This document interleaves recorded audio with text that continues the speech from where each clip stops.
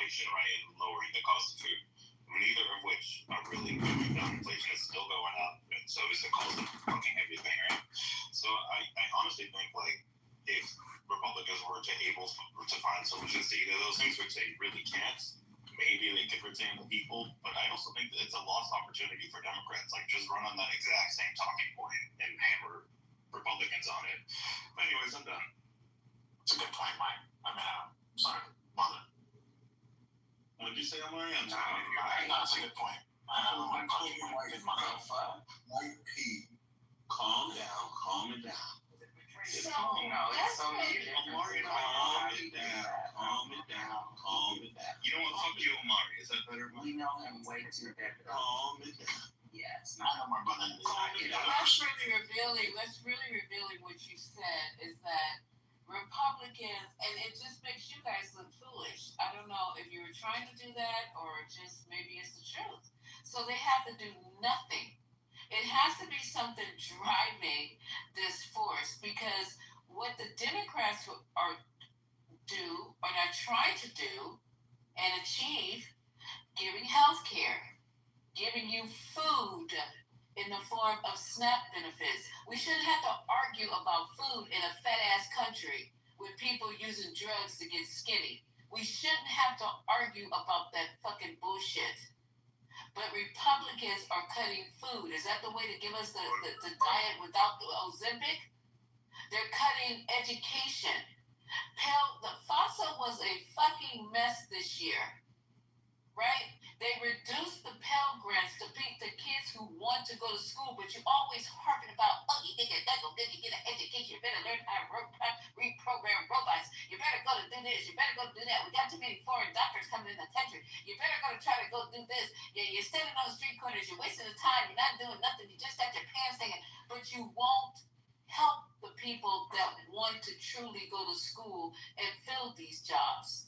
Lisa, about these people who are coming here to work in these positions that need to be, you cannot no longer walk around here and not be qualified enough to fix the computers, to fix the robots, to be able to do the AI work. You cannot just walk in off the fucking street of playing computer games in your fucking basement and think you're going to do these jobs, but yet they're cutting Pell Grants and making these kids take out more loans. Everything you guys touch turned to shit, okay? Nobody is in here talking about, okay, so let's get the schools together. Let's make it easier for kids to go to college. Let's get them health care so they will walk around sick. Let's give these people down in the Appalachians dental care so they can stop talking with a lisp because they have no teeth. Let's get Wi-Fi to everybody so they'll be able to surf the internet and do their homework. Let's get clean water to the areas that don't have clean water. None of this is being discussed. It's just cut, chop, blame. At least the Democrats were trying to help the people. Where is our tax money going now? What am I putting out this kind of money every fucking year for what? For whom? Breaking news, Lisa. For Trump, actually. Trump answered your question. He gave his boosted funding for HBCUs. Holy crap. For white colleges. They literally just cut it. It wasn't white colleges. What are you even saying? It wasn't white colleges. They just cut it hundreds of millions. Okay. Linda McMahon just did this. September 15th, read the article, brother. Read it. Okay, does anybody know the true story? Does anybody in here, did you guys take the time? The one he took, he told about already from most minority schools that weren't following whatever bullshit. And they had taken money for HBCUs before, so basically he was giving the money fucking back. Right. Fucking 2-quart month, they fucking That's not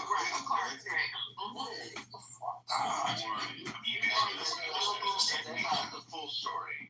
That's not the full story. Omari, you mentioned that he did no tax on tips. What people don't know is that expires December 2028, so like a month or maybe 3 weeks before he leaves office, that no tax on tips and OT expires. you know they're not. We don't know that. The Democrats are down.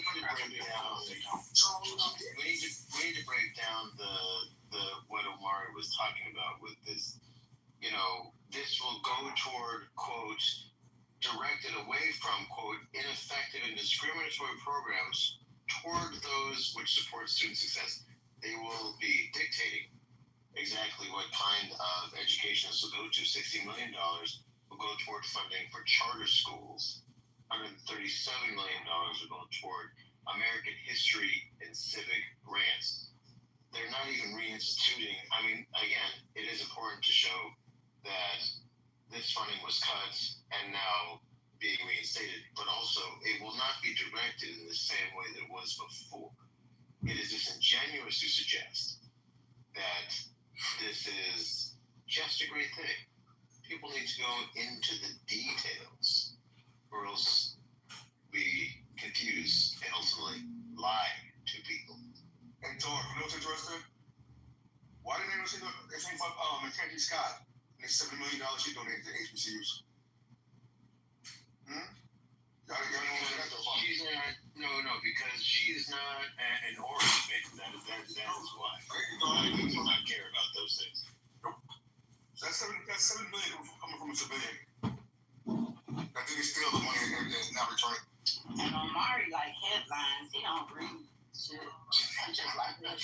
I was just going by the conversation. I was like, I know y'all didn't talk about it on the 15th, but I just thought I had that article in my back pocket for you. But you want to listen to the rest of the clip, Lisa? No, I want to go. We want to stop the lies. I want to make sure I get something because you guys need to really do. Now, why would Trump do anything for HBCU? You should ask yourself that because he wants blacks. He wants blacks educated. So let me just find this. Look at blacks. Man, I know that article did not stop the room. Come on, Lisa. And Lisa, the money is going to ICE. ICE has more funding than all the other civilian law enforcement federal agencies combined. So if we combine the funding for the FBI, the DEA, ATF, U.S. Marshals, and all the other federal law enforcement, so you combine all of their funding, it's still not up to what ICE got in this. ICE budget is bigger than France's military. You know what ICE got? You know what ICE got this year also?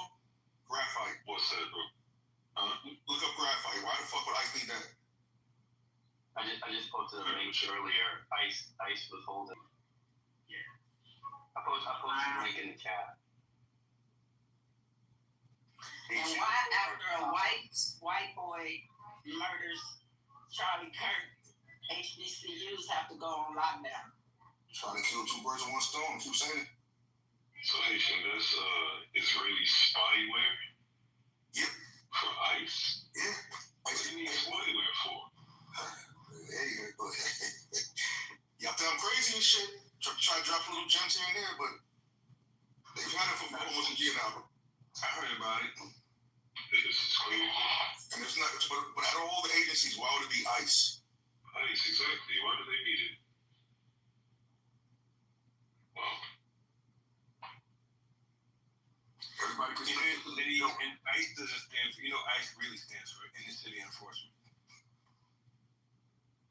Everybody read what Mike P put in the chat just now. Oh, Lord. I literally said that to him yesterday. He literally took my exact words I did not. and put it back in the chat against us. Why are you saying Boy, what is wrong with you? I did not. You are a cold brain. I literally said that in the chat yesterday. I absolutely, and I'm gonna go find it, and I'm gonna put it in my PTR. There you go. You can't even think on your own, nigga. You can't even think on your own. I'm going to get it because I said that exact same thing yesterday. And now you gonna put it in the chat like it was original from you. Nigga, you ain't worth a damn. And you ain't shit. You might do some more than some prayer. You can't even come up with your own. You can't come up with your own sentence. You just said You are a dumb. Okay, let me go get it. This is hilarious. It's gonna be hilarious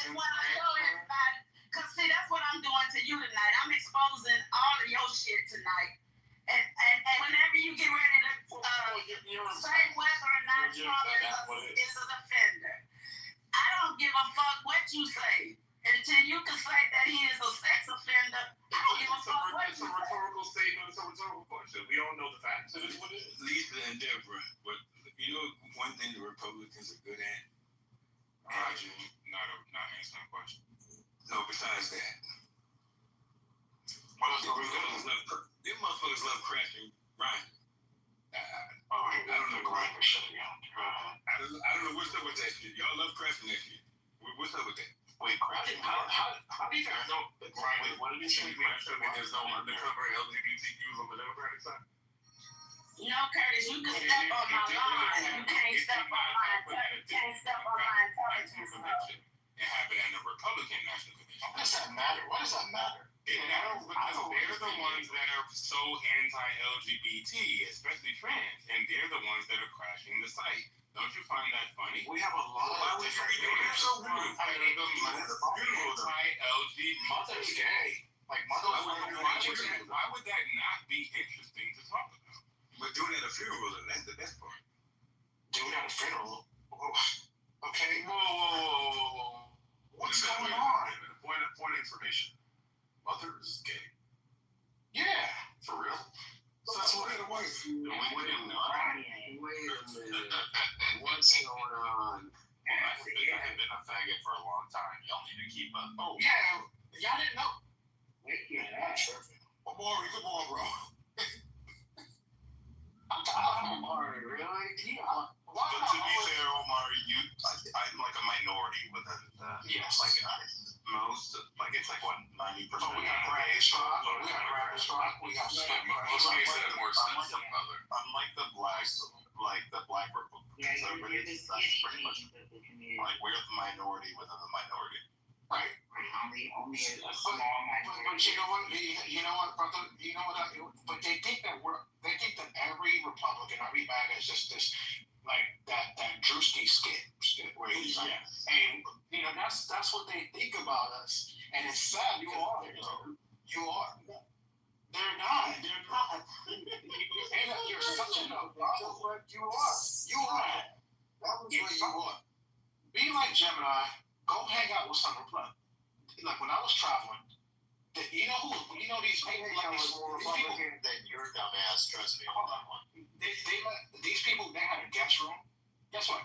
They let me stay in the guest room with their family in the house. These are the whitest of white people. I mean, they had raisins in that potato salad. Be fair, Maury. Were they them dudes the cucks? Wow. The night? Is that what happened? No, come on, man. Racial epithets. No, I mean, I love these fools when he said that. Racial epithets. I would say trust me, they even acknowledge that we show them no credence. The whole goal was to try to take the Republican back from these white. Wait, so which we are we talking about? We as the black people were trying to The gay and black Republicans? the black, like the minority. White guys say that is crazy. I know. Especially West Coast. But that's your Democrats and that's your black Democrats that allow that. I would take him as a crack ass motherfucker. Of course you So would. I'm gonna break something to you. So there was the whole goal that I had a team trying to do this. We were trying to infiltrate the Republican Party and take it back from these white supremacists. Please take it back. Like that, right? So we was trying. So when they were doing the first step at was with Tim Scott, there was her name was Dr. Tamara, right? They were doing that in 2017. They were starting that. They were working with Van Jones, they were working with other people. The goal was to try, and they were also building tiny homes and shit around Arizona for veterans and shit like that. Was part of that. I will tell you this: we tried hard to really get black people to join the Republican Party. We tried to get people to run for office. We had people like Aja Smith. I can show you a picture with her that I took with her. We was trying to get a lot of these black people. You look at my picture roll, there's another person. She's in my picture. That's not my wife. That's someone that was running for office. We was trying to get events for them. We tried. We tried to bring them back to normal. Yeah, but you know where you fucked up? We fucked up thinking that we would take over that party. When you said Tim Scott, that's where you fucked up. But Amari too, you said take it back. You said take it back from the white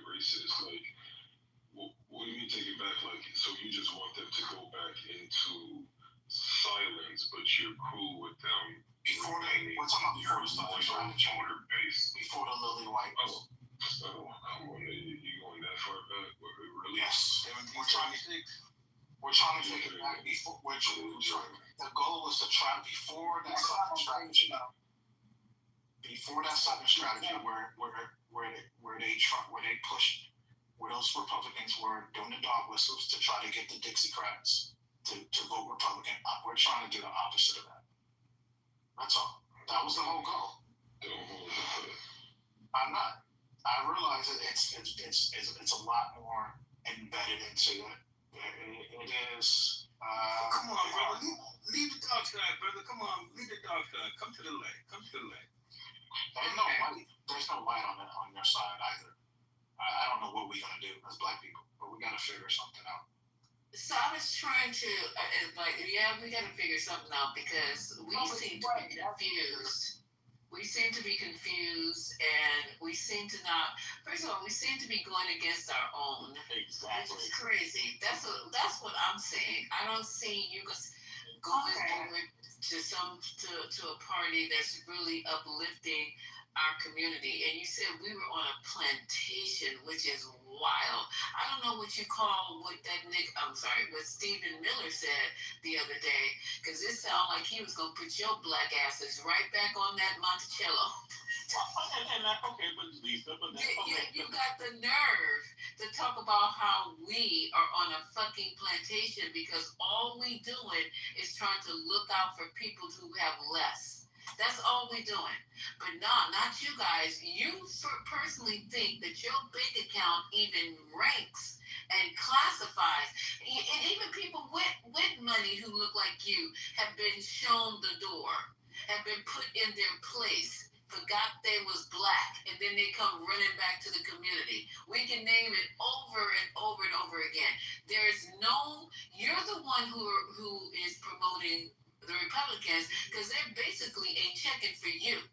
I ain't seen not one thing that they were checking for you for. So they had Timmy up there tap dancing for the whole tapping. He was y'all saw it.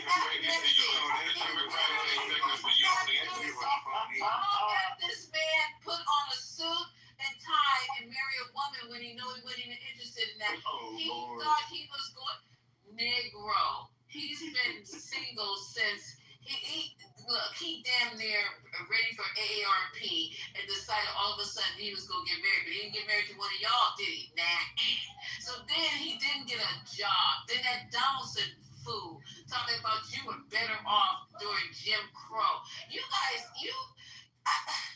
the embarrassment of it all, that you guys are over there trying to cape for a party who is not even looking at you, not even trying to recruit you to do shit. Where are you in the Republican Party? Where are you? So Lisa,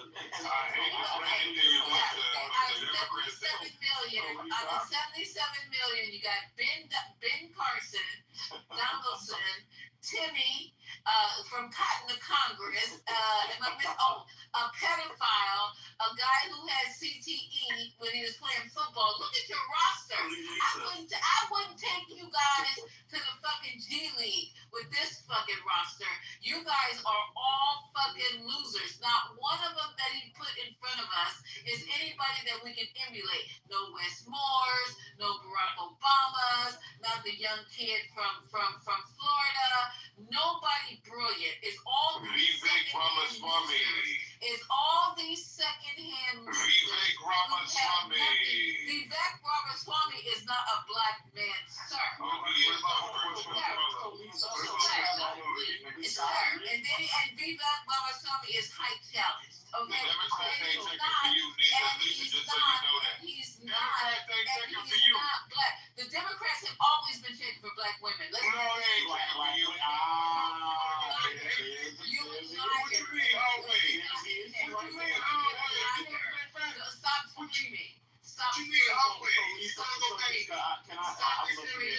Stop screaming. Stop screaming. Okay, go ahead, Mike. Go ahead. So Lisa, I agree with a lot of the things that you just said. But here's the problem, and y'all get mad every single time. And first of all, your first point when you talk about black women, see, there's the issue. You have to have something for black men. Then the second thing is that you don't have anything for black men because you don't show up. No, but you can't. No black men did show up actually. Oh, they did? In the 80%. The 80% did? for Kamala Harris. Okay, But great. you wagged your finger at them the whole time. I wagged shit. No, the Democrats did. The Democrats wagging their fingers. Let me tell you why. You call black men misogynistic. You call black men hateful.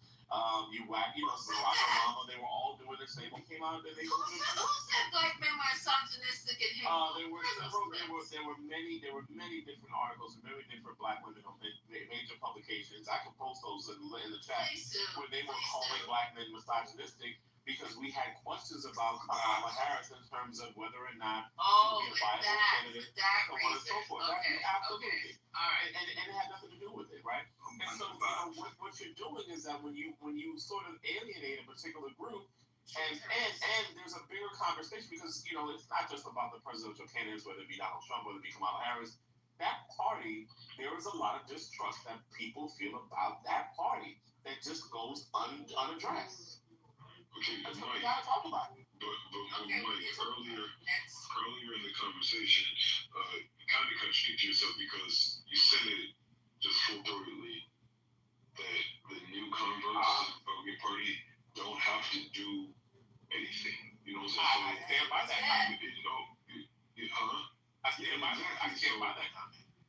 Yeah, so isn't that really the definition of slavery? Like you're working without any compensation. You're voting, you're supporting them, you're really singing their praises, and you're not getting anything in return.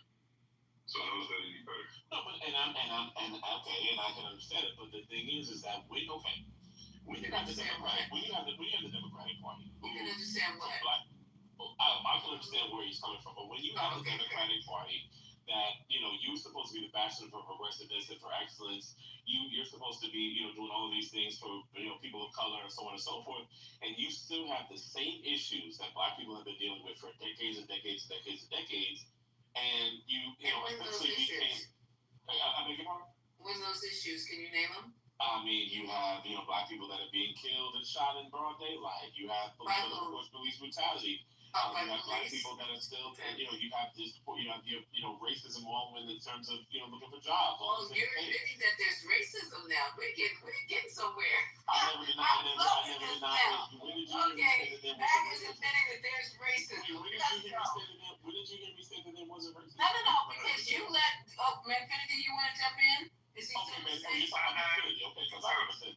There you go. Manfinity. He said that MAGAs say that there's racism in this country. Infinity, are you awake? Hello? I'm wide awake. Y'all MAGAs are falling apart. Did you just say that? You don't really know my opinion for real. Lisa, did you just say the Democrats have always been for black people? No, we're not just saying. You don't want to go back to what you just said. No. I don't want to go back to what you just said. I woke you up. see how he tried to flip the script? You don't want to go back to what you just said. From reading the MAGA Bible because he just said. You don't want to go back to what you just said, right? You see this? I'm not going to argue. You want to ignore what you just said. You want to ignore what you just said, right?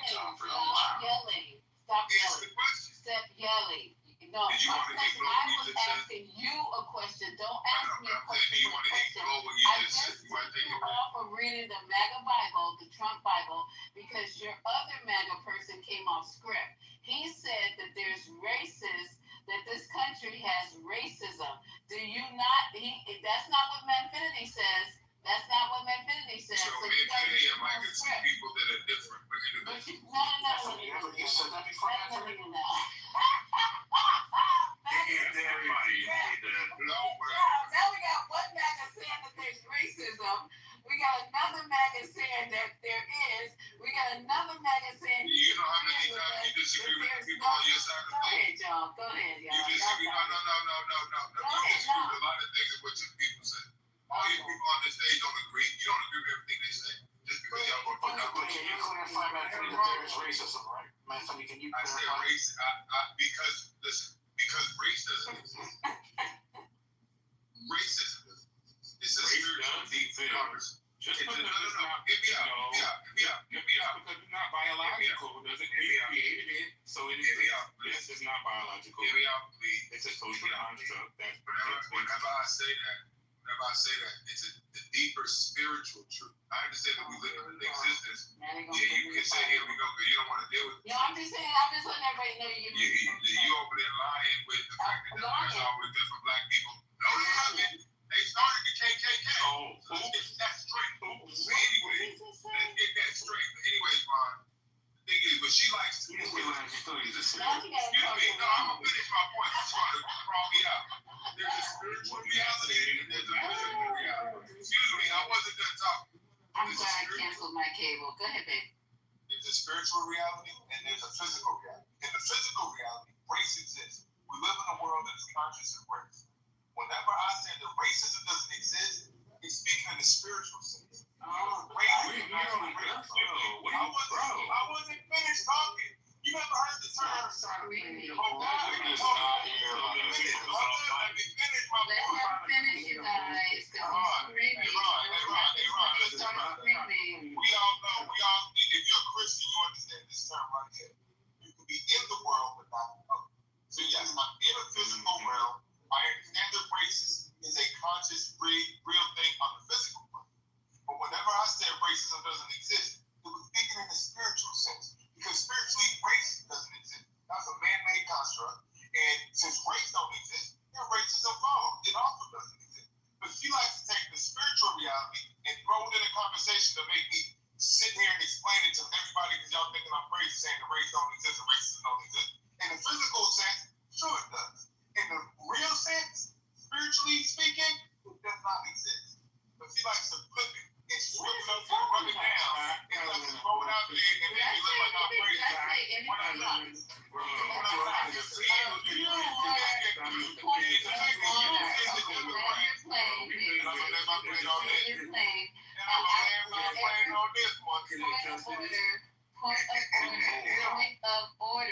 Point of order. I never said a word.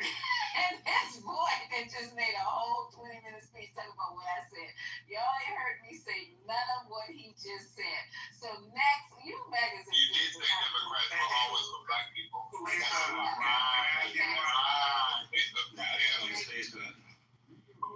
Thank you. Can I, at least I got a question for you. Do you think black people shouldn't have influence in both parties? Are you asking me? I'm asking Lisa.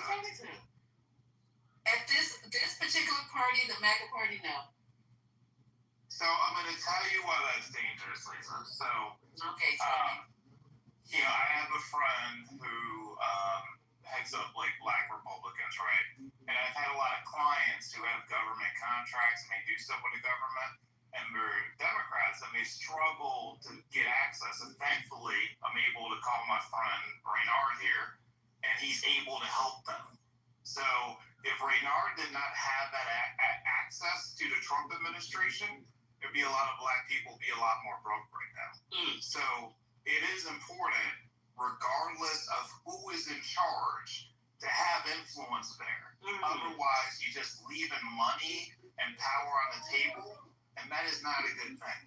True. Well, how does your conscience feel that you're aligning with racists? They're all racist.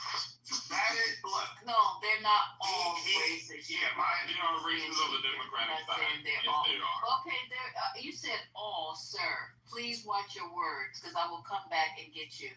You said they're all racist. That's what you just said, sir. There's racism on the Democratic side. There's racism on the Republican side. Okay, then that's the Democrats haven't done enough for black people for many decades. We don't have to debate. The y'all is crazy. Okay, so the Democrats have not. Would you silent Democrats on the stage say something? Because I'm not gonna sit here and try to argue. Unless you want to talk about the butter biscuits and the big mac and cheese and the cactus. No, you didn't say butter biscuits. So you know you butter biscuits every fucking day. Why are you trying to denigrate? Hold up, sir. Why are you trying to denigrate your own race and trying to be funny? No, I'm saying that's what they offer to us. That's what they offer to of education, in the way of equal rights, in the way of civil rights, in the way of healthcare, in the way of. Okay, so I understand what the fuck you're talking about. Mike, I thought I was talking to you. I thought I was talking to somebody. Right now, it's taking hell.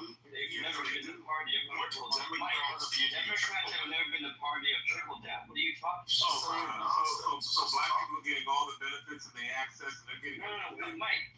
The Democrats have never been a party of trickle down. Sir, that's the question. Are black getting everything that they're supposed to? Hold on. But you're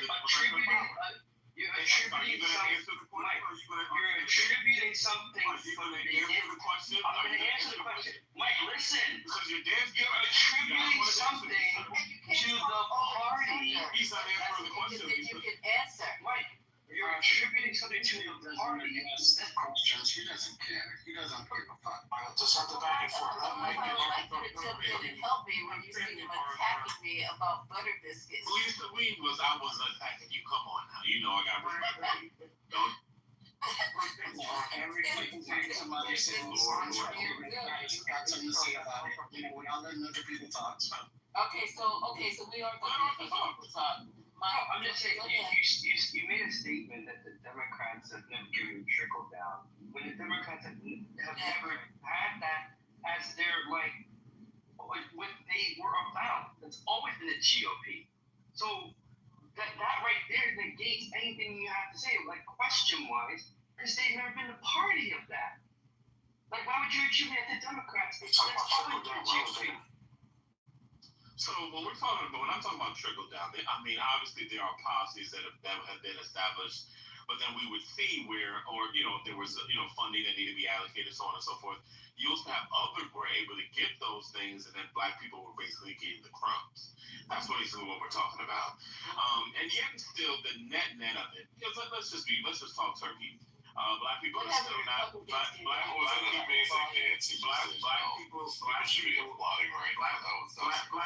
still underserved. Black people are still not getting all of the benefits.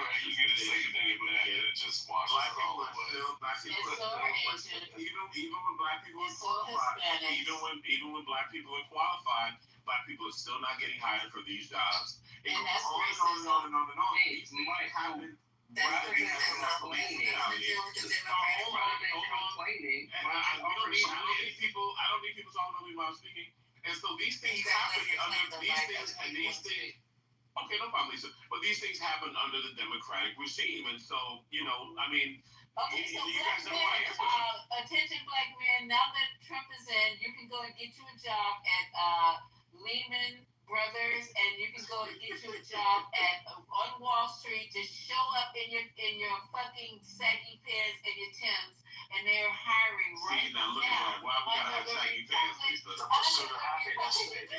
I'm the Republican Party. Y'all go get all them jobs that you ever had without the fucking qualifications. Go right ahead. They're hiring. You're trying to make it seem like the Democrats can stop racism.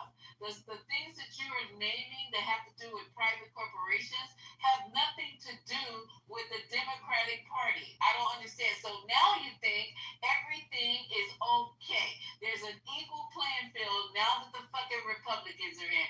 Go try it. And wear a GoPro when you go, so we can all be here and watch you get that fucking job on Wall Street, that fucking job at Google, that fucking job at Apple. Just wear a GoPro. First you gotta go to fucking college. First you gotta get the qualifications, and then come back and talk about how you didn't get the job. But you thinking just because you got the prison GED that you're gonna go to Apple and Google and Lehman Brothers and Wall Street and get the job. Stop playing. They could say the black Republicans, the one thing I give them credit is we don't get to arguments with each other. And that is one group of people that are very tight. And I think that you don't argue with each other. We don't call each other, we don't go, hey, you, we don't Right. Yeah, we don't think that you don't argue with each other. I think that's a good thing. Why? Why is that a good thing? because even when we disagree, there's a level of respect amongst the Black Republicans that I don't see amongst the Black who left. No matter if you're a Democrat or Republican, people who are educated have no arms, right? So when they are speaking with each other, they operate like in the step up, step back. These are methodologies that you yourself don't even practice. I didn't know what that means, but So actually, for your submission. Amar, Please let him land, and then CEO, you're next. You know, step up. You know what step up is, right? When you say something, when you step up to say something, and then you step back and let other people in the space say what they have to say, and you don't assail it just because you're against it. I literally didn't understand what you were saying. I mean, I wasn't trying to be funny. I mean, I'm being dead ass. So many terms being used in so many different places. You know, I didn't know that this was unfamiliar to you, but I just gave you an analogy.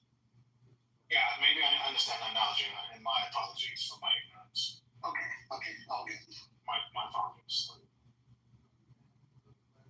Amari, can you elaborate on what you're saying? Because I want to see if I'm getting your point correct about the not arguing thing. Can you build that out a little bit? Definitely. So, yeah, minus, what we probably see today, but when, I would say at least from 2017, late 2017 to 2020, I was around a lot of the Black Republicans. I mean, a lot. There was quite a few. Not three of them, as some people say. There's a lot more.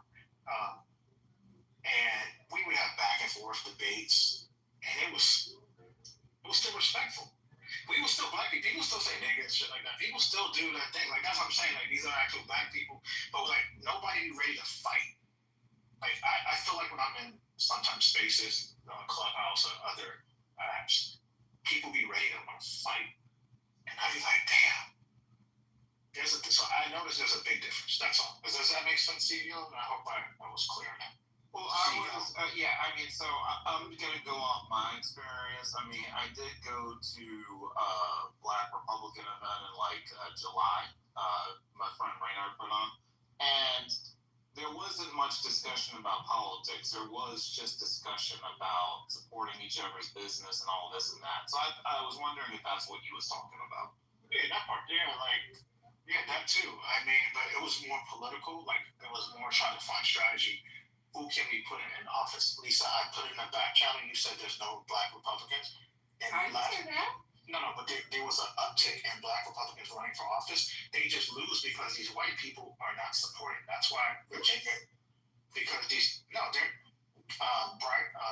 Byron Donald was probably lose because there's a lot of racist white people. Regardless, if they're on the right, they're not going to put a Black person at the head. So why are you over there then if you're not wanted? Why are you over there? Because the goal, Lisa, was trying to how can we build? Because I felt like the Democrat Party wasn't for us either, right? You know, they were just so for the black man. They were just so fucking not for the black women either. No. Well, yeah, obviously yes, darling. So everybody has hold on, bro. Everybody has a materiality matrix that they've read. Anybody who knows that who works in sustainability knows Black women are at the top when it comes to hiring, especially when it comes to DEI, right? You have environmental policies, you have Black women that have a certain percentage by X, Y, Z. DEI that Trump just ended, right? I'm not worried about that. We're just talking about in general, right? Yeah, we know you're not worried. Please. A lot of Black men felt the Democrat left them. Even Barack Obama has mentioned that, like, we have to get back to talking to Black men. This is not rocket science. I think the Democrats have left us in many ways. That's all right. They mentioned that are Black women some of the most educated people in this country right now? I think Black women are everything. I think they're goddesses. Right, but I'm just saying, from a college point of view, would you say that they are? Even the ones that are not college educated are the greatest of all time. Right. So, can you just answer that question about such a... You know, not to answer that question. we in because you probably it's already said the best part black community is because let me tell you, never the Democratic Party has never He was the governor himself before, okay? Don't take the bait, baby. Because my grandmother Charlotte didn't have a college degree. Came to New York, got a job at MetLife, and let me tell you, she was one of the smartest women on this planet. Did crossword puzzles every day. Even the most educated. Black women are the most educated. You talk about college. Yes, we are. They're the fastest rising one. That was the answer to the question. But black women have always been smart. Even going back time, that's the answer to the question, so we could progress. So if you're talking about what Charlie Kirk said, I don't agree. We're not even talking. He just asked you a very basic question. All you have to do is say yes they are or no they're not. Yes they are. Sorry, I always think there's trick questions coming. Sorry. No sir. I need to see. That's where we need to talk more. That's why I love this space.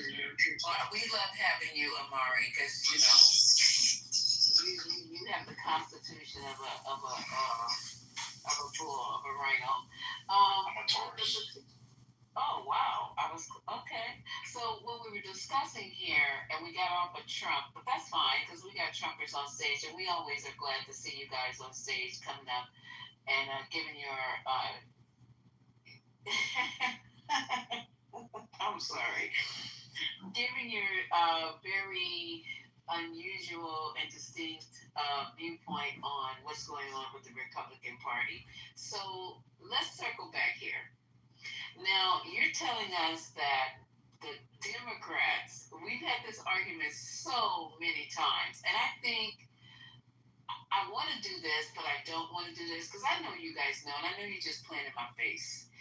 All the things that the Democratic Party, since we switched from the Republican Party, we got kicked out, actually, to the Democratic Party.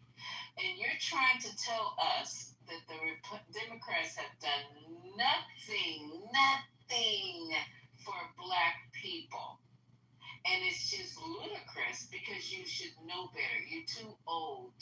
You're way too long in the tooth to be in here talking this bullshit that you guys are talking.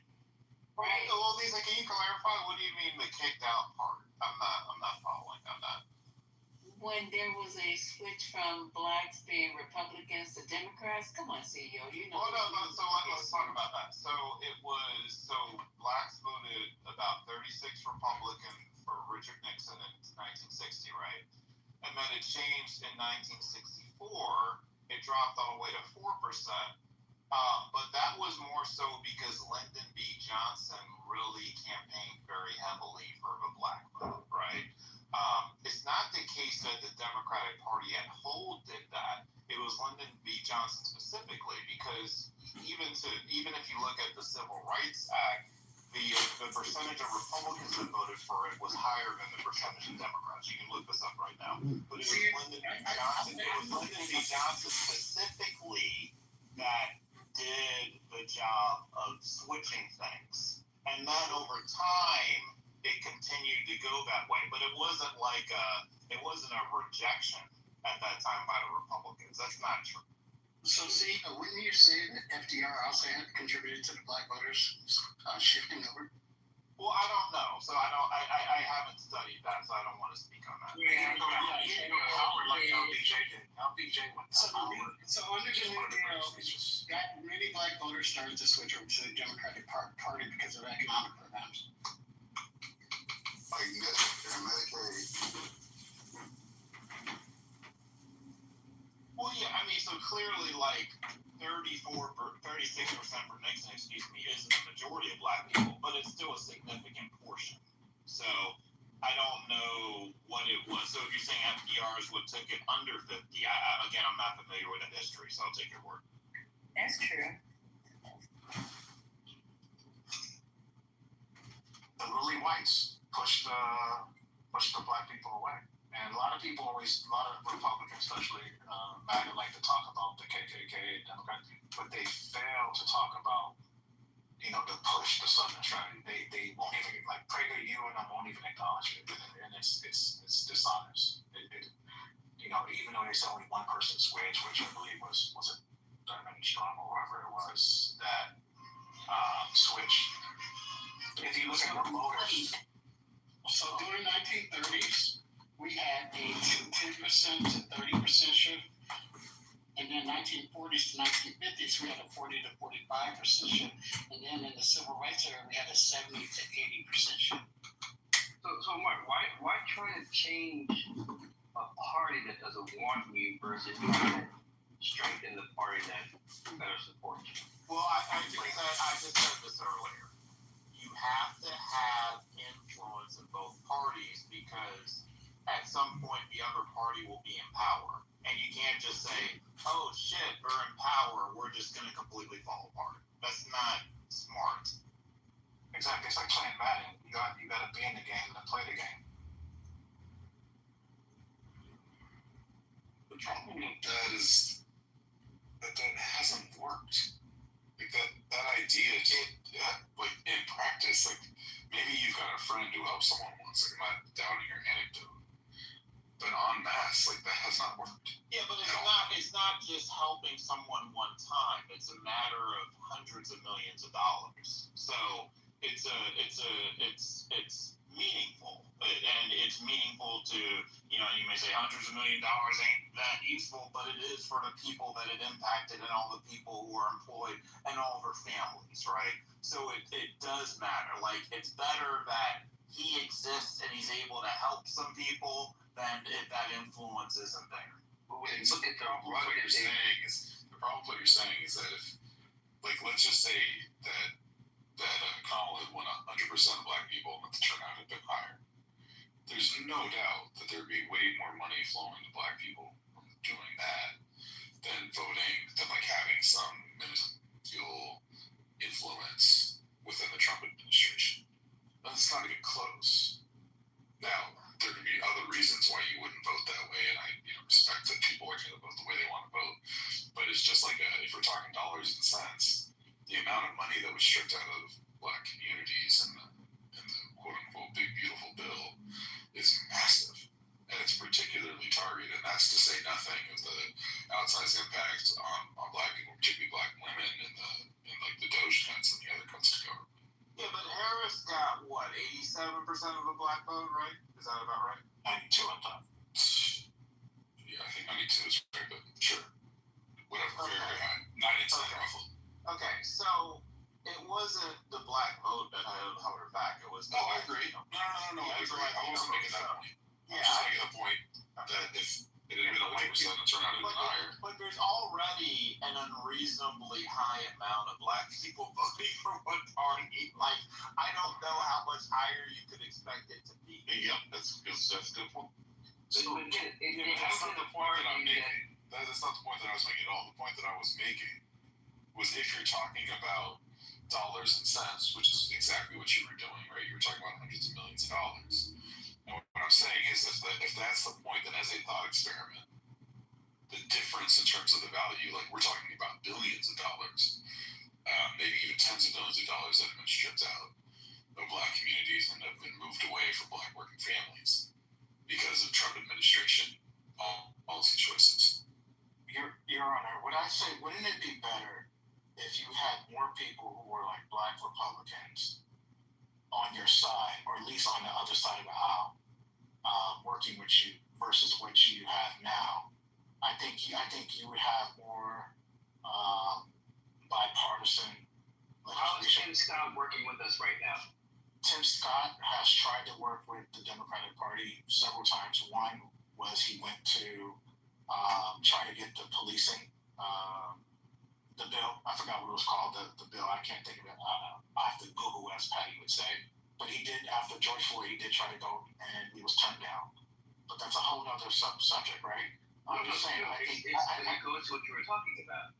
But I do, Arthur, believe like someone like myself, I might have more conservative social views than what the average Democrat Party. Look, you guys have people on the far left, but not everybody's on the far left. You have a big tent party. What's wrong with like the CEO said? What's wrong with the Republicans having at the Same party. Don't be that way. They generally haven't been a party that's accepted us. They have not been a party that's wanted us at the dinner table. I'm glad you guys brought that back to what we were talking about. So can you just give me a minute for this? Because I know what I wanted to say, but this is going to say it better as far as blacks voters that leave the Republican Party. And thank you, CEO, for adding that, because what you said was true. But just indulge me just for a minute here.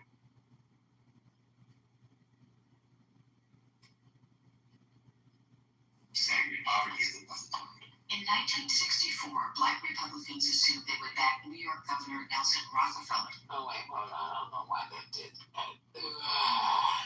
Sorry, you guys. It just went and started playing something totally different. Hold on for just a second. That was weird. So I can go back to it. So can I reference real quick why Tim Scott was turned away by the Democrats? It'll be fast. Okay. One, Democrats sought to limit qualified immunity to make it easier for victims to sue police officers, while Scott's bill did not change the practice at all. Scott's bill also called for incentives, grants, and study, while Democrats' version had far more mandates. Thirdly, critics like the ACLU said Scott's bill addresses not one systemic issue at the core of our broken system of policing, that's a quote, and also, quote, does nothing to end the state-sanctioned murder of black people. Separately, Nancy Pelosi described Scott's bill as trying to get away with murder, actually, the George Floyd murder.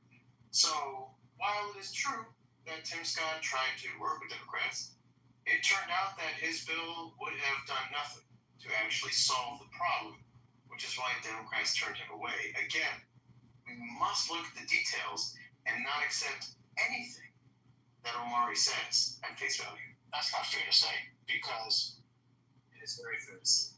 I know Lisa wants to go, so this is a little.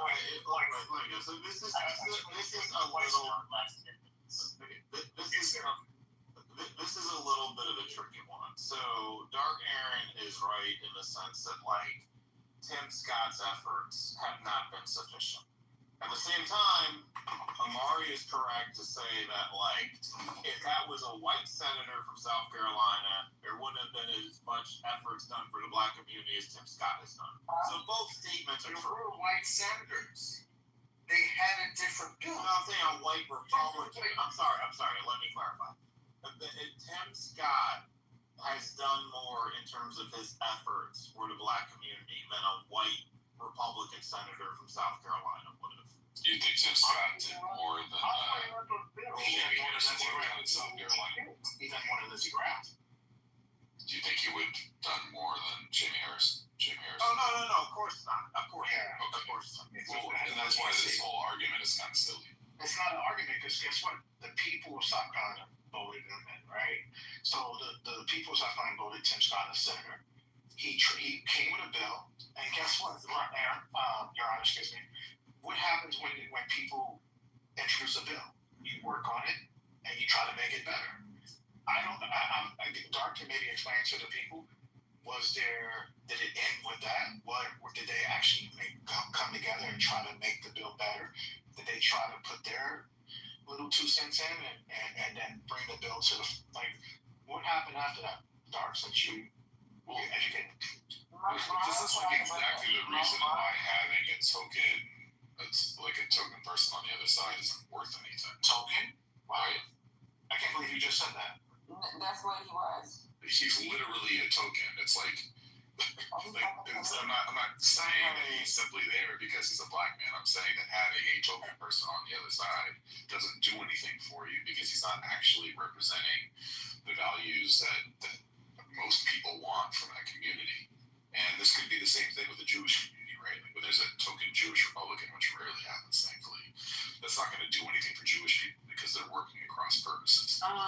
It's the same thing as it always is. So, and on top of that, if you're working in a party that isn't going to advance those interests. It's completely wasted political power. It doesn't do shit for anybody. And that's why when he was trying to get that through, there was no way for you to actually say anything about this. I'm literally not an operative. Yeah, I will. For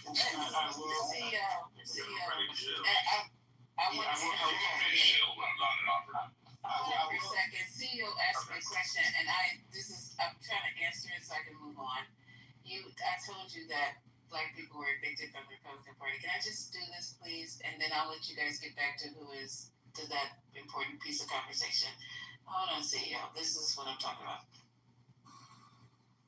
Let's go to let it play out. What's up, Anthony? How you doing, Mr. King? Ms. Rincey, how are you tonight? Hi. Good. This is more of a question. I heard you mention that Black folks were kicked out of the Republican Party.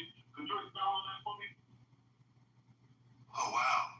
I've talked about this a lot, but I'll try and give you a brief history. So let me try and make it as plain as possible, Anthony. Thank you for your question. Black folks, of course, began as Republicans. After the Civil War, the majority of Black folks were Republicans. Sadly, Black women couldn't vote. You had folks like Frederick Douglass and Bishop Henry McNeil Turner and Hiram Revels and Blanche Bruce. And they were supporting the Republican Party because that was the party that slavery was ended under the Republican Party. Now, of course, Abraham Lincoln was hesitant when it came to slavery. He was forced into glory, as they say, but that's a whole other story. But as time went on towards the end of Reconstruction, which is around, it ends, I believe, in 1877, with the Compromise of 1877, the Republican Party was already turning their backs on Black people. They were stabbing Black folks in the back, including a guy who I do like, I like to some degree, President Grant. They were tired of having federal troops down in the South to protect Black folks from white violence. I know we often hear about Tulsa and we often hear about Rosewood, but there was countless Black towns and communities that were being burned to the ground via white violence. I encourage you to look up the 1875 plan in Mississippi, where they basically kicked out the Black elected officials and took it over. Well, let's fast forward. Black folks still hold on to the GOP. They're standing by the GOP. And we get to the 1950s, brother. And in the 1950s, you see the Republican Party. Let's talk about region. You see Southerners transitioning to the Republican Party. Southerners. So it isn't always about the D or the R. It's about the region. And then when you have Lyndon B. Johnson and JFK to some degree putting in these civil rights laws, they basically lose. They lose the South completely, the Democratic Party. And I'm going to give you a quote from Senator Edward Brooke. He was the first Black senator elected in 1967. The first two were appointed. This is a Black Republican, Anthony. He says, he says it in 1964 because he sees this split happening. Senator Edward Brooke says, you can't say the Negro left the Republican Party. The Negro feels he was evicted from the Republican Party. Right? How were they evicted?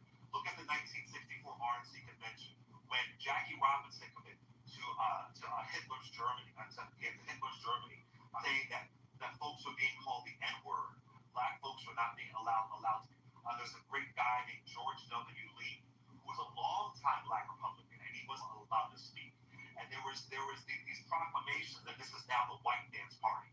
And Dr. King talks about this. He says this in an episode of Face the Nation, where he says that he is scared to see the Republican Party turning into the white man's party.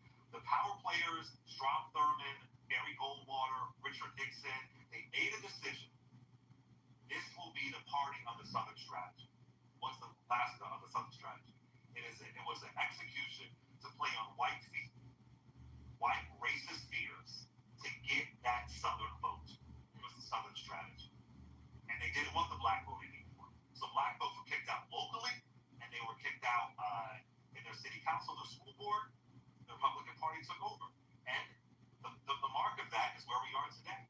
That's where we are today. So that quote from a Black Republican is so crucial. The Negro was evicted from the Republican Party. We were kicked out. We were unwanted. It's the reason why Dr. King supported Lyndon B. Johnson.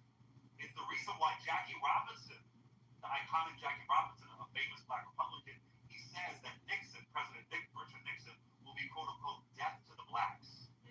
He was right, because Richard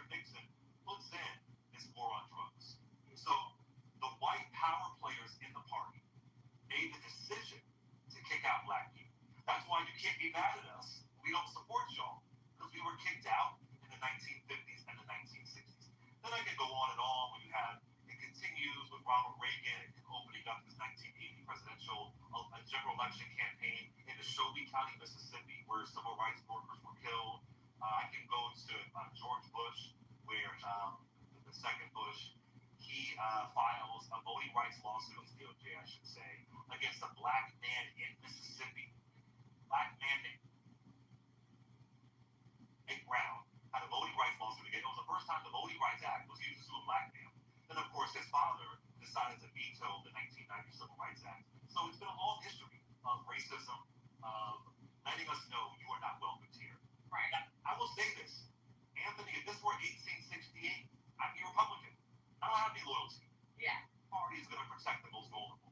And lastly, Anthony, I'll go to you. When President Barack Obama gets in office, maybe that was it.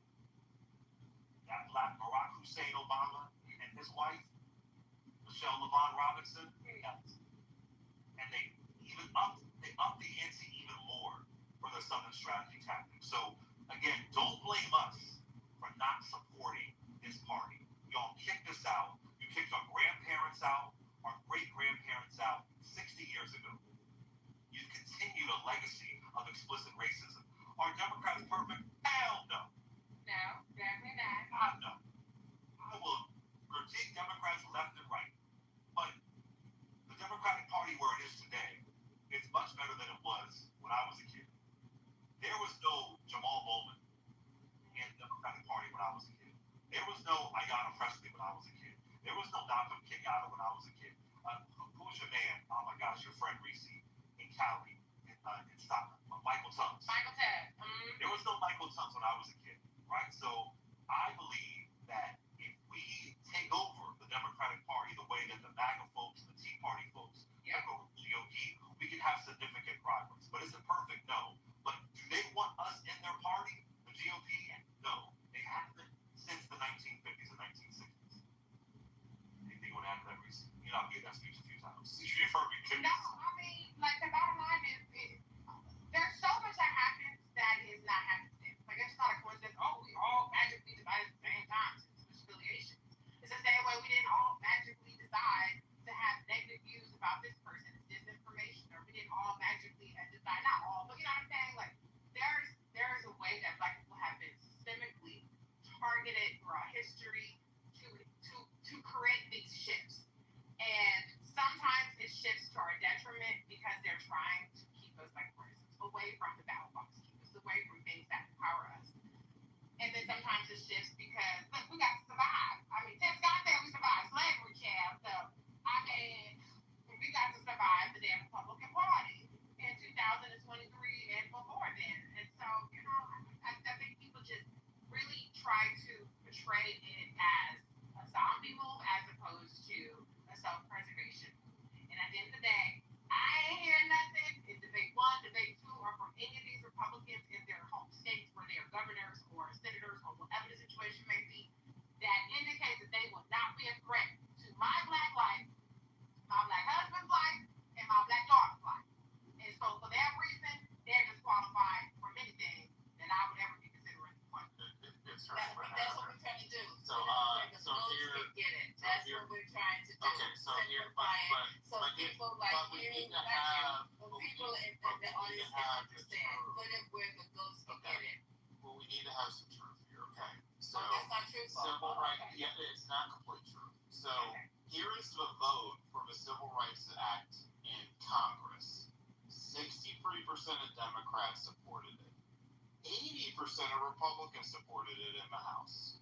In the Senate, 69% of Democrats, 82% of Republicans. The numbers were much higher in the Republican Party. Now, what happened was Barry Goldwater voted against it. And then Barry Goldwater got the nomination. And Barry Goldwater decided to shift the Republican convention strategy, right? So this was the candidate making the shift. And because Barry Goldwater did that, it obviously shifted the dynamics, and understandably, the black vote went from, and I looked up the actual numbers, 32% for Nixon in 1960 to 4% for Goldwater, right? And then when that happened, that that shifted everything going forward. But it's like an oversimplification in terms of how it was framed. This was one candidate that decided to do this, and it had permanent consequences to it. Does anybody disagree with what Clay said about blacks being kicked out of the Democratic Party? Oh, okay, thank you. Okay, Being kicked out of the Democratic Party. I'm sorry, the Republican Party. I misspoke. Because we were, go ahead. So y'all can go back to talking about the seven digits in the Republican Party right now. Lisa. Go ahead. The tokens. So, I agree with, can I go off that left, by the way, anybody? If you don't mind. I'm real quick with it, right? Just one sentence. I think that the reason why we was because, like I guess that video says, that Republicans recently adopted the Southern strategy that appealed to white conservatives in the South, further distance black voters.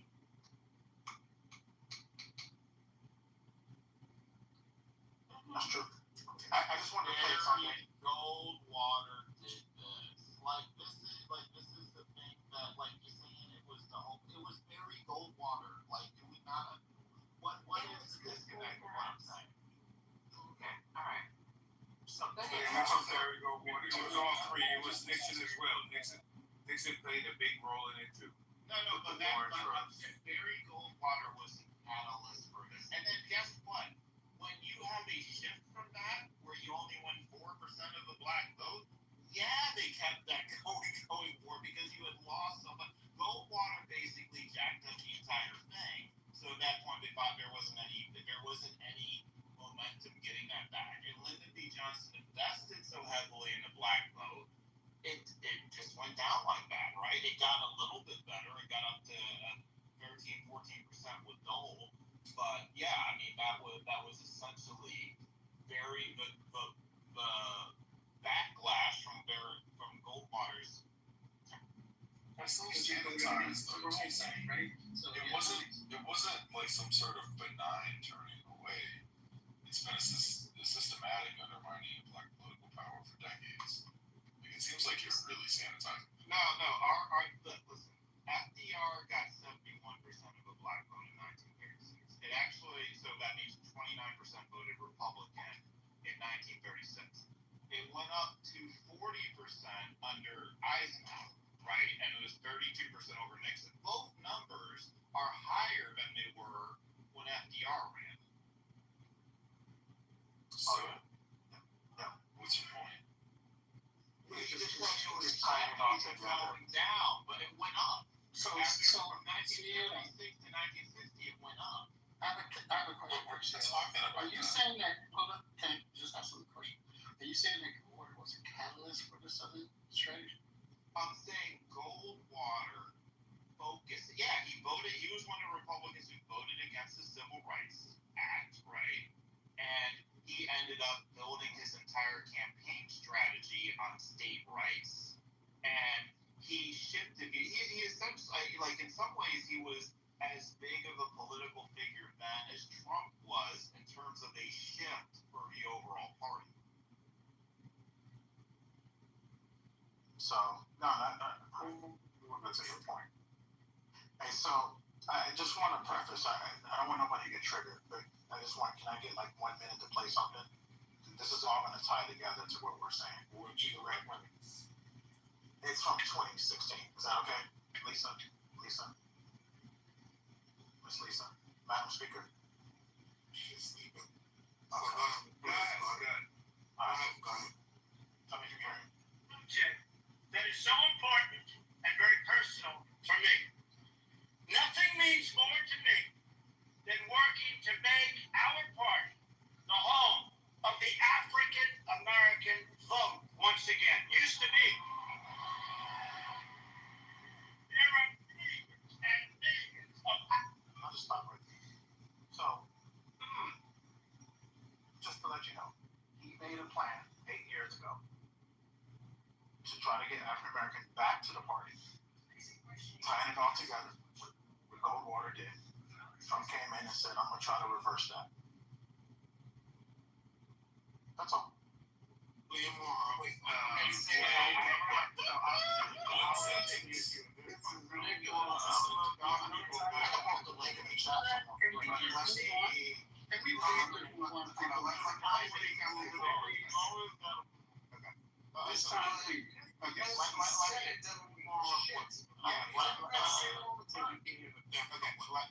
Let me have 1 second on this. Okay, so here's the thing, Amari, with that.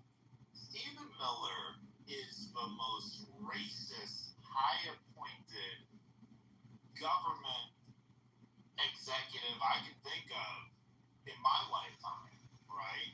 And Miller has this really strong presence within the administration. So maybe you could say in 2016, like, you know, he wanted to head that way, but it hasn't worked out like that at all. And I think in this term, like without Ivanka and Jared there, I think like clearly there is no pro-black in terms of Trump. Like there's no way to make a case that like Trump is pushing a pro-black agenda. I cannot see it. Yeah, no, I can agree with that. I mean, we did play some old clips, but also I posted some new clips. I posted a new clip of the summit they had in February when they gave Tiger Woods the Medal of Freedom, one of those medals. Amari, he just said Stephen Miller. Did you? Yeah, but Stephen Miller was also part of the Trump administration in 2016. It didn't stop President Trump back then of talking to black people. But he had Ivanka and Jared. That was the difference, right? And like one of the things that was happening back then was Ivanka was working very heavily with L'Oreal at the National Urban League, and they were actually making a lot of good progress. But Trump got so toxic that L'Oreal had to stop working with the administration, and that happened with a lot of black leaders. Steve Harvey tried to work with the administration, MLK III. A lot of people tried to work with. Obama asked them to, right? During the transition period, Obama had John Lewis, Steve Harvey, a whole bunch of black leaders meet with Trump and wanted to actually get something done. But he got so toxic, all of them had to abandon him. That's fair. That's fair. I mean, I can definitely agree with you that this time around, it just seems like it's more of a revenge tour. He seemed really pissed off at what happened to him the last couple of years. So I just, you know, you mean accountability. So you're referring to me. Yeah, I mean, if you want to put those words in your mouth, go ahead, not mine. But I would say it's definitely, you know, he felt that he went through hell the last few years, and you know, he seems pissed off. I don't know what, you know, that's what I see from him. I see just a mad person. Should we pay that expense? A spoiled child. Look, I mean, I think Biden could have, you know, done the country a favor and said and just pardon him. He could have just pardoned him, and that would have, I think, it would have been all over. But he didn't. Wait, what happened? I thought we were talking about Trump. Yeah, Well, I think Biden could it's have pardoned Biden's him. responsibility to be accountable for Trump. It would have healed the country. So Biden could have helped. Instead of going dark bag, he didn't have to go dark Biden's bag. fault Aaron, like, that he didn't have Trump, to. for No, example, Biden could have had all helped Trump those not be documents in the revengeful. bathroom at Mar-a-Lago. That was Biden's fault. His documents were actually Biden's. That's what he's saying. It makes sense, I promise. I think I get it now that you put it that way. Uncle Joe promised to bring the It makes country more together. sense when you say that. When we expected Uncle Joe, we didn't expect him to go corn pop. We expected him to be, you know, Uncle Joe, and he didn't. Explain why it is. Because he's the president of it's called the President of the United States of America. Like Barack Obama, there's no blue state, there's no red state, there's only the United States of America. Okay, let me ask you one question. Do you think he would have did the same thing for Biden? He wanted to put Biden in jail, and he didn't want to give Biden a pardon. So what makes you think Biden would want to give him a pardon, and the same person would want to give you a pardon? Because allegedly the adults were back in power. Allegedly. That's what we heard. We heard that term. The adults were back in power. That's true. And we didn't see that at all. So they say the strong man is back in power. We haven't seen that. So what is the difference? So I'm trying to say why should we pardon him for his crimes that he got nothing to do with? I mean, the Supreme Court presidents can't be held. So basically, you're saying he should support him in his Jeffrey Epstein shit, right? After now, why do you always go to Jeffrey Epstein every time? No, that's part of his legacy. Hey, you can't deny it.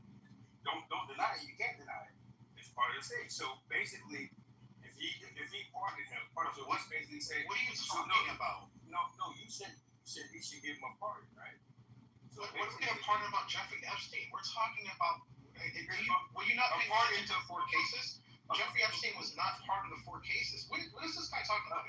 There's 34 felonies or more. 34 felonies. Jeffrey Epstein was part of the 34 felonies. Cases. The Jack Smith case? The Jack Smith case, that's something you really can't do.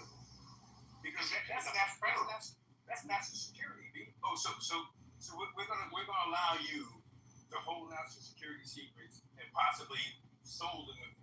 Possibly, I'll just say that. I give them a possibly sold them through foreign powers. So I'm gonna give you a pardon on that. But you won't give me a pardon. Your party won't give me a pardon for having, won't even give my son a pardon for having his little mistake. You don't even know what's going on. He gave his own son a pardon before he left, and he actually physically signed it. What are you talking about? If he didn't give his son a pardon. We don't know that. I don't know. He gave his own son a pardon. What do you want? Why are you derailing right now? Is that you took Trump accountability and turned it into Biden not pardoning him to avoid accountability. Did you not understand what I said? Now you're talking about somebody else derailing. This is why. No, the country would have been united is responsible. Did that. Trump is responsible for Trump. Trump did things that he was being held responsible. That's what basically saying. Unfortunately,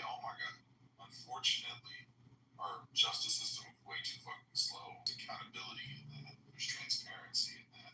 That's how the system is supposed to work.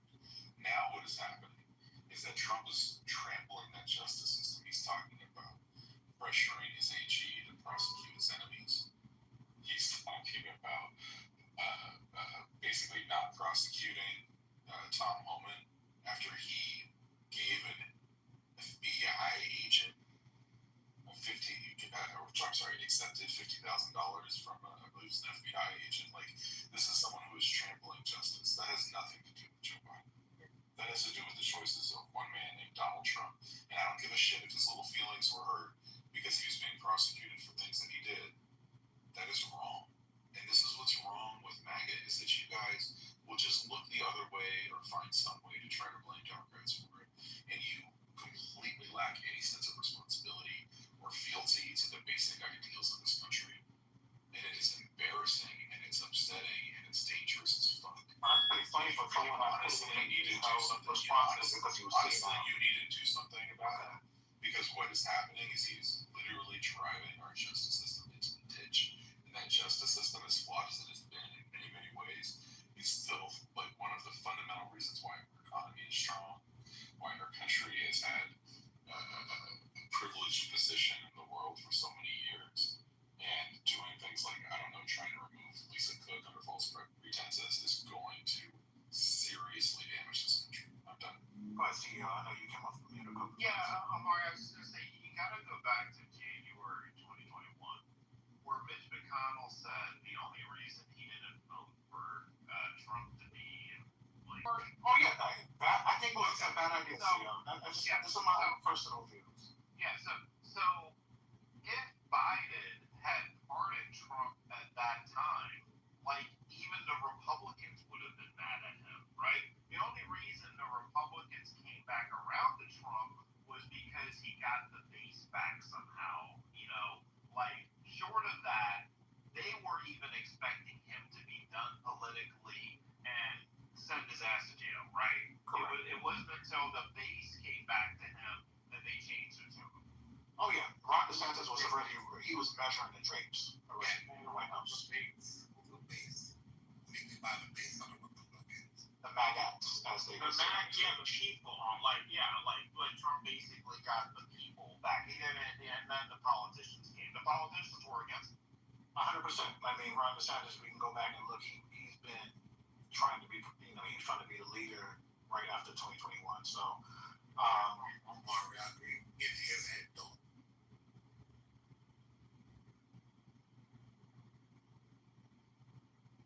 No, finish, Omari. Get out of here.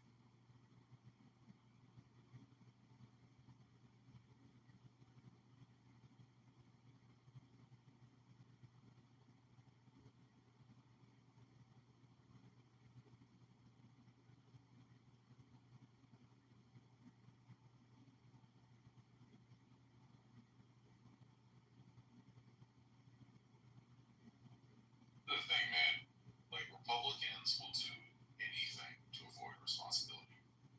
That's who they've become. As Donald Trump drives our country into the ditch, they got nothing to say. And they still have nothing to say. They don't have anything to say about any of it. All the things that they claimed under Biden, all the ways that they cried foul and all this, just nothing. It's just not equal at all.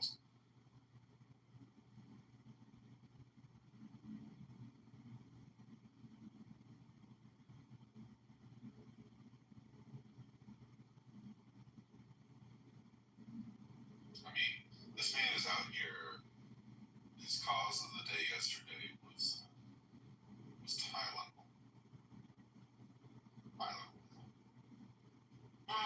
Yeah, that's what I was This gonna is say. so crazy. This is what we got. Nothing has been done, and nothing will get done because we're focusing on Tylenol, right? We're not focusing on the things he said. We still got these people literally dying and hungry, and this motherfucker talking about Tylenol. And you guys are sitting here thinking this is all. See how they're running from the stage? They won't be on the stage too long. Y'all will be accusing me of mothering them. But when you start having a conversation with these people, just even answering questions and answering the question that you ask them without going into something completely different, it's just insane. I think the mental health of some people in this country really need to be evaluated. There's so much going on right now, and we're having press conferences about if pregnant women, I guess because we need to have a group of people reproduce, should be taking Tylenol. And it's so much. And then he went to the UN and literally went into the house of the UN and just made a fool of himself today. In full makeup. Just nothing. Yeah, that was incredible. How he just shadow the whole UN. You know what was cool about the whole thing? I watched the whole thing, and then I watched the whole Jerome Powell interview as well. And Jerome Powell made just perfect sense. And to all the hard work I think that they've been putting into trying to balance this shit. I don't know if anybody saw it, but I do recommend people watch Jerome Powell's interview today.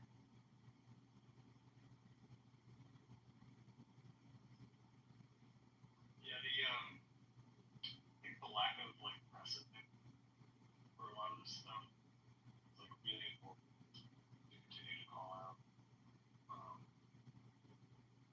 There's many examples. I'm happy to give more, but the one I want to highlight right now is relates to the prior discussion about the perversion of the justice system. Is DOJ lawyers are just lying pretty consistently. The judges. So there's a case. The administration wanted to deport a bunch of children, right? Because they know that separating kids from their parents in the United States is going to cause an outcry. They tried that already. So what they want to do now is they want to take children who are in the United States who are unaccompanied and send them back to wherever they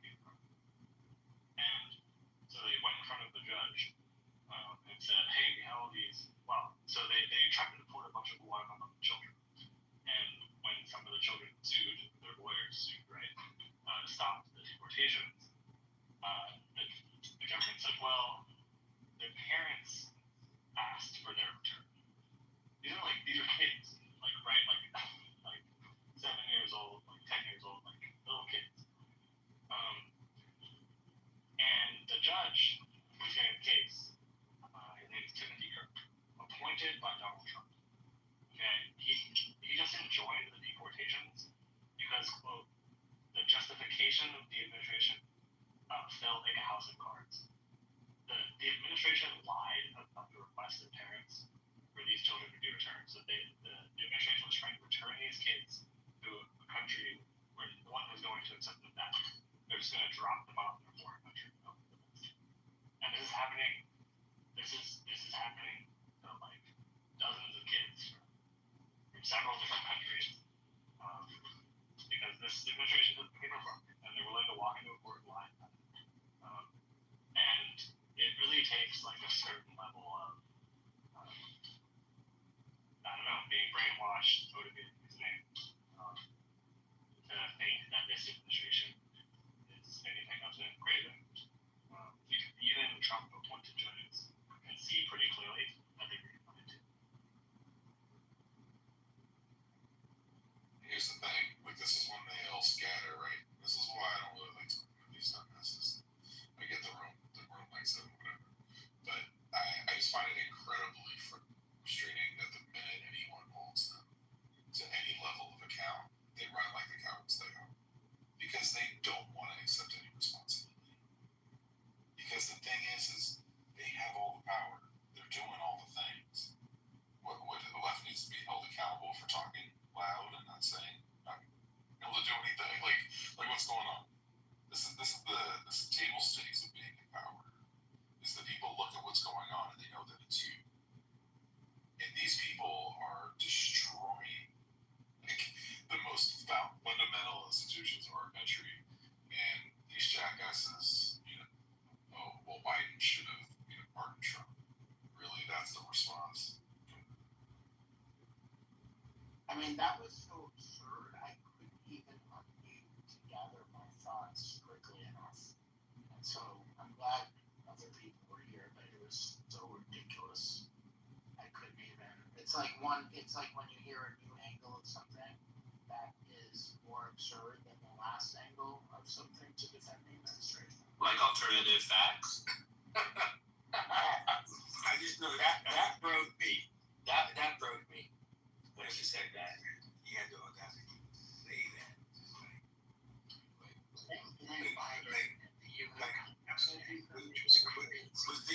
But see, that's the mentality, man.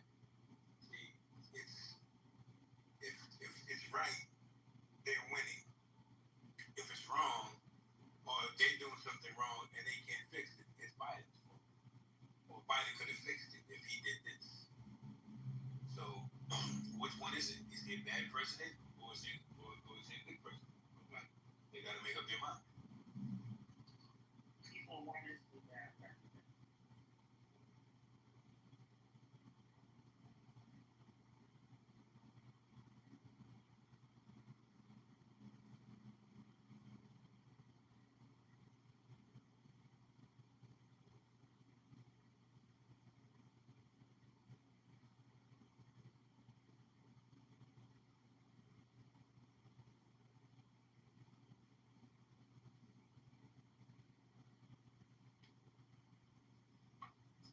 Okay, what you guys do with the madness? We started talking about accountability and they ran away because they're cowards. Real quick, there was an article on The Hill about a CEO poll that shows Trump economic policies are bad, but they're too scared to speak up. This is the world we're living in. And that's what I had my title. I changed it. We're just living in fear. Everybody's scared. Everybody's scared to talk. Everybody's scared to do. Everybody is scared. And this is crazy of how we let this get to this level. I'm really, really disappointed at what's going on. And I still have thoughts. I'm just really disappointed. I guess, is it too early? About what's going on with our silence. I know that King Jeffries came out and said something.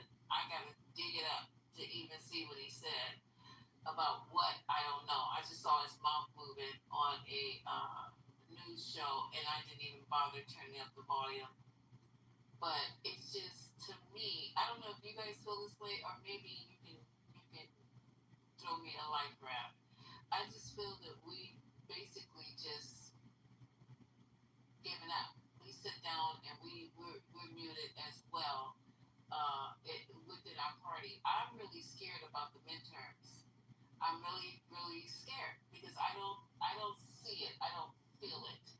I feel that, we're continuously going to keep going down this path of, of a dictator, of just having somebody just run roughshod over this country, and everybody is running scared because what happens? They speak out.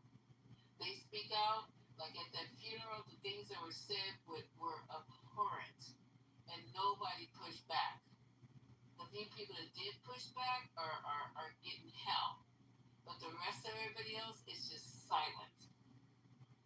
There maybe should have been a some type of pushback on all the bullshit, but I guess we're scared. So these CEOs are they secretly not giving their names, but they're saying that when we talk about the economy, Donald Trump likes to paint himself as some sort of financial savior, the guy who knows how to make America rich again. But if you take a closer look, a different story emerges, and it's not just political opponents saying this, it's people who actually run America's biggest companies. According to a recent survey from the Yale School of Management shared with Axios in private, the leaders of some of the country's best-known companies say that a number of White House policies have been bad for their business and possibly illegal. Think about that. CEOs, the ones who usually play nice with Republicans, are whispering how these policies are hurting them, and yet the Axios article says in public, business leaders are keeping relatively quiet, fearing retribution from Trump. Translation: the so-called pro-business president has corporate America too scared to say what they really think. Let's talk about why. Tariffs, or as some like to call it, Trump turbulence tax, were sold as a way to protect American jobs, but in practice they've been erratic, confusing, and downright costly. One day the deadline shifts, the next day the rules change, and businesses are left scrambling. It's not just annoying, it's destabilizing. 71% of all CEOs surveyed in the Yale study said tariffs were directly harmful to their business, and 74% agreed with the courts that Trump's tariffs were flat out illegal as executed. Then there's the Federal Reserve. 8 out of 10 executives say Trump was not acting in the country's best interest by pressuring Fed Chair Jerome Powell to slash rates. On health care, 76% of them think policies under Health Secretary Robert Kennedy are putting public health at risk. And let's not forget the new $100,000 fee slapped on HB1 visas, making it hard to protect companies to hire global talent. So what does this all add up to? Businesses are delaying investment, cutting back on hiring, and watching costs climb. Consumers, meaning us, are paying more at the register, and the very foundation of our economy, confidence in the rule of law, is being chipped away. Immigration policy is another piece of this puzzle. 8 months into Trump's term, worksite raids have ramped up, and the ripple effects have hit hard. In California, workforce participation dropped 3.1% in a single month. Among the non-citizens, it plunged 7.2%. That's not protecting jobs. That's shrinking the labor force. Farms, construction sites, and food plants felt it first. The rest of us felt it later at the grocery store and in the housing market. Almost done. And while all this happening, the federal deficit ballooned. Thanks in large part to Trump's 2017 tax cuts paired with more spending. You remember his big, beautiful bill? It's kind of ironic. The man who branded himself a businessman left the country with a balance sheet that would make any CFO cringe. Jeffrey Sonnenfeld, the Yale professor who organized the CEO gathering summed it up best. They're all afraid of being marginalized by the White House. That's the bottom line. Trump's economic playbook isn't some genius level strategy. It's chaos designed as policy. Sure, it might sound tough on the campaign trail, but data tells the truth. Businesses are hurting, workers are vulnerable, and our long-term stability is at risk. And here's the kicker. If you think Trump is the guy who can save the economy, just remember, most CEOs won't even say that out loud. Not because they believe it, but because they're afraid to contradict him. And that to me says it all. So there you go. And that's where we're living right now, in fear. Who said that? Who wrote that? This article was written by Lindsey Granger. He's a News Nation contributor and co-host of the Hills commentary show Rising. Thank you, man. So, Alice, are you there? So, what are you hearing about business valuations these days? So, in what regard? Well, so it's being shared with me that business valuations are actually going higher, and this is a good time to sell a business. So I just wanted to see what perspective you're getting. Yeah, this is IPO season. Yeah, this is the biggest rise of IPOs ever. Okay, so then that suggests a positive related to business and a little different than what Lisa's saying. So I'm just trying to triangulate all. That's not right. There's a VC does better in down economies. No, but he's saying that valuations are up, meaning it's a good time to sell a business. And that is what I'm hearing. Valuations for businesses are up. Okay, so this is what I heard about I agree with you. It's that the tech sector, the AI sector, right, is pretty much saving the economy from a recession at this point. What's your thoughts on that? You know, I just want to address one thing before we leave it. VC and like M&A activity also goes up when the expectation is that the economy is going down. So when the economy is like cranking and you can just invest in safer asset classes, things like stocks, for example, you invest in stocks because if you can get an 8% return from stocks, why take on the much greater risk of venture risk? So when you see the valuations of startups go up, it's usually running inverse to the economy writ large in terms of like the longer term expectations. That's completely is illogical. Like if you look at the late 90s when the economy was boosting, valuations were up, and typically business valuations being higher are a sign of a positive economy. Can you point to a period of time where that was not the case, where they flowed in opposite directions? Can't say business valuations. Just give me a year. That's not what just give me a year. No, what you just defined is not a good argument because it's not business valuations writ large that we're talking about. Yeah, we're talking about startups. We're literally just talking about startups. No, we're not just talking about startups.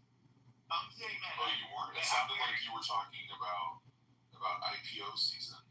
That's what he said. That's what Alice said. You're talking about business valuations. So I'm saying it seems to me across the board that is the case, right? I asked Alice the question because I'm hearing business valuations are up. That's what the inside talk is, all right? It's a good time to sell a business. And Alice said startup valuations are up, IPOs are up. So that is universally across the board. It seems like business valuations are up from established companies to startups. That's not what I'm hearing. And part of it is that the economy is in this really weird place where there's certain sectors that are in fairly deep recession and other sectors that are in, like rapid expansion, with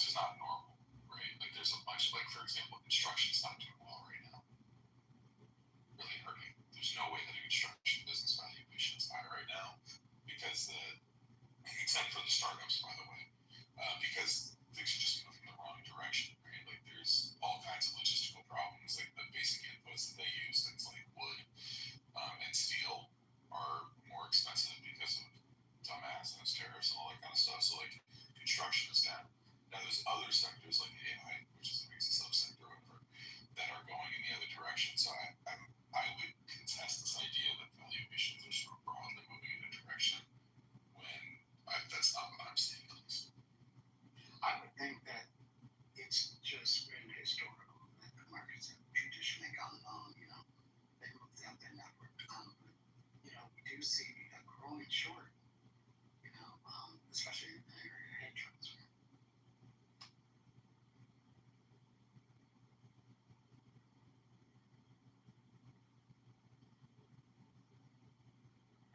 I think the right way to characterize this moment is volatile.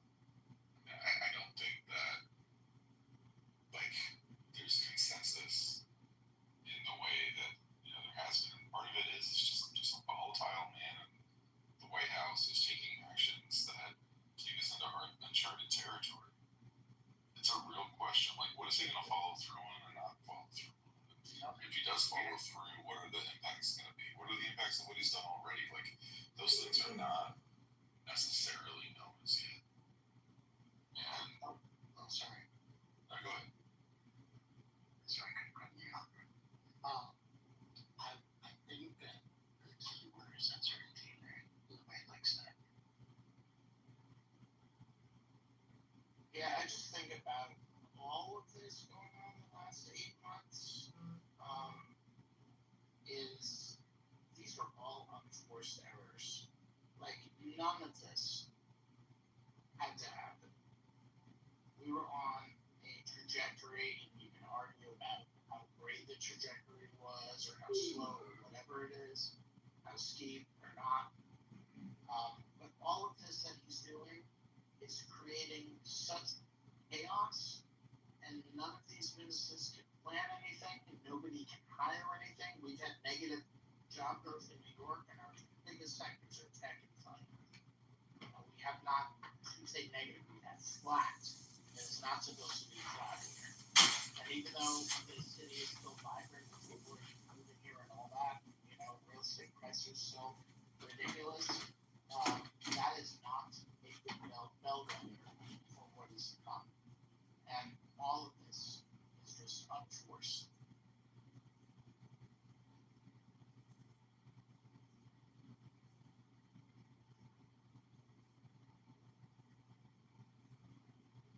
I think we need to wake up to reality, liberals, at least when it comes to the economy. The NASDAQ and the S&P posted all-time highs yesterday, last week, Friday. The economy is growing. If you're an investor, this is literally the best time in history. And let's not forget that when Trump won last year, the market boomed. All right? Now, we did have a little bit of, shakiness on April 2nd, early this year. But then Trump stepped back from the ledge, and the stock market has been moving ever since. It was not better than the pancakes in the dot-com era. Let's be clear. What are you talking about? The NASDAQ is what, 30 times as high as expected?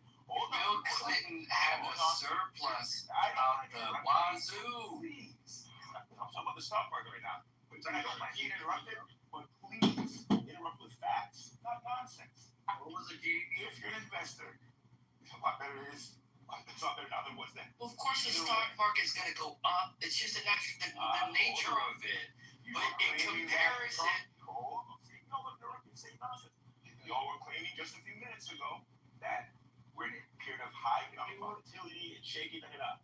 But if you look at the numbers, the actual numbers, it's clear that Trump has led investors to the promised land, and he will continue. How has he done that? To grow. How has he done that? Economy in the world. How has he done that? What policy has he passed that's done that?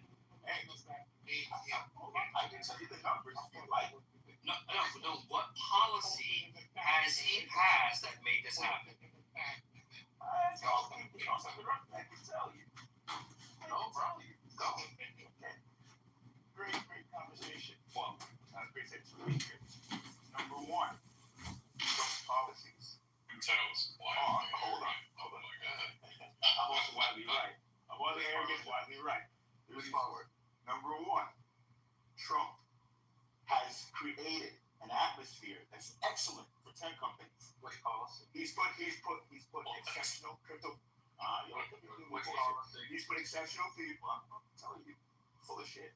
He's put exceptional people in his cabinet. Number one. Can I just? Here we go. What policy? Yeah. I'm telling you. What policy? That's part of policy. Exactly. Which policy? What policy? Can you do one point at a time? We can do one point. Just do one point. In one policy. Yeah, let him get his one. Let him do his first one. Sure. The first point was it's a good environment for tech, right? Is that your point? You want to expand on that? I would like to, as a matter of fact. Name a policy first. Man, shut the fuck up. Maybe I can tell you. Go. Okay, good. Number one, he's invested in Intel. He bought a large stake, about 10% stake in Intel. Number one. Number two, he's expanded the partnership. He's allowed TikTok to be purchased by a consortium of American investors, Silver Lake, Andreessen Horowitz, and Oracle, so that America's privacy is safe. Okay, so just one. He made a point about Intel and TikTok. So let's just focus on that. Go ahead, anyone who wants to respond. I didn't make a point about it. The point was about tech in general. Okay. And the valuations you see as a result of his policy. So here goes. Let me just.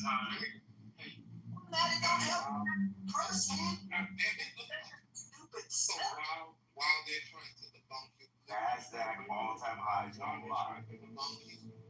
while they're trying to debunk you, you can put what you're saying in the chat to back up your point. Let a left and then whoever want to debunk him go. All right, thank you. So, Kubu, okay, first step, okay, you mentioned that tech companies in the tech sector were not affected adversely. That's what I'm understanding you said. Never claimed that. Okay, but you said that they were doing, the tech sector benefited from Trump's policies, right? So far, Okay, so let's look at NVIDIA.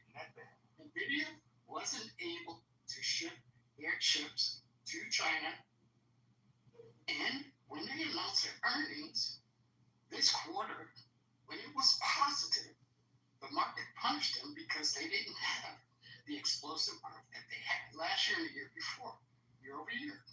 And this way, they lacked the Chinese revenue to make that explosive growth. Remember, it was 50 plus billion, right? And it could have been 100 plus billion. All right? And this is also reflected in Apple, right? NVIDIA wasn't able to get revenue from China because they did not ship any chips to China. Okay? And let's talk about it. The U.S. government invested $8.9 billion. Hold on. So the American government invested $8.9 billion into Intel. So what I'd like to show is what exactly is the return on that $8.9 billion investment? Look, where was NVIDIA? No. Oh Lord, see, y'all. It's the Intel question. It's the Intel question. We hear your strong man coming from a mile away. That's fine. If he says Intel, you should respond to Intel, not video. It's just kind of weird. Yeah, someone just talked about NVIDIA 2 seconds ago. Did you not hear that? Or He just asked you about Intel. What was your idiotic? Oh, sorry. What was your question about Intel again? The U.S. government invested $8.9 billion into Intel. How much have we seen in return on that investment? I'm not sure. It's a long-term plan. Hold on a second. Are you suggesting you don't think the Intel investment will pay out positively long-term? Exactly. Do you really believe that? Cash for Bunkers paid out. Do you Why really would believe Intel? that? Jesus. I think there's an argument. I'm certain it will be paid off. I'm certain it will be paid off. There's an argument to be made that while that will sort of pay off in the narrow scope, the fact that the government is picking winners and losers in this way is going to lead to a less efficient market and is going to ultimately hurt the U.S. its interest in the long run. Sorry, we have to maintain supremacy in semiconductors. This investment helps us do that. Well, yeah, this is a tricky one though, Your Honor, because like the government funded green energy, right? Like, and we all think that that's been very valuable, right? So why do you have pushback against that? Well, yeah, no, what I would say is that the mechanism matters. And the U.S. provides subsidies. First off, those subsidies are short-term. And there's a competitive bidding process that goes into who ultimately wins those subsidies, right? So, like, you can have a Solyndra and a Tesla happen in the same round of subsidies, for example. When you're talking about investing directly in a company, you're literally centralizing the economy and nationalizing it effectively. I mean, we've partially nationalized the companies that Trump has quote unquote invested in. Well, but this was a Biden if you don't, policy. hold on a second. No, it wasn't a Biden policy. There was the Biden policy was the CHIPS Act, which involves subsidies. And there are definitely companies that benefit from those subsidies, but that's not investing in those companies. But the mechanism that allows Trump, hold on one second, I just want to get clarity because maybe I'm wrong about this. The mechanism that allowed Trump to do this with Intel was set up under Biden. Is that correct or incorrect? I'm honestly not sure. It was set up. It was the rationale. If you don't mind going on mute. Yeah. For misinformation, that's fine. Cool. I don't know if you know how to say anything other than how it was personal and lies, but that's okay. Misinformation as you've been doing the entire time. But go ahead. This is my first time being on mute since you've been in the room, but okay. Just proving my point. So, to answer your question, CEO, the CHIPS Act was the statutory basis for the grant funding that Intel was supposed to receive. And the Trump administration pointed to provisions of the law as a basis for saying that they were entitled to take an equity stake. But I would just kindly suggest that while I think there is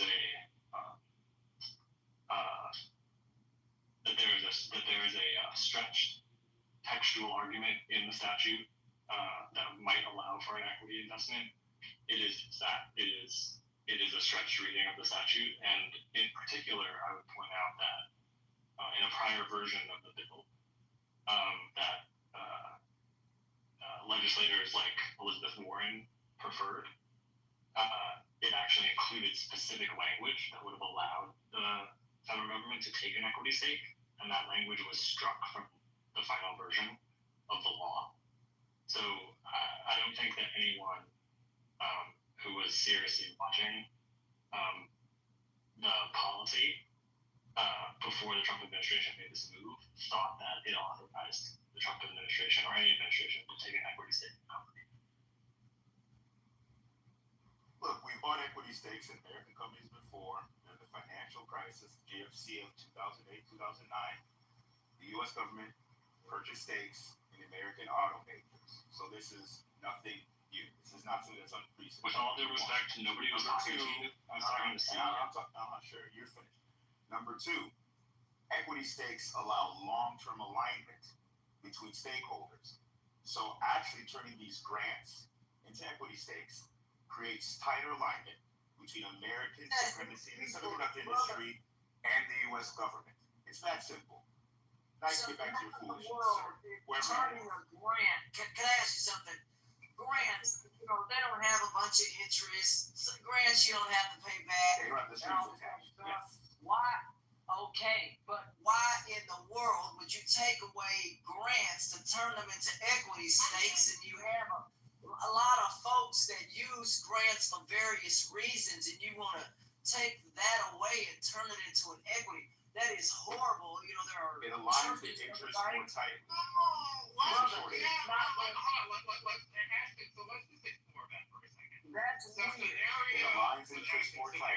scenario one. It raises the ability for nonprofits to borrow. Actually, let's just tie it to Intel for a second. Let's just explore this for a second. So scenario one is we give the $433 million to Intel as a grant. It's a grant. U.S. taxpayers, the only way they benefit is by whatever additional revenue Intel makes and an increased tax base, right?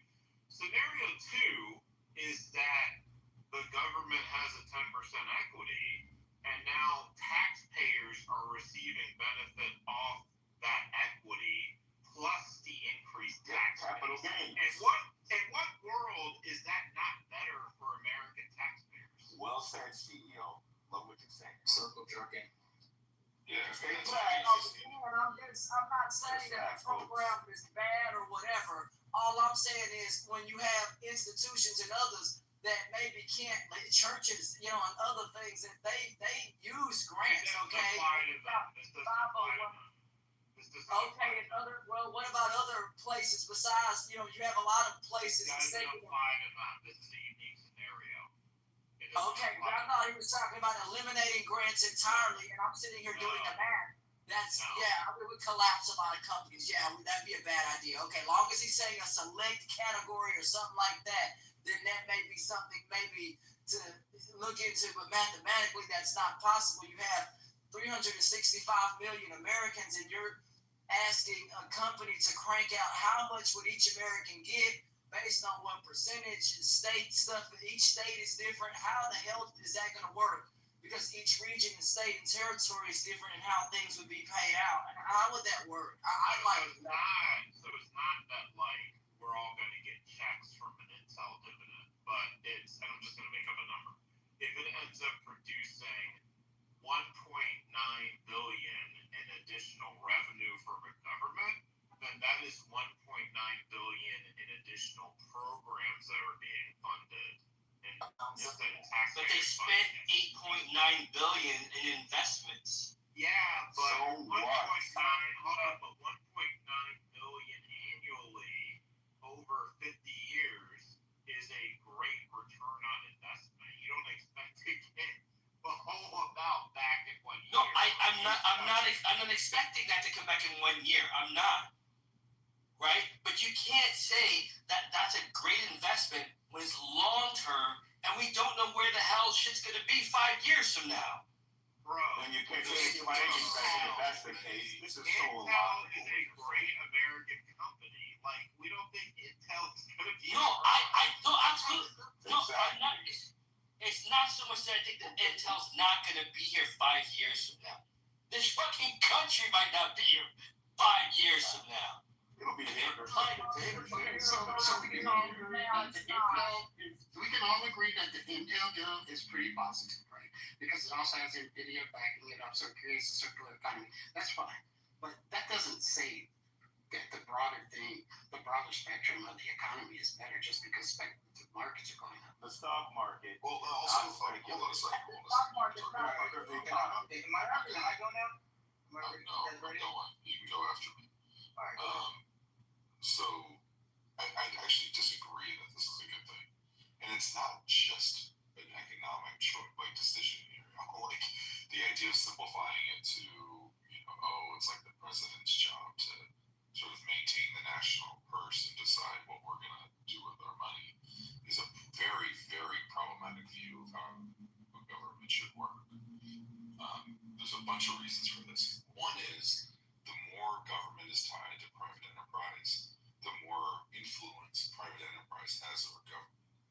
don't necessarily want Intel to have a privileged position within government. That's actually, in fact, very, very problematic.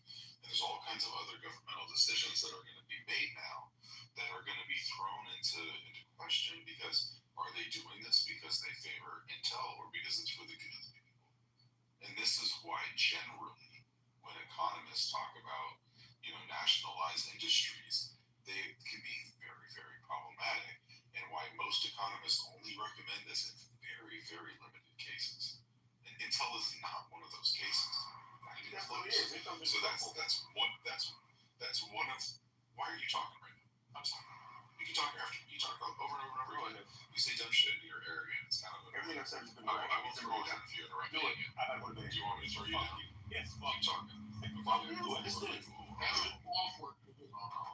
Hey, So sorry right now. trying to keep up. Come on now. Okay. So let me say what I was saying here, right? So there's also going to be big questions when it comes to transparency. So why is the government moving in the way that it is? How much has to be disclosed? And you're now creating a differential situation between Intel and other companies like it. Are you going to feel comfortable if the government is moving a certain way with Intel and there's the appearance that it might not be moving the same way with other competitive companies? And also, what happens? Exactly? And what happens if they invest in both of them? You know what I mean? So this is why it's not good as a general rule for the governments to get involved. And the idea of equating bailout investment, which are basically, we call them bailouts for a reason, because basically the government stepped in to stabilize companies where if they were to have failed, it would have just destabilized the whole economy. Comparing that to this investment, it doesn't make sense. That's clearly an emergency situation, and this is not. But it seems like a little bit. Theo, one quick. Okay. Yeah, thank you. I think it's important to be back on your honor, and just to be very clear about this, right? I'm responding to Kubu, who equated this investment with the bailout of banks and car companies and called them the same thing, right? And one of many reasons why they're not even close to the same thing is because the bailouts in 2008 and 2009 were authorized by the legislature, which has the power of the purse, and provided specific parameters around what type of troubled assets could be purchased by the federal government, how much money could be dispersed to stabilize the economy, right? And so there's a very important distinction between Congress presenting a law to the president and signing it and going ahead and executing it to stabilize the economy with very, clear, specific definitions and parameters around how to do that versus an administration just deciding that they're going to decide when things are troubled enough they need to go do something about it without authorization from Congress. Because then they can just say, well, we think, whatever company, Kraft Heinz is in trouble, we need to go play them. Who the fuck knows, right? So where the authority comes from is itself very important. Well, so I feel like, I feel like the framing. Yeah, so it's it's a fun. Yeah, I feel like the framing here goes. Semiconductors are strategic. And you are not. Hold on a second. Yeah, so what the damn companies, again, who gives a fuck?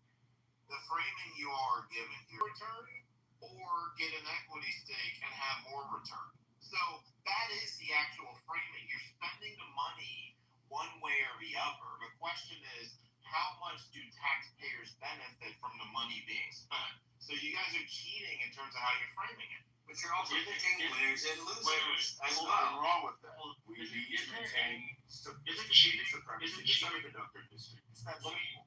No one is talking you to. No one's talking to you. You're not anything intelligent. So CEO, this ain't stupid. Isn't cheating if Congress literally, which they did,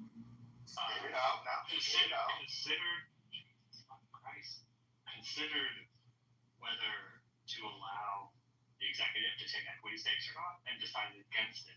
How is that framing cheating? What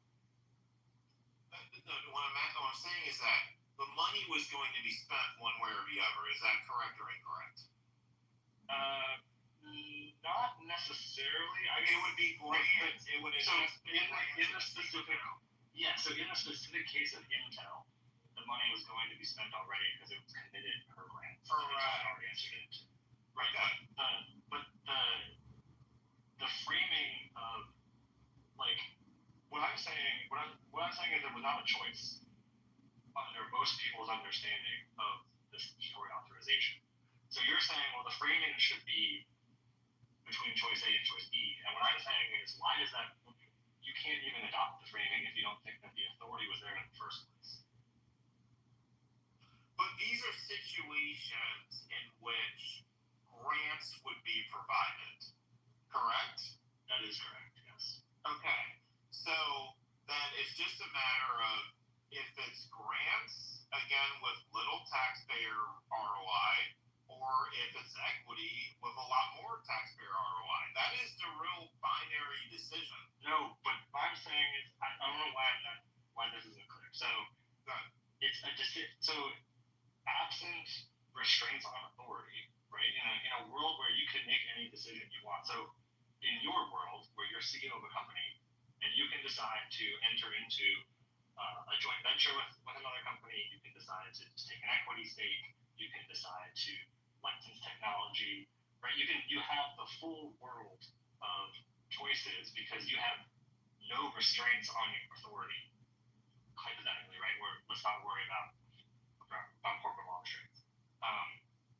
But it is not you as the CEO of a company, this is you as the President of the United States of America, which means you have to base your decisions on either constitutional or statutory authority. And so what I've told you, which is again put to the side what I, other as a very strict reading of the statute, let's just for the sake of the conversation assume that there is no reasonable reading of the statute that supports the Trump administration's position, right? So the binary that you presented is not possible because the executive doesn't have the choice E available to it because it is a limited power executive. The executive function in the United States is not unchecked. It's not an unbound power. It is a limited power.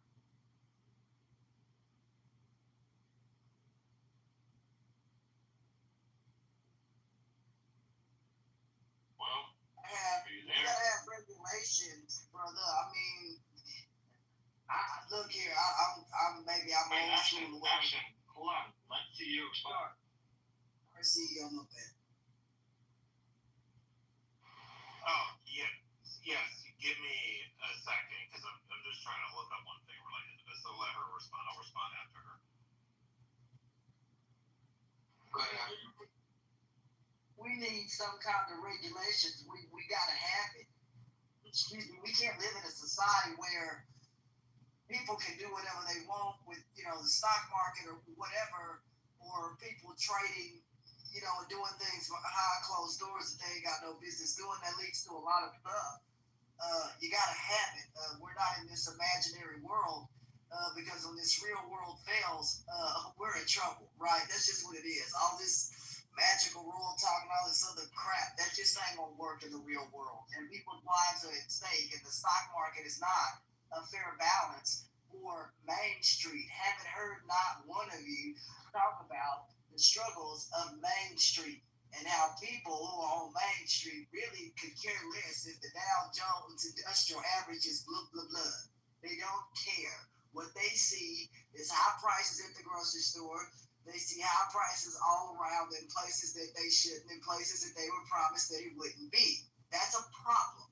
And Donald Trump promised to his party, y'all are losers, because he said that prices would be lower, and they're not. We wouldn't be in a war, and we are. Whatever the case, it's a problem. And the promises so far, even your own party has said on TV, we ain't signed up for this, and they want their vote back. Too late. A lot of you get 4 years actually to make a change. 8 months. He's 4. 8 months. No leader can make magical change in 8 months. So again, his last day is in 2029 on January 20th, and so let's give him a chance. Let's talk. Right now, Let's talk. Let's have this conversation then. Right? Let's get the cat on the road. Okay. Well, I mean, Biden couldn't do anything. Nobody could just stop him. There are many all-time highs during Biden. Right. But y'all still said the economy was We had 47 so far. Hold on. Your grocery bill goes from $380 to $500 and something dollars. Brother, I'm telling you what it costs to eat. What I'm sitting here and I see the damn bill. Let me respond. I want to respond now to the question. So I just was reading the statute. So it says under the CHIPS Act, financial assistance in the forms of grants, cooperative agreements, loans, loan guarantees, and other transactions, right? This other transactions has also been used by Department of Defense, NASA, DARPA, Department of Energy to take equity or warrants in private companies. This has been something that's happened even in the 90s. This happened. So this has happened quite a bit in terms of the history of the federal government. It's not something new with Trump. Okay, so two things to make sure I understand what you're saying. You read the CHIPS Act, right? Yes. And then you referred to the 90s. So the CHIPS Act was not enforced in the 90s. I know. So again, I was saying it as precedent. No. So again, my point was about the need for specific authorities. And so, for example, 2008, 2009, equity stakes were based on authority under TARP. So I don't know what authorities, I don't know what investments you're talking about, but there's no possible way that they could have been based on the CHIPS Act. And to the extent that there are existing authorities for the administration to take the equity stake that they did in Intel, they should have cited those, but instead they cited the CHIPS Act and the provision that you read. And so I would point out, so I want to point out two things real quick. One, typically when you read a list, and at the end of the list, there is a catch-all.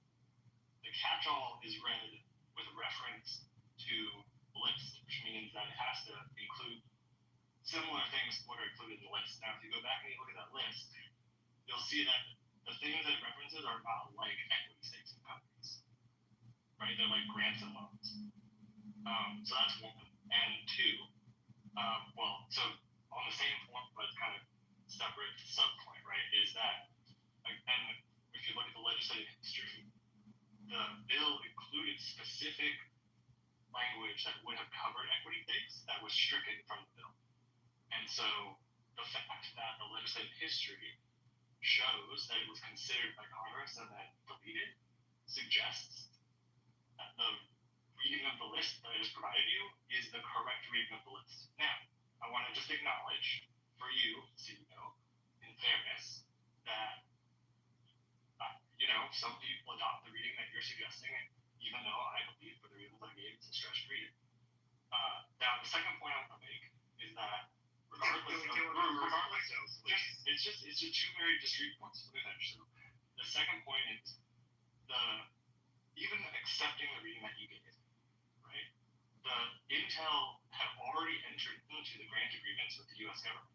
It was in process of building the plants and obligating them, which means that the government is renegotiating the deals in the middle of actually going forward and implementing, which no good faith business party does, right? So even accepting your reading, really the U.S. government had already entered into the relevant agreements, and so if we accept that the U.S. government is going to be a good faith economic actor, it should adhere to the agreements that it already negotiated.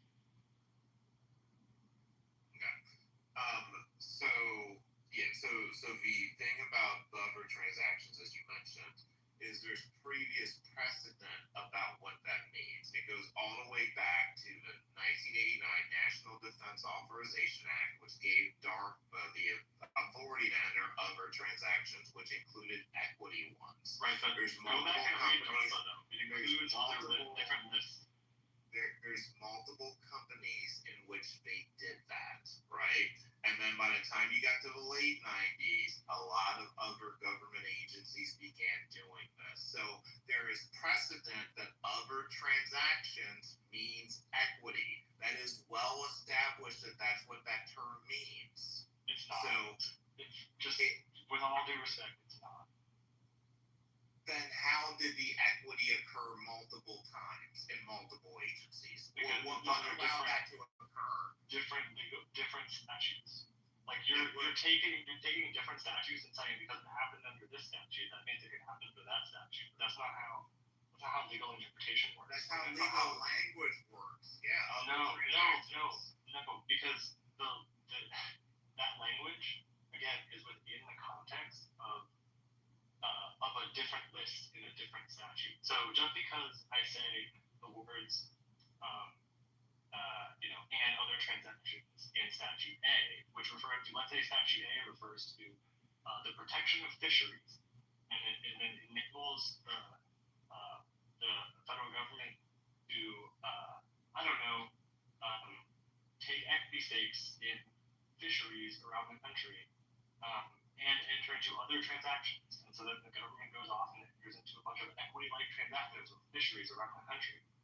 Then we have another statute, let's call it the debt stabilization statute, and it says the government can issue loans and securitized, asset-backed, stuff and other similar transactions. Just because in the fisheries law I said other similar transactions allows equity stakes doesn't mean under the debt stabilization statute the same words mean the same thing, because the context of the statute itself is totally different. Does that make sense? Kind of. The issue is that other transactions has been a catch-all for flexibility. So it has meant profit sharing, equity, royalties, license, cost sharing, IP ownership flexibility. It essentially has consistently been language used to provide flexibility. Do you disagree with that? I understand that, and I agree with you on that. And what I'm saying, this is not like that big of a dispute. I think I want to acknowledge two things to be true at the same time. One, I do fundamentally disagree with you on the reading of the statute, because the examples that you're pointing to rely on other statutes that include other languages that have different contexts. And two, and on that same point, most people that are serious about this and that were paying attention to the law when it was being negotiated, when it was passed, and when it was being implemented by the Biden administration, took my view of it. I want to be very clear about that. And we have a different administration. They're taking a different position, and they want you to read it. And they have some lawyers who are going to go into court and fight for your reading. And maybe the Supreme Court or other courts are going to accept that. So I don't know if I'm right or if you're right.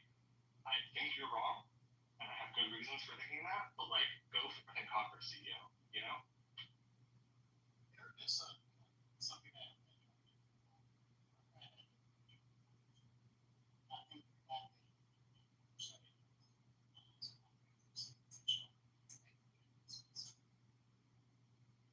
the one that was from the 90s, though, they didn't have any equity in business. That was all contracts and loans.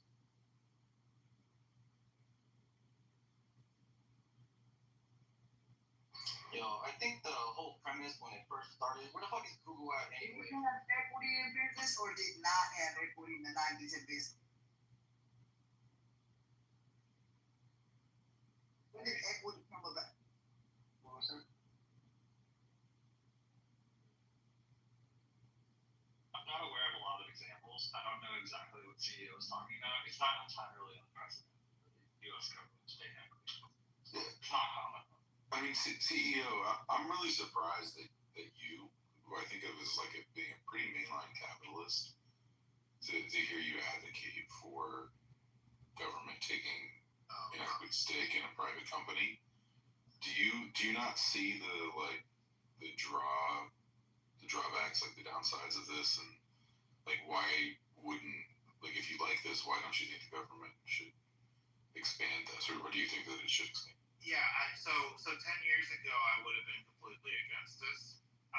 But the reality is now that we have 2 trillion annual deficits, and we're now at almost 40 trillion, and we're going to be approaching 50 trillion, and we're going to get to a point where we basically are choking out all social programs because of the significant annual deficits.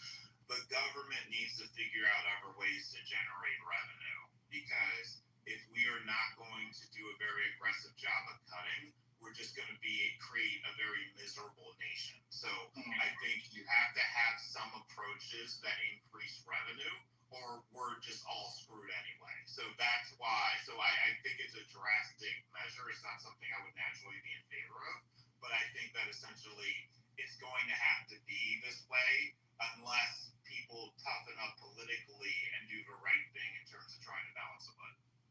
So can I add to the quick question? Just a quick question.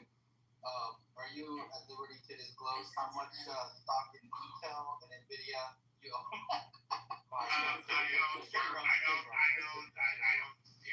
Intel. I do own plenty of Nvidia. Got it. So you say that there's first incentive for this to go well. That's okay. Can we give Butter a chance because she's new to the stage? If y'all don't mind us.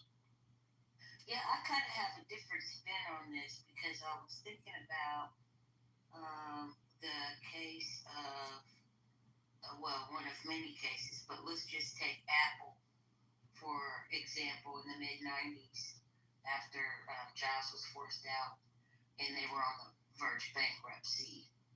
And what happened was they restructured and went back to, they returned to more simplicity and streamlined their product line, and they cut 70% of their offerings to focus on their core products. I think that and in the end they made some strategic partnerships, and I think they did invest more money into the company, and here we are now with Apple. And that's just sort of like the short synopsis of it. But I think that when you start talking about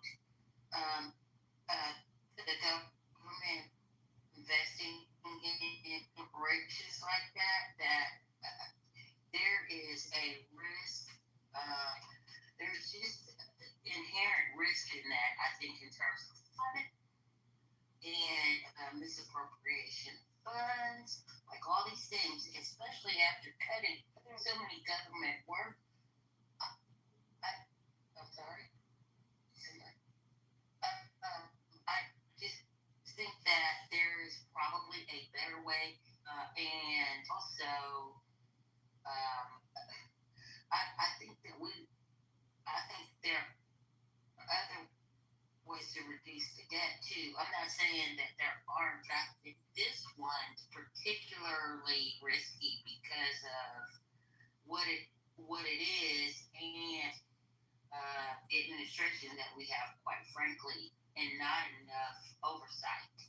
So I would think that we could find another solution, which in my suggestion would be to restructure.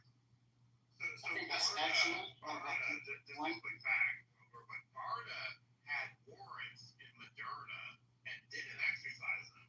That could have been billions of dollars in revenue for, again, American taxpayers. So how was that a good decision? The warrants expired. The warrants expired.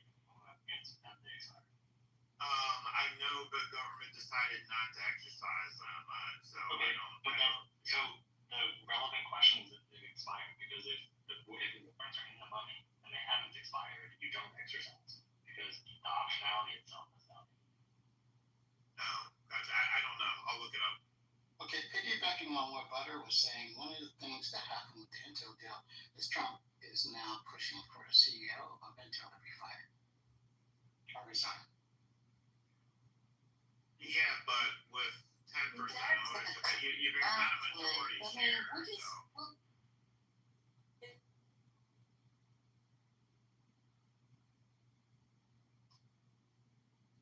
hugely problematic that the federal government is pressuring a private company about what its decisions. Especially a company that isn't especially a company that isn't in some sort of like dire straits that have the potential consequence of like ruining the entire economy. Like, there's a reason why these sorts of investments in the past have been very, limited to emergency situations almost entirely. I mean, like the conflicts of interest are off the charts. Yeah, I understand how this is hard.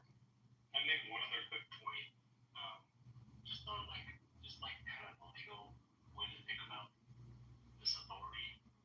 This Supreme Court came out with the major questions doctrine, because they were like, canceling student loans is like too big of a decision for the executive to do on like flimsy statutory authority.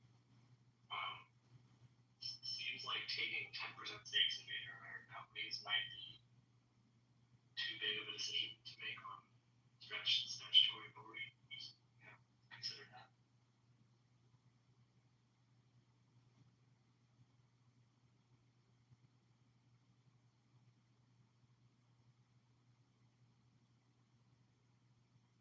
I mean, it's just that, like, the slippery slope argument makes itself.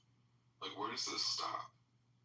Like, what happens if, there's a major shift in the economy? Like, what happens then? Are we more likely? Oh my God, man, hold on a second. Are we more likely to bail out Intel now than we are a similarly placed company? Like, are we going to choose them as our favorite? Like these problems are really, really intense. And also, the basic conception of how our economy works is that we don't pick the winners and losers at the governmental level. We let the free market play out, and the free market is fundamentally efficient. And it does better than any centrally planned government can do. And when we violate that fundamental principle, we do it because there's parts of the economy where it makes sense to do that, where there's sort of inherent monopolies, or where there's some kind of national interest. But we don't do that at, like, picking stocks the way that, CEOs picked NVIDIA. Yeah, I mean, but so, Your Honor, are you being consistent in the sense of you saying, yeah, we shouldn't give that grant money either? Are you also saying grant money is not the same thing? But it's not the same thing. But the thing about it is this, is that if you're okay with giving the grant money, and the option is that grant money converts into equity, what's the issue? You wanted to allocate the money anyway. I actually don't think that it should convert to equity. I don't agree with that. I personally think that there should be more of like a give back when it comes to companies that get large grants and then become, wildly successful. I think that there being some sort of basic, you pay 3x back if you reach some sort of level or something like that, I think makes some sense. Because if you got money at an important time, like say, I don't know, Tesla did, then I think it makes sense for there to be some kind of give back. Now that said, I also recognize that is problematic. It's sort of easy to say, but it's problematic in the sense that if the government can get money back from that company, but not another company, they may get, preferred treatment. Because if that company does well, the government gets paid, and if the other company does well that didn't take any government money, well, then they don't get paid. And that the potential for undue influence there is super problematic. So I think that, creating that program would require a deft legislative touch. Yeah, no, I agree with you that all this needs to be done carefully. So we're in agreement on that. But like your proposal is like get a 3x return, and the reality is like if they have an equity stake, they get a 50 to 100x return over 100 years, right? So that is just a better deal. That is more in the interest of taxpayers. So I don't know what you're proposing, why that would be better. I hear what you're saying on like preferences and all this and that, but that can be worked out in the legislative process. You have a solve for that, and we have to think beyond Trump. Trump, believe it or not, is not going to be the president of the United States the next 40 years, right? So we can't basically set long-term public policy based on what one asshole does. Respect to you, to my ears, it sounds like you're engaged in more short-term thinking than, for example, your honors do. Because there are a lot of levers that the federal government can pull, particularly one like this that likes to stretch its authority to suggest that companies or worse, coerce companies to do business with Intel when otherwise they wouldn't, when they would prefer to do business with other companies or other ways that would juice the quote-unquote return. It's not fair competition. Whereas the risk to the economy writ large of that sort of top-down policy is humongous, right? Lots of lost opportunities, lots of inefficiencies that over the long term can really be detrimental to a vibrant economy. Yeah, I mean, so I go ahead. I think it affects fair competition if that will really exist. I was just gonna say, that affects fair competition if the case is that they're semiconductor producers, then the natural thing to do would be to limit the space to restructure, okay? But not so much as to give them a unfair competitive advantage. As far as pure competition goes, it's actually giving them a booth, which is not. I think that's. I think again that's problematic. Well, if you pay attention to what we've been doing, we're moving away from the traditional idea of fair competition. Look at what we do in the automotive industry, right? If it was all about fair competition, we would let these Chinese companies in here and sell these cars. But why don't we? Because we know the American automakers cannot take it, and it would crush the amount of jobs. So we already are evolving, right? So I don't, this idea that we're just approaching things the same way as we did 20 and 30 years ago, we're not. We're already making shifts that are basically designed to help Americans, as opposed to just saying, oh, let's just have everything be fair competition. We're already moving away from it. So you're saying because we're already moving away with them, so from the country perspective, global perspective. No, go ahead. So are we moving more towards socialism? Is that what you're saying? I'm saying that there are other countries already that do more private-public partnerships, and I think that us thinking about that more and strategically deploying that is in the best interest of America long-term. this is not a public-private partnership. That's not what this So is. some of these same Republicans were mad at Bill Gates for having Windows on all the computers. So it's like the government versus Microsoft. I mean, it's like, what are you saying? So now they're just going to be an Intel, so they're going to put all their chips in every computer?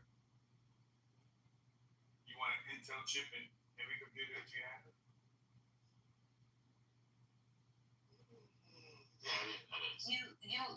There's no natural selection. I might be using the wrong term, but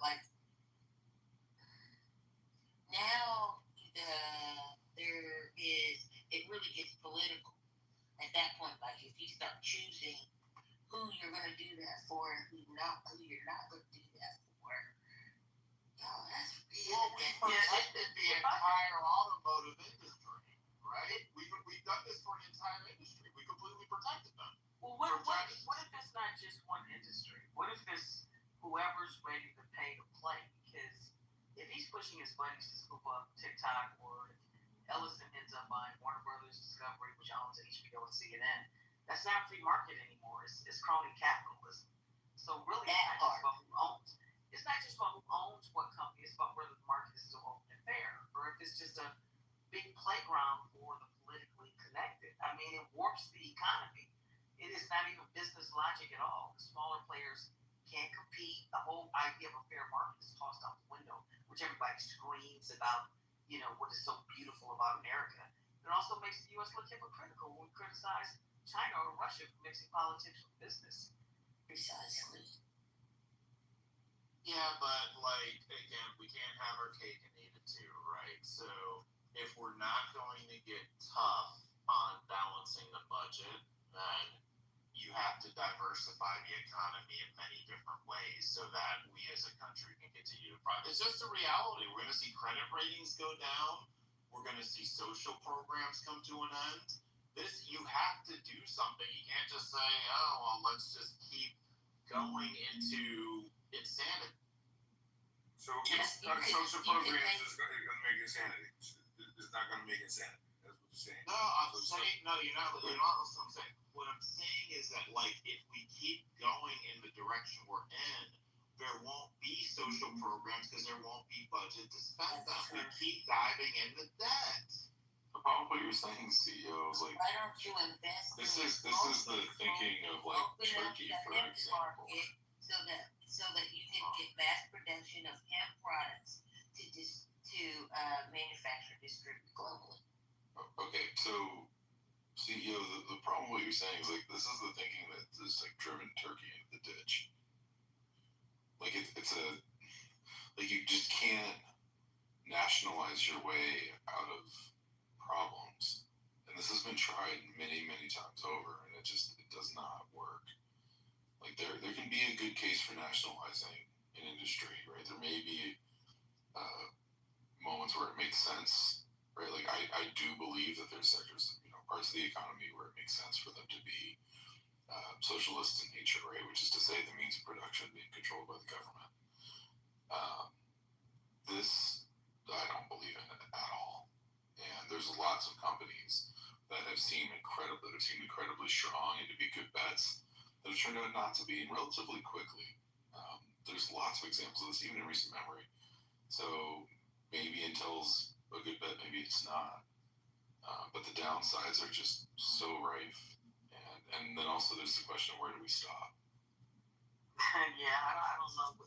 I think we stop probably when he stops, because on one hand they warn about that killing our social programs. On the other hand, if the economy becomes more of a crony system that I described, and it's concentrated among his billionaire allies, the tax base doesn't get stronger, it gets weaker, which makes funding social programs harder. And you mentioned that, CEO, but if those same billionaires also control the biggest media and tech platforms, they shape the narrative, then there's market distortion.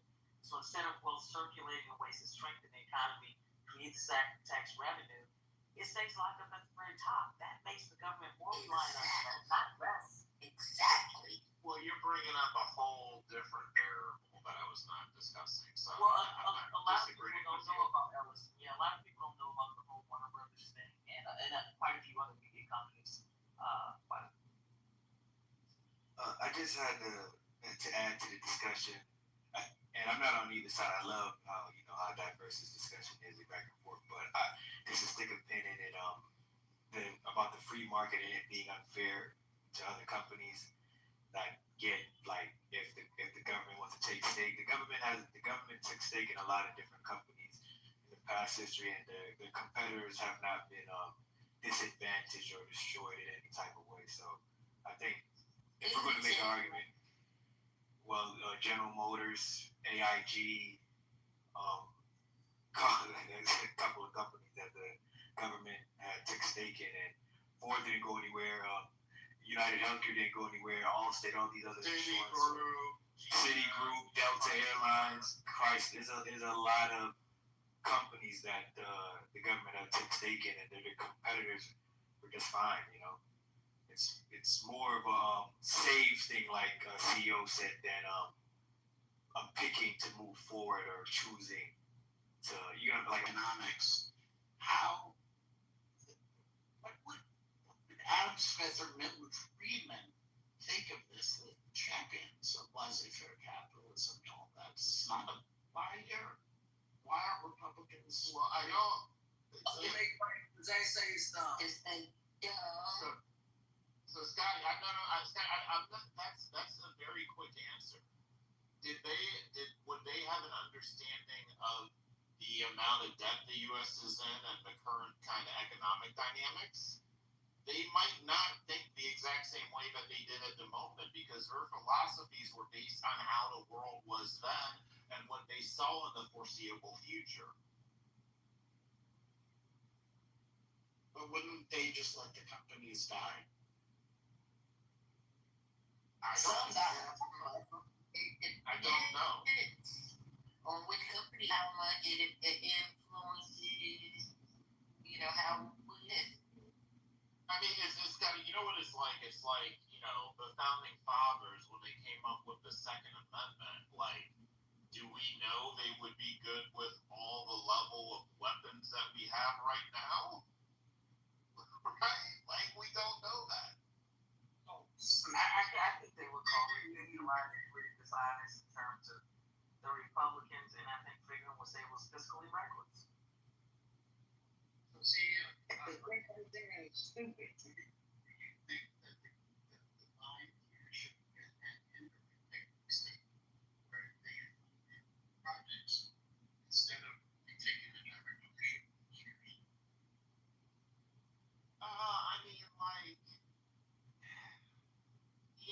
It would probably be more ideal if it was like something closer to what Your Honor said. So I would be okay with that in terms of there was like some profit share and not equity. I would be okay with that. But it is true what was said earlier about the government's taking stake in companies. But I mean, think about the bailouts, right? 2008. Those were about emergencies. It wasn't to play favorites long term. It was to prevent a fucking meltdown. But what Trump's crew is talking about is different. That's not stabilizing temporarily. It's private allies consolidating permanent control of media and tech giants. That's not helping keep competition alive, no matter how you frame it. That's insiders locking up industries to tilt the playing field. And that's what they do. It's favoritism.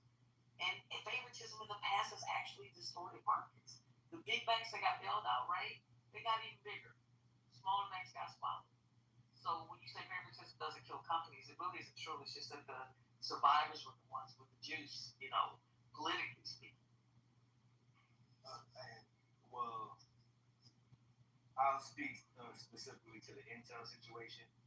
Before any of this happened, Intel was a dying company. So if they were to choose a favorite, my line CEOs, they were to choose a favorite, they could have went to NVIDIA, they could have went to AMD, they could have went to a lot of these guys with way bigger markets, way bigger, the actually driver for this AI or technological boom that we're going through. They could have did all that, but they didn't. They took stake in Intel, which was around. Say that again? It's like NVIDIA's firm new Intel and that they've been around for a minute. NVIDIA is pretty fairly new on the market.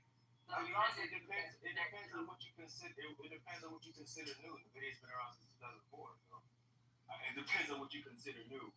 But as far as Intel, chip manufacturers or makers, you can line them up. And NVIDIA, AMD, Micron, Qualcomm, they were behind the pack by a lot. Right? They damn near had to sell their foundry business until Trump stepped in and stopped that. So I'm not caping for Trump. I'm just saying, like, to make it seem like it's a favoritism, there's nothing favorable about Intel besides NVIDIA was founded in 1993, by the way. Yeah, 1990. I'm sorry. Yeah, but that was maybe just in NVIDIA's case. I was some other companies, but that was the strength of national security. No. Intel still has to compete with AMD and NVIDIA and Samsung too. It's not a monopoly created by political alliances. That was strategic industrial policy. I mean, it's not the same as if you're just close to the president and you're buying up a media company or a tech giant to consolidate your power. I think Intel is different.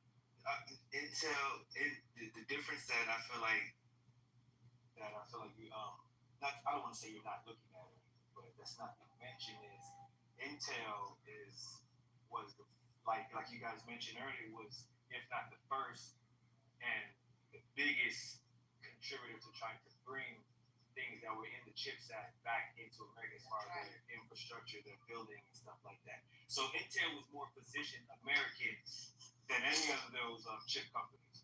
So that may be the favoritism. Go way back, man. I get something out of my old yard. But go way back. Texas Instruments also did stuff with computer chips and stuff like that. So semiconductors. But we're talking about like from a now perspective. I'm not disputing Texas Instruments, but we're talking about whether the favoritism towards Intel. So, like I was saying, I feel like it comes from Intel pushing forward within America, which goes into Trump's whole narrative of America first and yada yada yada. So I think that's the aspect of why.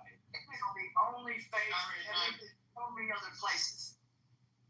The reality of it is that, like, when we get into 2030s, we're going to have universal basic income for because of AI anyway. And so, what if it's a case that, like, some of these returns that are coming from these companies can be utilized to fund universal basic income? Wouldn't that be fantastic? Right? We are in some really. We have to hold on one second. We have to reset how we think about all of these things because of how Your Honor said volatile the economy. Yeah, so that's exactly what's being proposed right now. Is 90% of AI profits will go to UBI and support the entire nation up to starting at $10,000 a month. Y'all forget the most critical thing they making money off of anyway, and should give back is our information and intellectual rights to us. I always told people that anyway. They make hundreds of billions of dollars off of whatever, your face, somebody said, well, could you imagine that money coming back to you? That has nothing to do with the government shelling out money. That would be companies that use your information. They got to give it back to you. Legislation didn't help. Republicans might actually, I think there are real Republicans left. They might actually agree with that because Friedman did have something decades ago called the negative income tax, where like if you make a certain threshold, the government will just top you off. So if there are any old school Republicans up, they might see that as more efficient than just permanent dependency on UBI. Basic income seems horrible. I mean, people want to be able to make what they want to make. I mean, if you're telling someone that's making, I don't know, $1 million that you have No, it's a minimum. It's not reducing what people make, Ashton. Okay, all right. It's a minimum. Look, I think, hold on now. I got It's not capping. It's no cap. Okay. It's All right now. no cap. I'm just trying to make sure that, well, if it's something viable, I've just never heard of it. Again, like I said, I'm old school, and that's just not something, my folks don't sit down and say, well, we're going to talk about, hell no, we ain't talking about universal. I've never heard of that in my life until I came on the Well, by the time we hit 2030, it's gonna be about survival. Period. Right. And it's gonna be survival policy. Yeah, I mean, and there are like some countries that have this currently, right? There's Middle Eastern countries that have like a royalty, which is essentially UBI, like each citizen gets $50,000 a year, and that's just their baseline. They can have a job and make as much as they want to, but they get a baseline level of income as a royalty.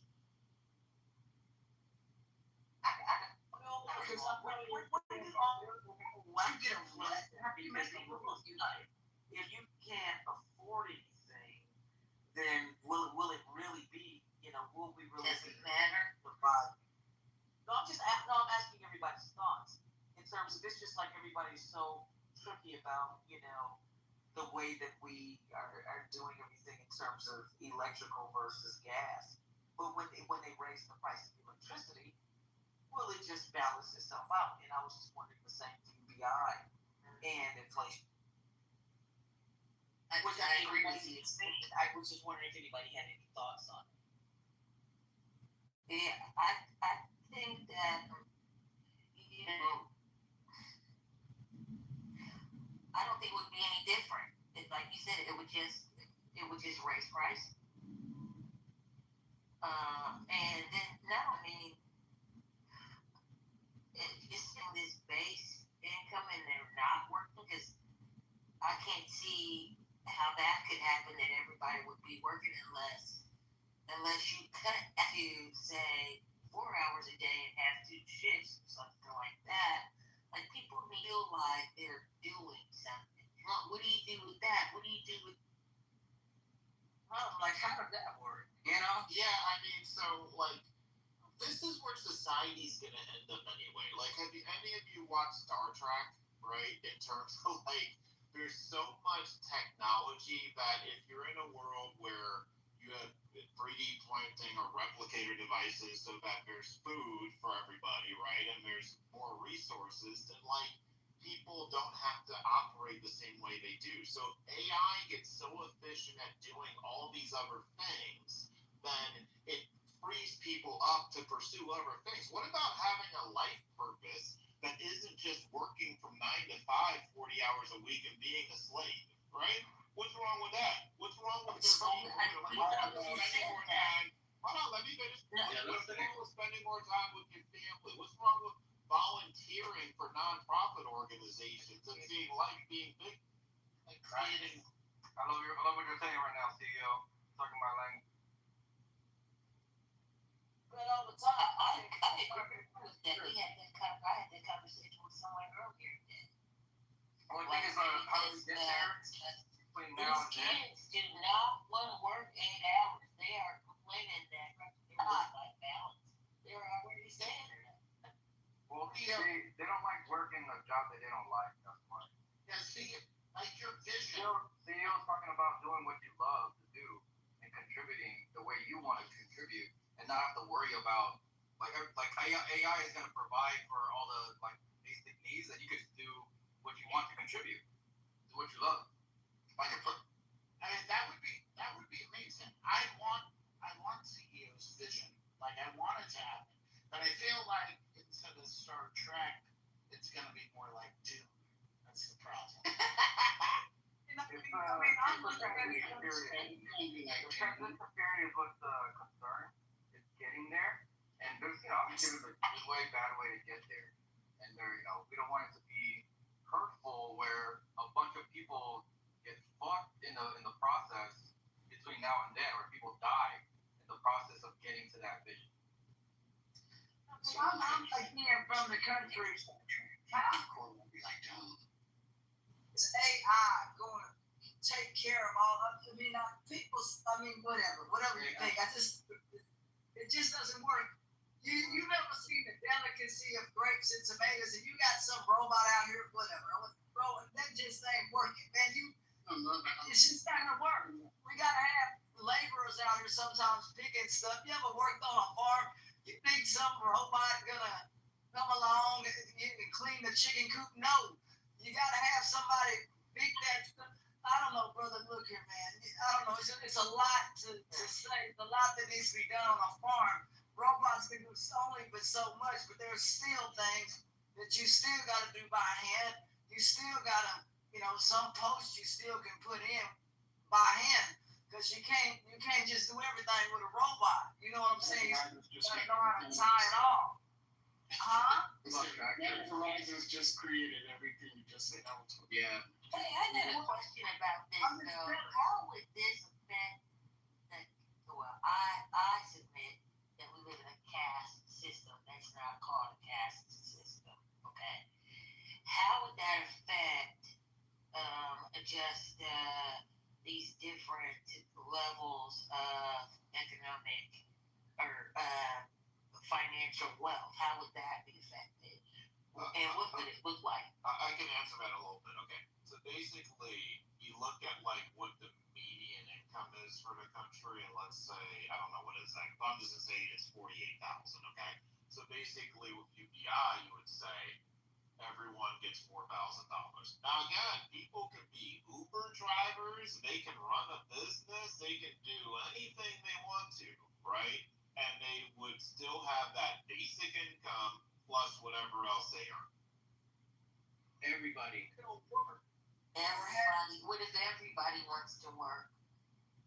Yeah. If they can get hired, yeah, they can get hired, or they want to start an entrepreneurial venture, great. Yeah. Okay. You can invest that money too. You can do whatever the fuck you want with that money. It's universal. We're talking. Okay, I see the investment piece. I see the volunteer piece. I see. You see how? Yeah, you see how it eliminates, like, all right, so when everybody wants, like, certain programs, they have civic, and they have to start these programs, they got administration, costs, training, but if they just give everybody the funds, they can just do whatever the fuck they want with it. Like, if someone else wants to pay off their student loans and they want it forgiven, use their UBI money for that shit, right? If you want to start a business, you got UBI, use that shit for your business, right? If you want to get training, use that UBI for your training. It's the funds already there, and you can apply it wherever the fuck you want to do it. And you do it, we hope that everybody is gonna contribute the way they want, and it's a benefit to the society. But at least their basic needs are met. They're not dying, and they can figure that shit out, and they have the funds to do so. Yeah, it's kind of like capitalism with the safety net. Do you don't think that people need? Okay, so I know we're talking about AI, and I know it's not going to replace everything, but it's going to replace a lot of things. Do you think that will shift the need for human interaction, or will it drive a desire for interaction in ways that we don't even understand yet and have an effect on the society? Let's take the example of COVID, right? Everybody was inside, right? But apps like this is like an example, people had interaction. And then also coming out of COVID, you see how more people do those, be out and about. They have those food events. They have like a lot of events where people can go out and be with family. All those things, there's a big demand for that coming out of COVID. So that kind of is like a microcosm of what the example would be. If AI gives us everything and provides us everything we need, we're still going to have that social interaction need, and we're going to have time and resources to do so. So that's just that's what's going to happen. Are we going to have a serial killer robots and shit like that? I mean, how far? We already got them. What are you talking about? If there's crazy people, there's gonna be crazy people that are smart enough to fuck with a robot and make it fuck with people. So that's we have to deal with that shit too. But yeah. Right. Somebody in the chat was saying that UBI, like people would blow it. There have been UBI pilot programs. That's your fault. Now when they say blow it, If I can finish. No, but there's nothing wrong with that. I'm not saying that it is. I'm saying that the facts don't bear it out, because there have already been pilot programs in Finland. Canada has one. There have been test programs, and what they found was there's actually a behavioral shift. Having a steady flow of income actually makes people more responsible, because they're not in constant survival mode. They can plan better. They know they got money coming in. They can take tasks. Then maybe even like somebody mentioned earlier, they can start a small business. And of course, the thing is, maybe some people will blow it, but we don't punish everybody because a small slice might waste it. We build a system that helps. No, just get things right. You got UBI coming, but yeah, like you said, there's a lot of examples of those pilot programs, and what they found was that a lot of people become charitable. The thing is when you know that you're taken care of, now your eyes open to, okay, how can I help other people? Whenever there's a scarcity mindset, a lot of people become individualistic and they become selfish, and so they try to only I gotta take care of myself first before I take care of anybody else. I can't help nobody. But once their shit is straight, then they can go out and help people, and then they find ways to help people. And now with UBI, they got resources and time, so now they can apply that shit wherever they feel like they want to help. And when everybody's doing that collectively, society becomes a better place. And that's what they found in those pilot programs. Stuff. And I think if you can help people in any way that you can by giving them money, it was also proven with shelter, right? People had better outcomes knowing that they have a shelter over their head and not having to be fighting the elements and all these other kinds of things. So I believe in that kind of stuff. And if people want to work, they can and should, and those kinds of things. And if people blow it, like you said, it's not a program. I've never heard of the universal basic income stuff. Just never heard of that until coming on here. But you're saying that just because a couple of people mess it up, that the entire program won't go away or whatever because of a couple of people. So I get it. I just trying to figure out how possible it is when the government's already complaining about the money that it shells out now for these programs. I'm just wondering, is there going to be a sliding scale? Because you already have people who are wealthy. They don't need an extra universal income or whatever. But is that program going to be set up in a sliding scale way? Or how would something like that even work? Because we sliding scales, so I'm not really sure how y'all would do that. There's so much money for everybody. That's the idea. That it wouldn't matter. It'd be a minimum based thing just for being here.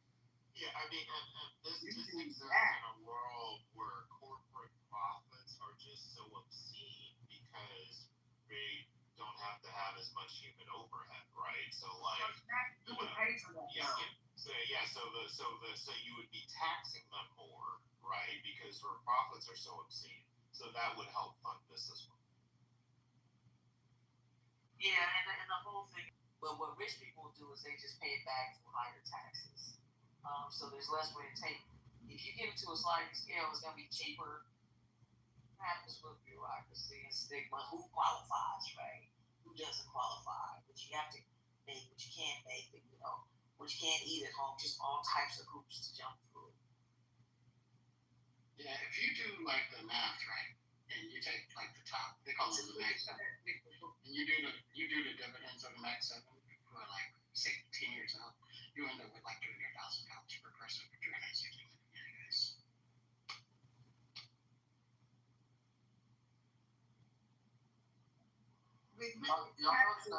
Will be paid by private companies, sir, like private companies, and then what our tax base will go up to as consumers, or what are we looking at for like real? You're going to be receiving the UBI, so you'll be at the folks that are that have higher. Well, a lot of people are saying that it would be like more of like a value added tax, so that way it's it's not based on income, it's based on value add.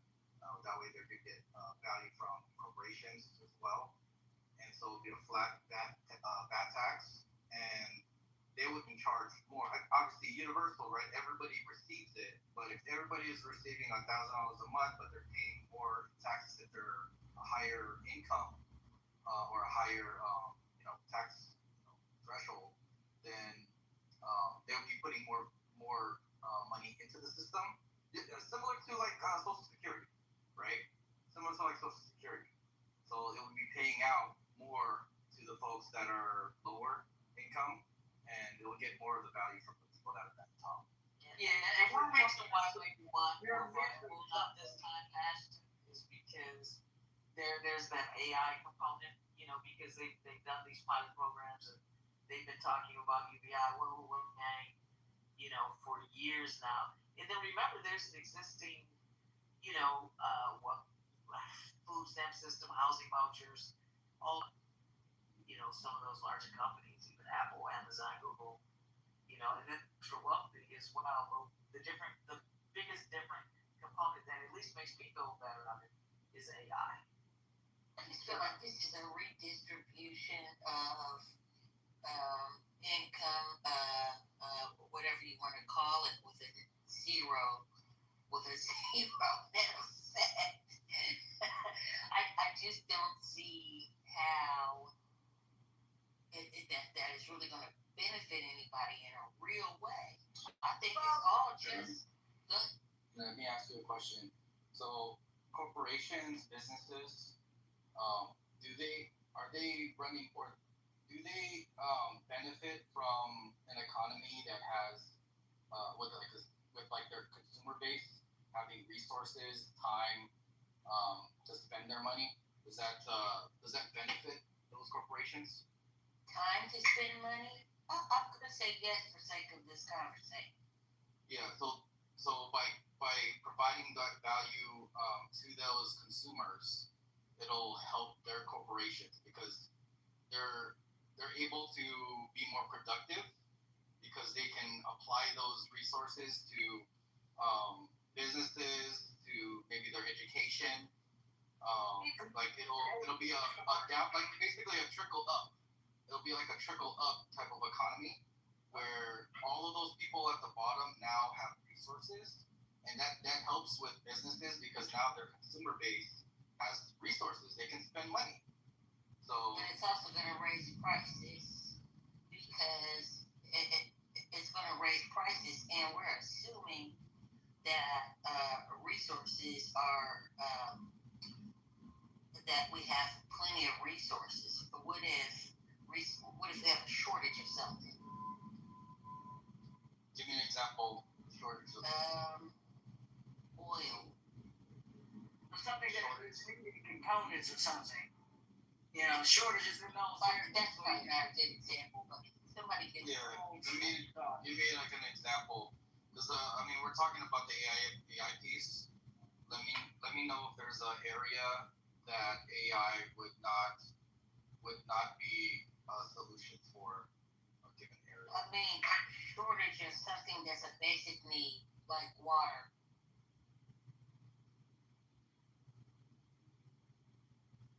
Isn't that more about like supply chains though, like we had during COVID?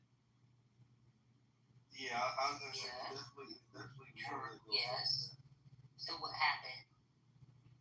Well, I'm just wondering too, what would be needed to provide more water supply, like drinkable water to a society? What would be needed? Well, people might not panic as much. That was my point. People might not panic if they know they've got money coming in. They don't have to buy up everything. A shortage of water. Even if there's a shortage of water, putting money in people's hands, like to buy water. There's already a shortage, so you gotta make sure that there's supply. So what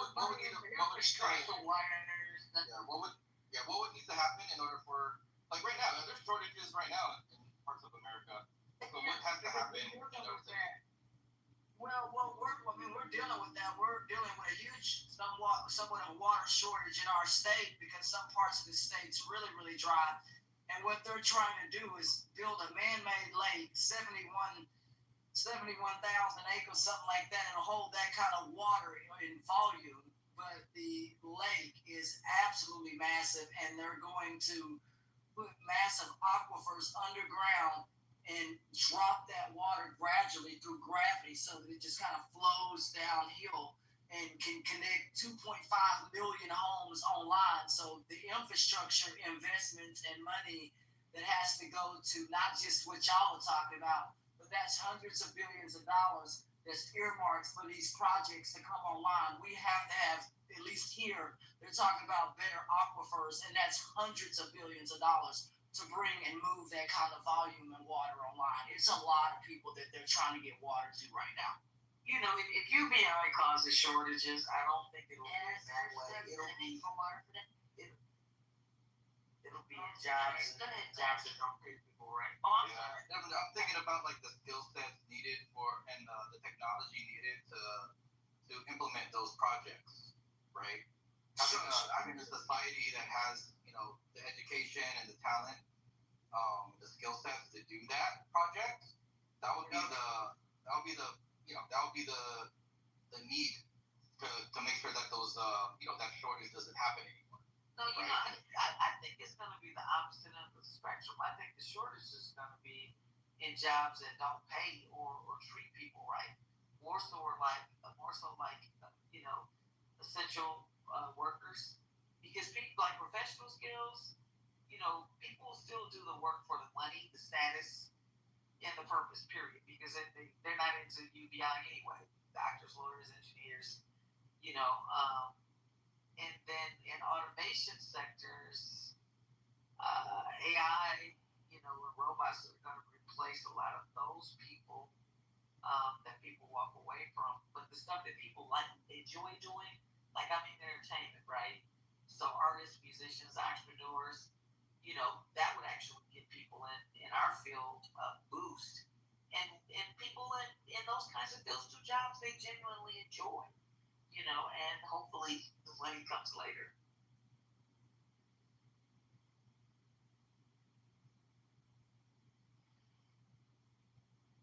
Hey, don't think that some industries might be immune to AI. There's a lot of things that get created in Hollywood strictly with AI. So it's crazy. I mean, you guys heard about the music artist, R&B artist that she creates songs with AI. She doesn't even show her own face. She has like an AI avatar, but all the songs are created by AI. Yeah, we'll put it in the chat. Y'all judge for yourself. I know who you're talking about.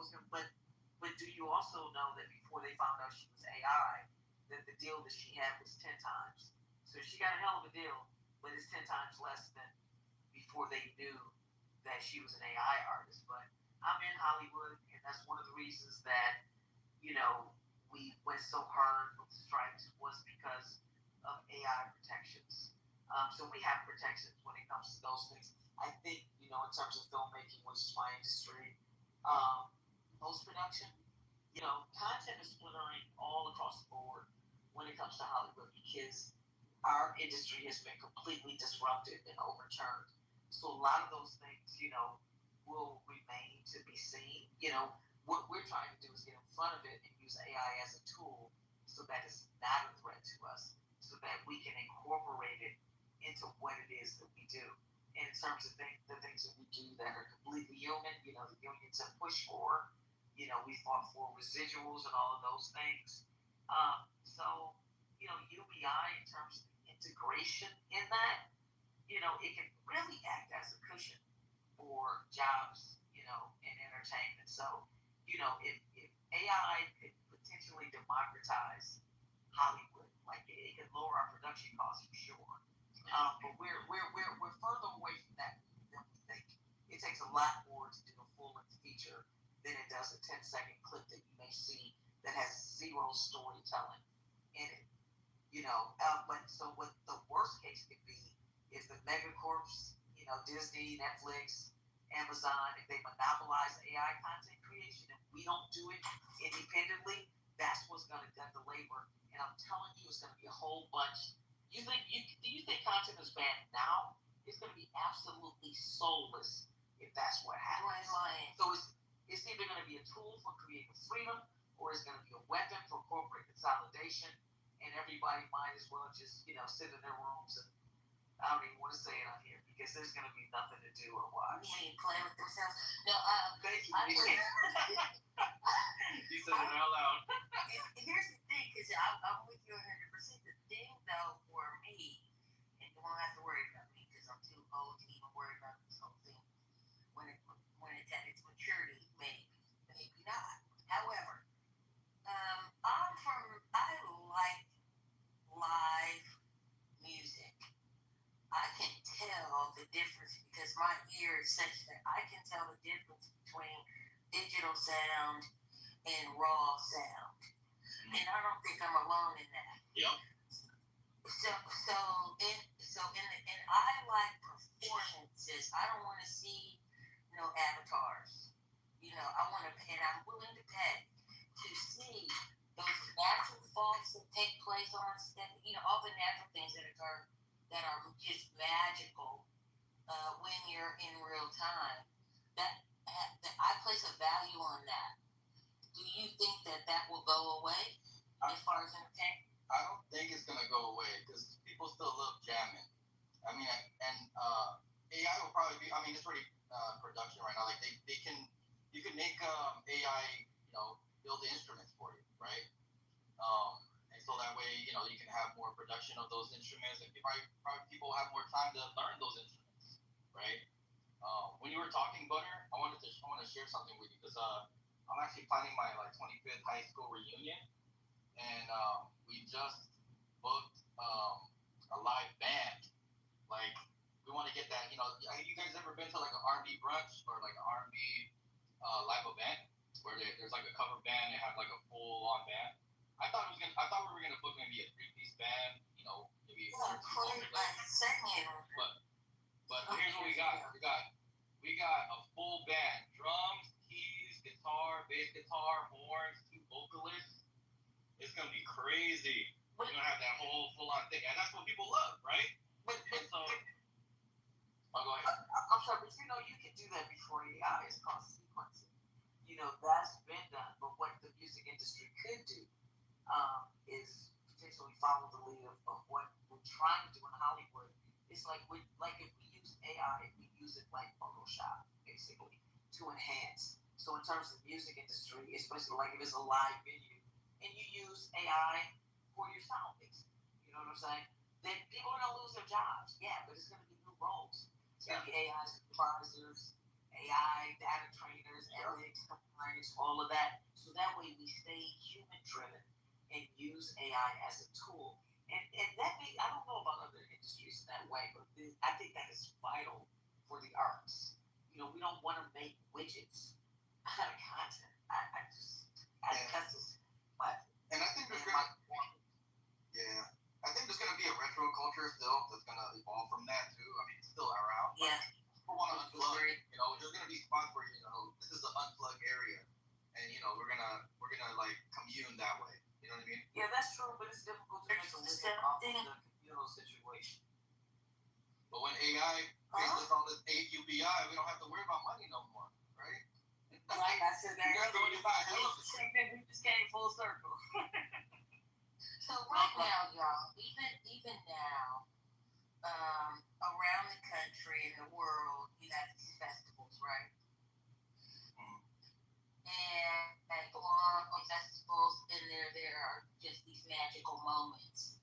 How do you pre-program using AI? If I understand the enhancement feature that you're submitting, how do you keep that essence of just this and actually enhance that versus take away from it? Is that? Are you talking about like a live show? Yeah, like you've been in live shows where I don't know, there's this magic sometimes that happens, like say for example when I'll just make this an example because everybody remembers if they're old enough when Michael Jackson did the moonwalk across stage, right? How do you keep that kind of magic associated with a live correct? Well, that's it. AI can't replace our humanity. Okay, I mean that's his biggest flaw. Okay, I think the closer that it gets to simulating that, or maybe even allowing a human to duplicate itself and have like imagine a celebrity singer or artist that you love, but you're able to have a personal appropriate conversation and interaction with them face to face. I mean, that's what a lot of artists are doing already, right? You've seen Chris Brown in his photos, and want to make sure that they have that one-on-one experience. AI might get to the point where they can allow all these people to have that one-on-one interaction with them, where they have like maybe at the show, they instead of them just seeing one person on the stage, that artist can just be popping right in front of them, singing to them face to face, and then everybody in the whole audience gets to experience that same thing because it's not limited to just one human. I'm just thinking like outside the box. Yeah, like, I get it, but where technology can take us, right? Yeah, I get it, but I can't pass it. Sorry. No. Imagine feeling their like they touch your face. But you know what's so cool about what you just described, Jeremy, is that you know that feeling that we get when we're in a concert and we're in a movie and we're actually having the experience together. Yes. I don't know if there's a name for it or not, but that whole thing where you're all doing it together, but yet having a personalized experience at the same time. The same way that you can get in your living room couch, because you'll be able to do that in your living room too. But I think that's a pretty cool concept because it preserves that part of the human experience, that togetherness, if you will. AI can't replace that. Yeah. It's a synergy, for lack of a better word. Y'all are making me think that when Prince sang Purple Rain and it started raining at the Super Bowl, that was AI. Wow. Have you ever seen the Sade show when she does this rain screen in front of her, but you can't see the screen itself? I don't know what it is. They did this technology over a decade ago, but it's some sort of like a sheer screen that's covering the actual stage, but you can't see it. And it's not projection, but I have to look it up now. But when I saw it for the first time, it was just amazing. And when you just said that came together for me. Oh, wait, they could have actually done that. Yeah, that is in there are people that it brings me to tears to know that I have not actually seen in person, and I can't even talk about it. I can't even talk about it. It's going to literally bring me to tears. But she's one of the ones that's on my bucket list, and I better hurry up and because I don't see her. She does her own thing. She doesn't really. I mean, it's a special thing for her to go out on tour. So I hope I get to see her next time she's out on tour. And if you find out she's out on tour, inbox me.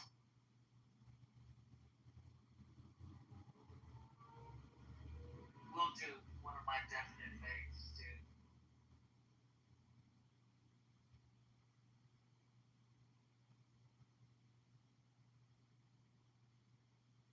Hey Ramona, I saw your AI is already replacing writers.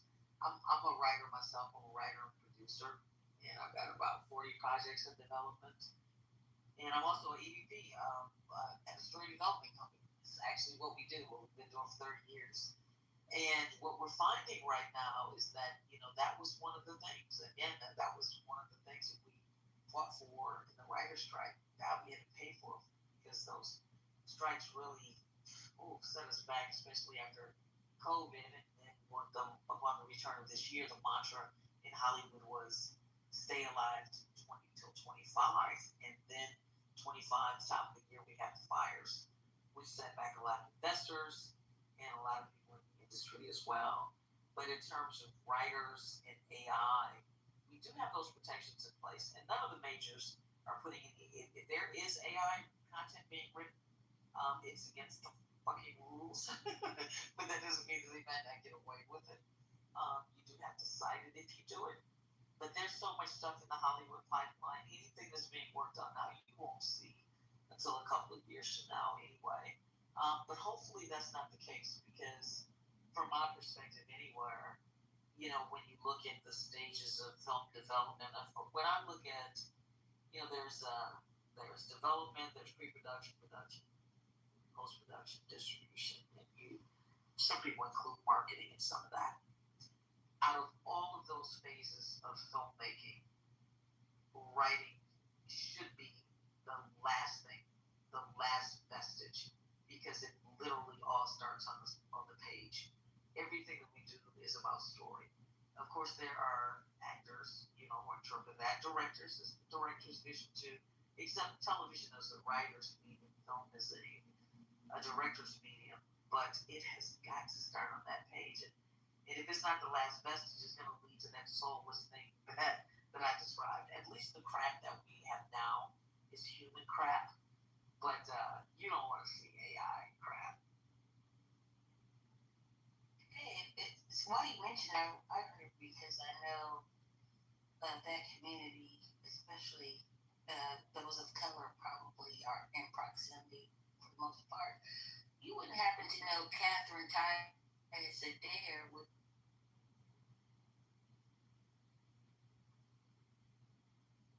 You're in the Matrix, Butter. Unless it's just me. I'm gonna put it in the chat. You can't hear me? Can hear you now. She used to be with Stars as an executive producer. And I believe she was with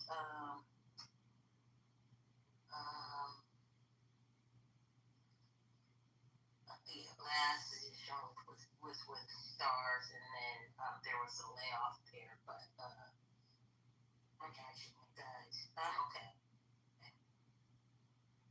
That is somebody else.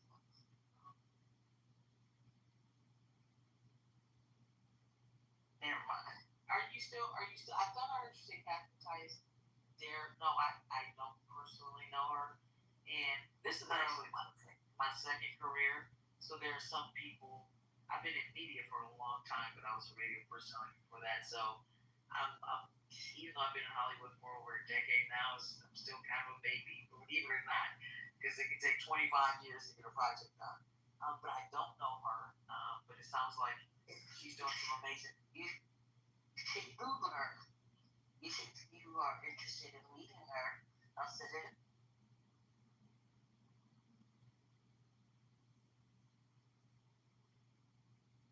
Okay, I haven't Googled her yet. I will, but you've always had a great amount of sincerity, Butter. So whoever she is, I know she must be good people. So thank you for that.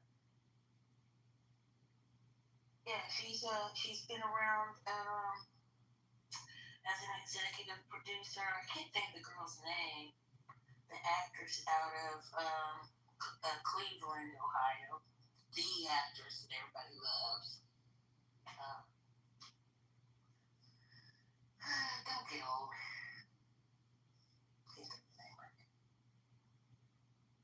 She ran her company for a long time.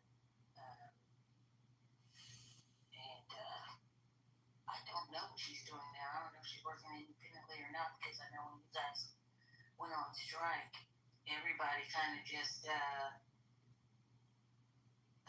lot of things changed. And I don't know, has it gotten better or not? No, it definitely hasn't gotten better. There's been a lot of belt tightening. Everybody wanted to get their own streaming arm until they figured out that the American consumer can't always necessarily afford Stars, Paramount, CBS, Netflix, all of these channels at once. And so everybody belt tightened. And they kind of used the pandemic and the strikes to say, all the development deals that we have on the table, we'll trash those. We don't have to honor those anymore. Not all of them, of course. The ones they wanted to keep, they kept it. Anything that they thought was too expensive or might not work. And then they weren't buying anything. Like the development, they just started using up, because if you're creating, in this field, you've got to be 2 years ahead in terms of when you start your development. And so what they did was they started using everything that was in that 2-year development pipeline. But what's happening now is that there's a dearth of content. They're starting to feel it because they haven't bought anything. So this particular quarter is looking really good. People have already started buying. And we're looking for the first quarter of next year to really be good. But then we've got all of this weirdness happening with censorship. God, there's so many ramifications and so many things to think about. I said it earlier, it's funny. Ellison might be buying Warner Discovery, and that's HBO, CNN, and so many others. So it's like, damn, we can't catch a break, and so we'll see what happens. But I've got a film one that I'm launching that I just launched in Detroit. I'm still in Detroit right now. I came here to launch it for an economic conference. It's a race, a crowdfunding race for development money, because even some of the because I'll just say this to you, Butters.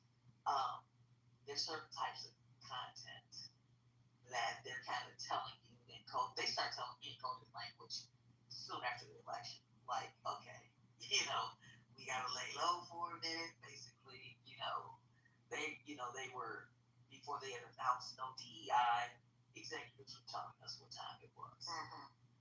And if you're doing faith-based stuff, and there is an entity, it's called, Teneo Network. And Teneo is literally raising billions of dollars to put behind conservative content. So emerging filmmakers that are conservative and push that, especially far-right narrative, they're funding young creators. And so what that's going to do is you've got young people who are already being pulled in that direction that may want to create content like that. And I'm talking not content, I'm not talking about internet stuff, I'm talking about film and television. The stuff that we pay for too. And not only are they, already set to do that in terms of, because if I already have this content that leans far right, and the media owners and the tech owners are leaning far right, they've got to pick up things and lean in that direction. But the Teneo Network is funding brand new emerging filmmakers to create that type of content. So it's like, damn, what are we competing with here? So I mean, all that to say, I'm very optimistic. I really am. But at the same time, I've got my safeguards on in terms of it's always good to know what's on the horizon. And we have to have our heads on a swivel because it changes not by the day, but by the hour. Yeah, I could see that happening. And I don't know if I'm against it. It does limit creativity, I think, to a degree that I don't necessarily think is a bad idea because some of this stuff is like wild. Like, I don't need to see P-Valley or the new season is coming out. Woo, they're doing post-production. I am so excited. Yeah, that is has been a very interesting show, and everything that went on, just crazy. So to hear that they're starting a new season. Show us this.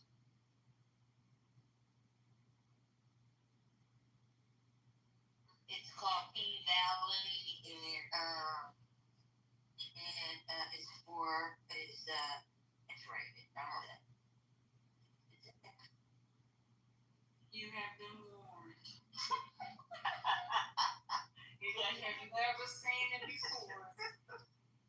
Expectations have been built. The letter P is in Paul. See, you know enough to go look it up. I'm looking for it right now. I can't find it. Okay. It's called P-Valley, right? Like the letter P. You have been warned. It's not for the weak or timid by any stretch of the imagination. Continue to search. But you know what? I do love. Everybody's got their different take, but I love the fact that it is raw, it's unapologetic, and as a writer, he shines a light on the story building and the world. It just has so much fun. They don't give a fuck. Right, that's it. Thank you. That's God said, Madison. They don't give a fuck. You said it so much more eloquently than I ever could. But here's the gist. And I love every minute of it. Here's the gist of it, though. It's happening whether we like it or not. Right.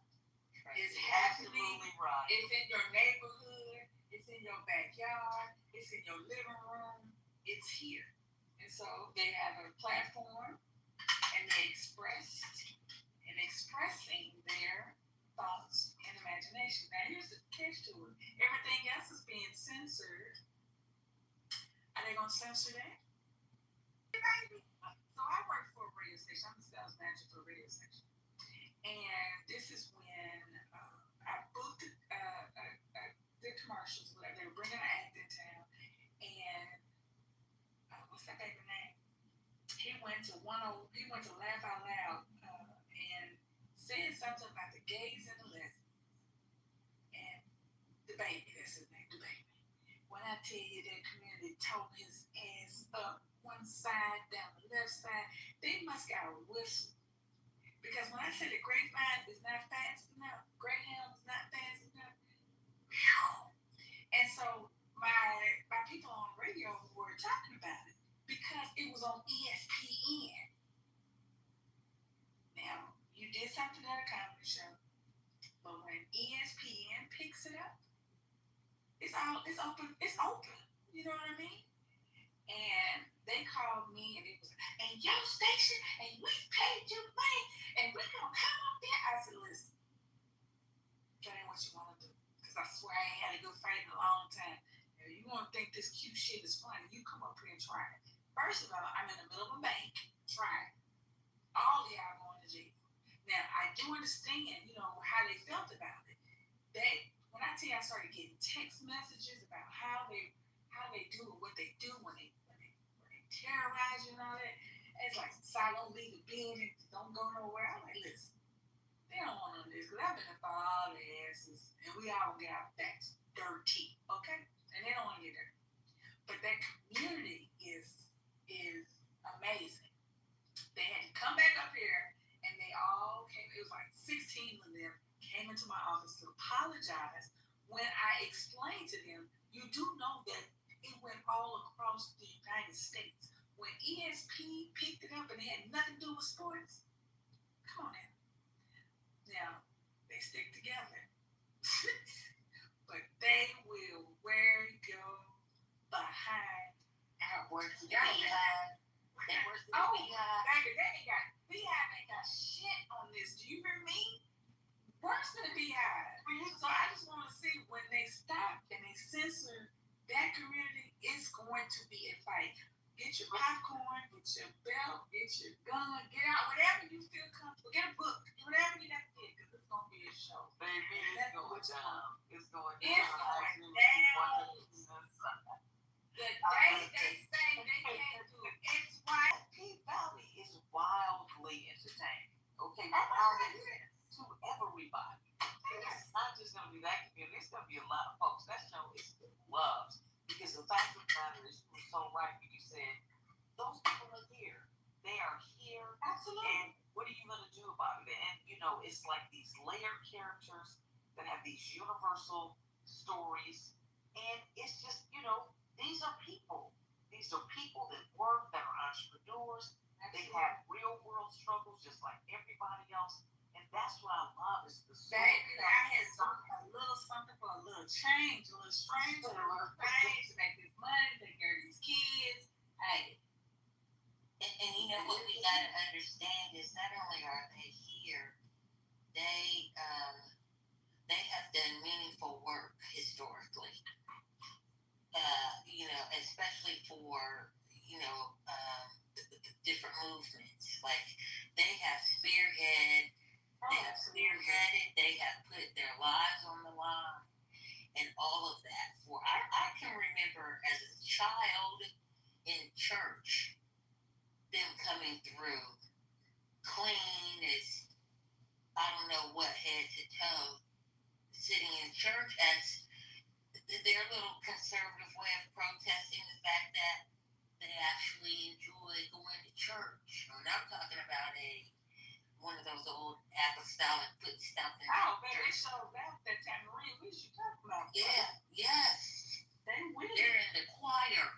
Yes. And honestly, in pulpit, so we need to quit playing. The day they say that they have no voice, I'm telling you, grab whatever you feel you need to hold tight, a blanket or whatever, to watch the show.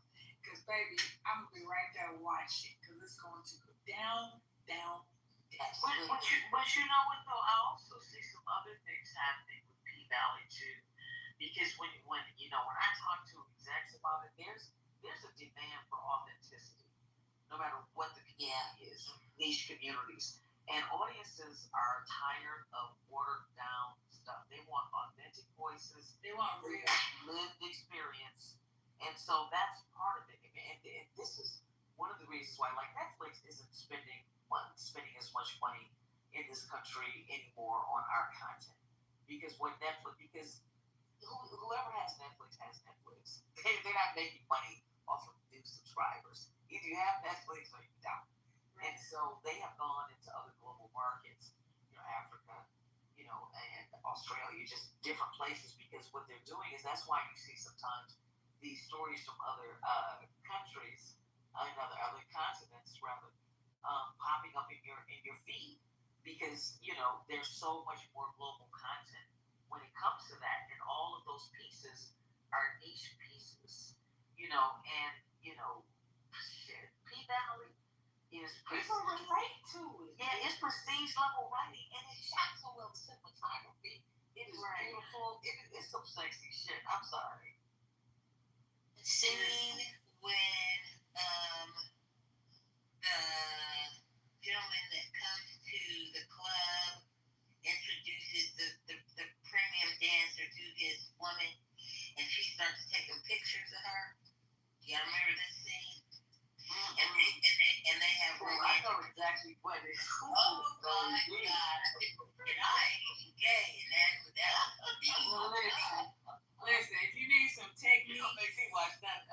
Listen, if you need a few techniques, Charming, P-Valley will teach you a thing or two. I mean, I thought that was such class.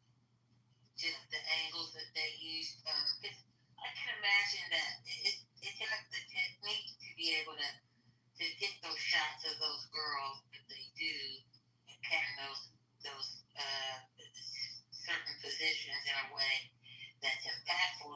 That you couldn't just do that. You gotta be trained and good at what you do, and the action, the interaction. It's very well done. Did it ever win anything? Does anybody know that it was nominated anything?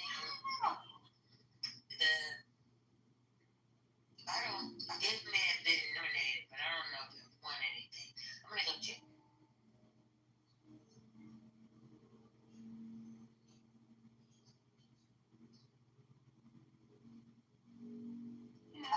I think it won. It probably was hate. They probably didn't let it win anything. I think it was nominated though. I can't remember.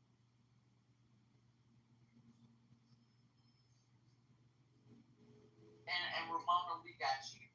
The company that we've been telling, we've been doing storytelling for over 30 years. I haven't been with them that long. I've only been with them 3 years, and I'm an equity partner. But we have dedicated ourselves to storytelling. These guys have won Academy Awards, Emmy Awards over the years, and script doctors, some of the biggest writers in Hollywood. But they've worked in obscurity because of that, And so we got you, Ramona, and as a matter of fact, we're leaning into those kinds of stories, because somebody's got to do it. And it did one September, was it one Glad Media Award for Outstanding Drama in 23, the NAACP Image Award for Outstanding Actor in a Drama Series. Nico did. The guy that plays me, she won for Outstanding Supporting Actress, an NAACP Image Award.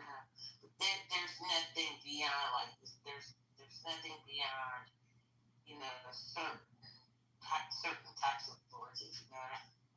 But it's definitely award worthy. Oh, yeah, it's definitely award worthy across the board.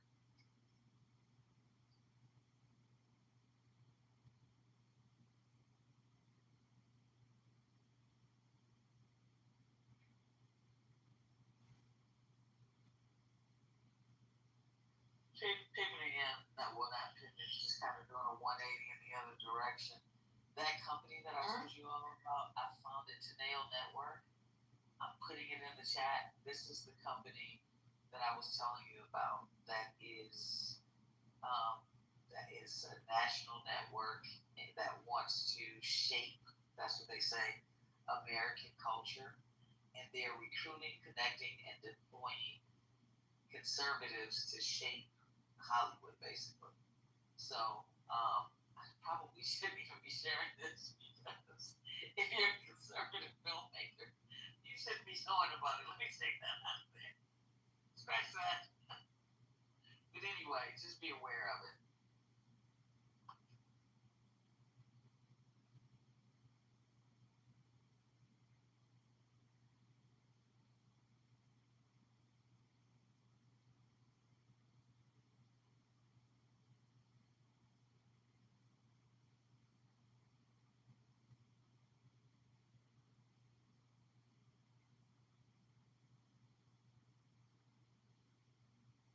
Well, I think I'm probably gonna go find some reruns of P-Valley. You all have a good night.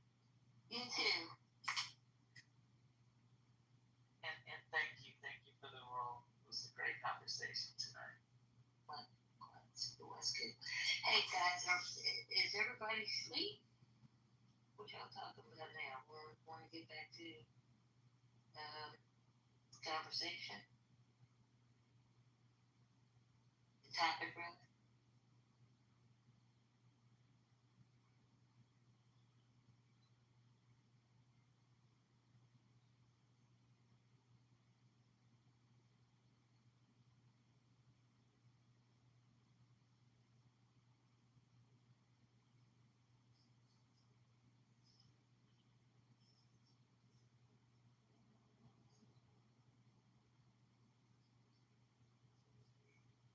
Oh, I know you ain't talking to me. I don't have to go pull nowhere, girl.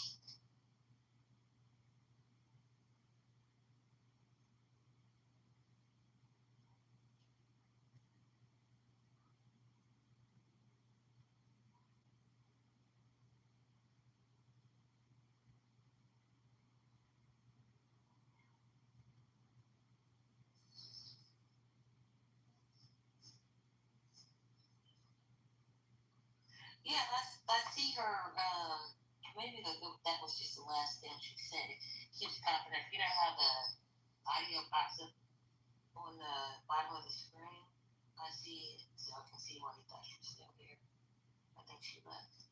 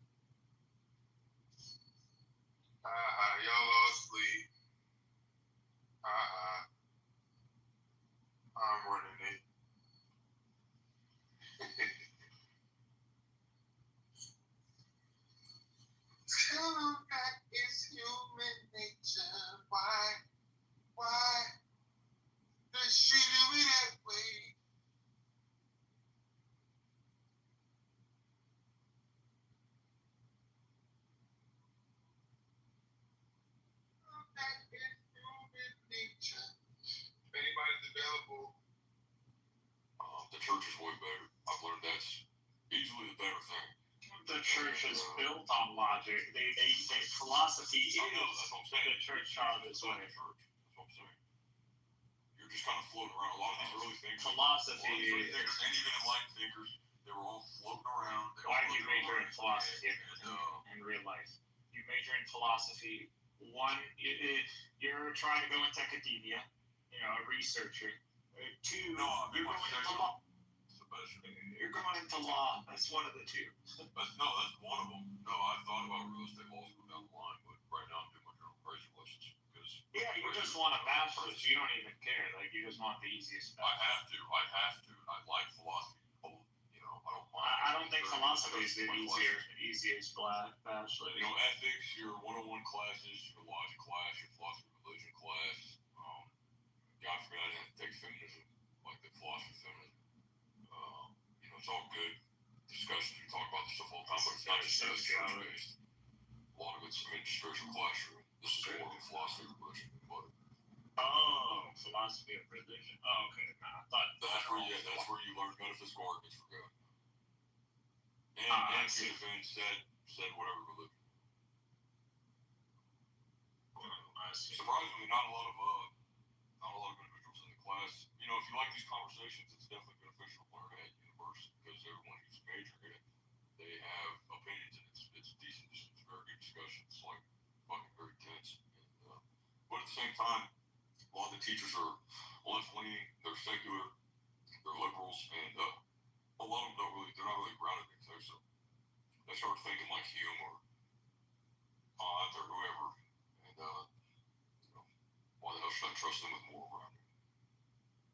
Kant's universalization theory is a very good one. Even on philosophy class, I only took like philosophy 101. I've taken an ethics class. Other than that, I don't remember taking anything else. Yeah, you can learn a lot just from YouTube, but if you need a degree, you need it. But Kant's universalization is a very good way to convince people who are like don't believe in God or some objective morality to express to them some in a way an objective morality. That's what. Right, but that same morality in general, that thing that's metaphysical through practicality. He's laying that same reality in the noumena is fully unknown. That reality is unknown. So at like the ethical standard you have is only expressed through the phenomena. But he says the noumena is unknown. Well, then how the hell do you know the noumena is unknown? Or if you're no, it's self-refuted. If the noumena is unknown, that's the true reality. That's the real reality. How the hell do you know if it's real if there's no way to express it and you only express stuff through phenomena? It's self-refuted. It is self-refuted. Yeah, I don't know about that position. I'm not a big guy on Kant. Well, no, every time you read Kant, you have to look at how he views reality. I just like his moral, his ethic. I know, but this is how he looks through his ethics because the intrinsic standard he's following, the true standard is unknown. It has to be expressed through the phenomena. So whatever he says, it's just his mind formulating the idea and expressing it out through the noumena. But that whole idea, in and of itself, is not truly what it is. It's just how we observe. So there is no absolute way to know that is truly how it is. I mean, if the noumena is true, then how the hell would he know that? Because it's fucking unknown. There's no way to know it. In a revelation, Kant is a theist. Don't forget that. Like, don't yeah, but he wasn't really a Christian. He basically made reason. He used logic and reason. That's philosophy. If you're going to make any argument, it has to be logical and reasonable in philosophy. Yes, I know. I know, but it wasn't just. Well, yeah, it's also him applying his own standard to that. Like no church is philosophy. No church is like him because one, he claims to be a Christian, but he's not in a church, and he's saying that reason alone is going to. Not everybody. The average individual is not. I'm sorry, logic and reason is just not in the favor of the church or the traditional doctrine. No, it's not in favor of the average individual trying to believe in God. It's not. Everybody is not a philosopher. You don't need. We don't. The average individual would find Kant extremely boring. He sucks it right. He makes his own vocabulary, so he's like, you know what? I have the truth, and everyone thinks, and I know I'm right. Therefore, I'm going to write all these very in-depth philosophical essays and arguments and counter-arguments with my own vocabulary that nobody understands, and then I'm going to act like everybody's going to understand. Most people, laymen, don't understand a lot of vocabulary in academia, or especially like philosophy. If you're at Aristotle writes way better. Like reading Nicomachean Ethics is way more. Aristotle depends on who's translating to you. Plato's easier to understand. Wait, you think any of these are original writings? None of these are original writings. Kant, Hegel, Mills isn't that hard to understand. He's all right. Jeremy Bentham's kind of weird. It just varies. I mean, your average individual does not care about this. They really don't care. And most people don't care about philosophy in general. I know, that's what I'm talking about. Like it's kind of a waste of time if you're not grounded in something. You got to be grounded somewhere, else you're just kind of talking in like an echo chamber, just kind of floating around. You have to ground in logic and reason, and that's what you do in philosophy. Everything has to be grounded in logic and reason. So that's what I'm saying. Like your average individual's not going to think like that. They don't care. Like when you hear arguments about like morality, a philosopher to learn how to what's something a philosopher would want to do, like Stanley focus. Be like a Navy SEAL or something. They're just not gonna do it. They want to sit down and talk. I'm not sure what Kant's like metaphysics on reality is. All I know is his ethics. It's the new. He bases his very base on everything he elaborates. It is. It's Kant. All of his ideas. They're only phenomena. So he doesn't even know if they're true because he doesn't even know if the new. How is that not the case for everything? You have to accept that. How do you know that reality is actually what you think it is? So how do you know that you, in a 5 seconds from now, thinking of that skeptical syndrome? The reason you know is because it was revealed to you. No. A phenomenon. Yeah, it is. No, because I don't say that this is an expression. Just look, is revelation considered a phenomenon? Go. Dude, no. I don't believe that this is some expression of it or some freaking, what do you want to say, portrayal of it. I don't believe that. I think it's a real book. There's no need to question if it's a real book. It's not. It is a real book. It is a real book. You experience it. All right, it's a real book. Therefore, who's arguing that's whether it's a real book? The audio's not. It's just like arguing different things, like shifting the goalposts like randomly. It's weird. It's weird how people get intimidated. Like logic and reason, bro. Just logic and reason. You're gonna throw Kant out because like what? Kant ain't even. I mean, I think Kant isn't even a Trinitarian, actually. Not sure, actually. I need to look that up.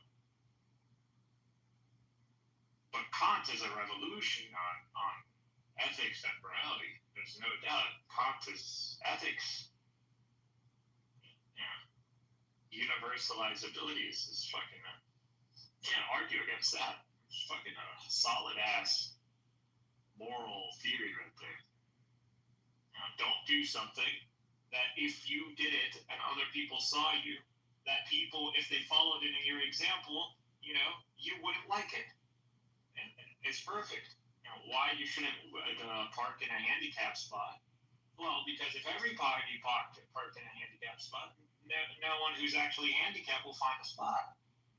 And you might end up being a handicap yourself, and then you won't be able to find a spot. So it's a very good idea. It's very good concept to convince like atheists, who don't. Again, Kant is a theist. He's not an atheist, but you got to convince atheists on morality and ethics. And he does it. So until Kant, no one really was able to articulate it the way he did. But if you're talking about, I don't know about his metaphysics, but if he's bringing up Numina or whatever, and I looked it up, it's just a concept in general in natural sciences. All you know is that you experience. That's it. You can't prove anything else in an absolute sense, other than logic and reason, which there are philosophers who try to contend with that. That's usually the case. It's your experience, your perception. These are the things you could be absolutely sure of: logic and reason and your experience. Other than that, there's nothing else you could be absolutely sure of. You can't even absolutely be sure that you're actually talking to a human being right now. I could be an AI, I could be a woman, I could be, I don't know, I could be a dog, I could be an alien. You don't know. You have no absolute way of knowing.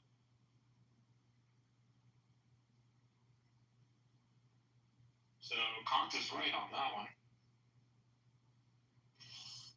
The reason you know about God is because of revelation. Yeah. Other than that, you wouldn't know. And there's no way for you to know.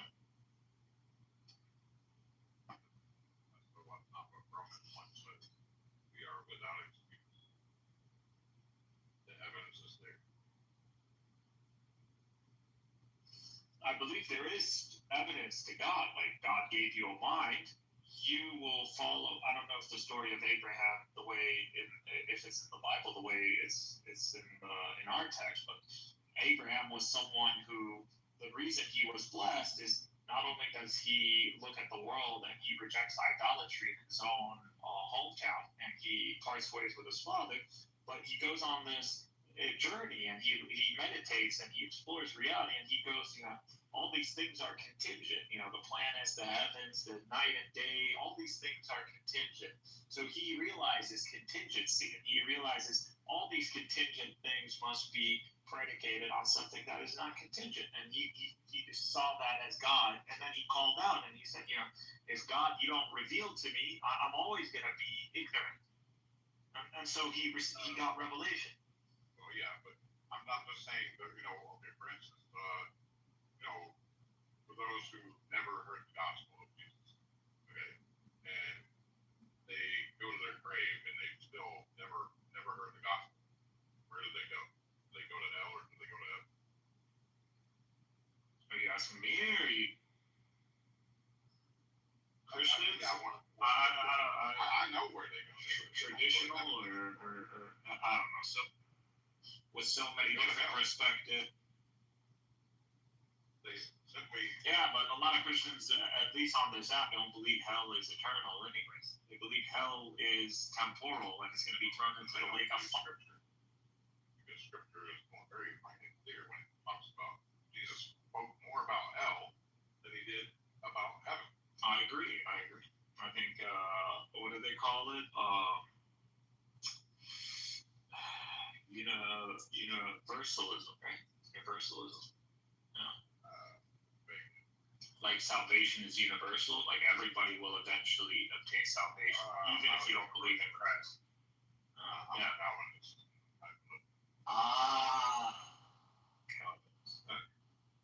Which I believe is it's the honest way. It's metaphysically implied that it's determinism. Christianity is a determinism model.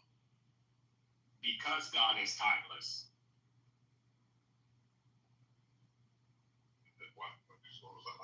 Because God is timeless.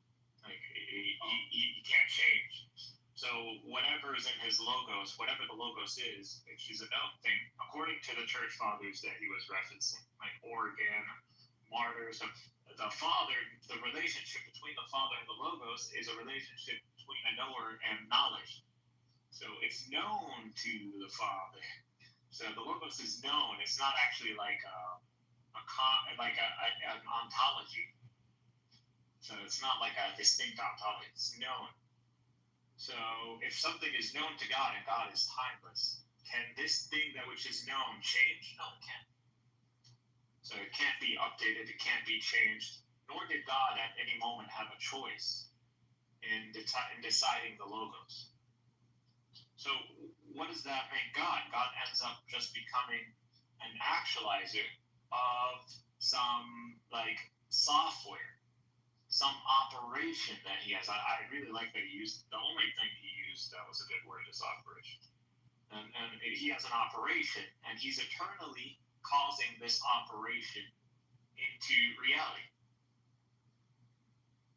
And you see this, the pinnacle of this is Jesus, the manifestation of Jesus in human flesh.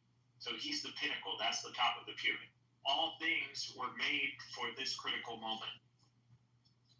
So everything was set up for that critical moment. And then and the overall logos is Jesus assuming the throne. That's it. That's where it all ends. God can say after that stage, he can say, I'm done. I've finished. Now, why would anybody believe that? Why would you believe that God is finished or done after Jesus? You know? Why doesn't God just go on and create a new nature or more, different species or expand the universe, bring about a new struggle or, a new creation? Why doesn't he do that? Well, that would defeat the metaphysics. So if God could do that, that means his logos isn't something that is a potential infinity. It's not something that can be defined in a finite way. To say that it's a person, to say that the person of Christ, Jesus, is pretty much what can represent the logos. It wouldn't work. He gets frustrated when we talk metaphysics.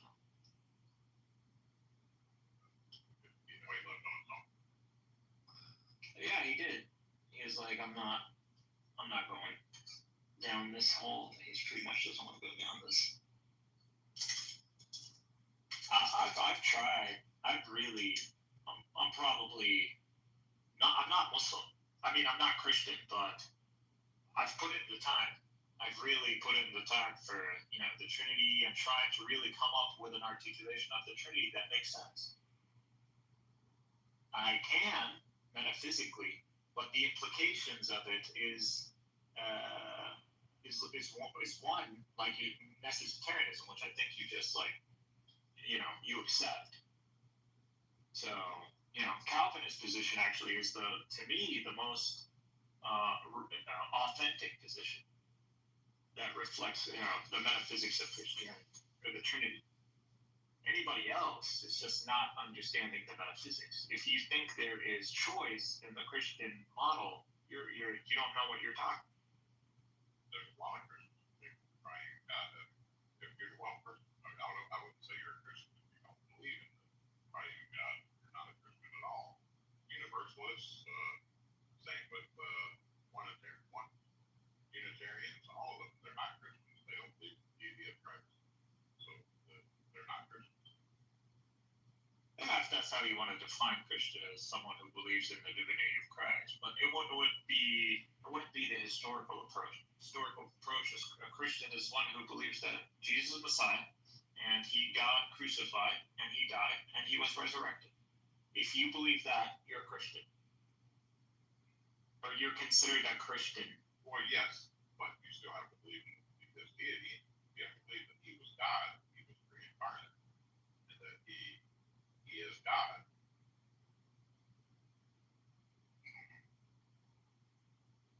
Yeah, I'm just going based on the historical definition of Christian. Right. I'm just saying there's people out there that say they're Christians, but yet they don't believe in Christianity isn't a religion. To me, it's more of an umbrella, and under this umbrella, there are different ideologies that revolve around a figure, which is Jesus. How would I consider a Mormon and a Baptist the same thing, or an evangelical and a Catholic? It's impossible.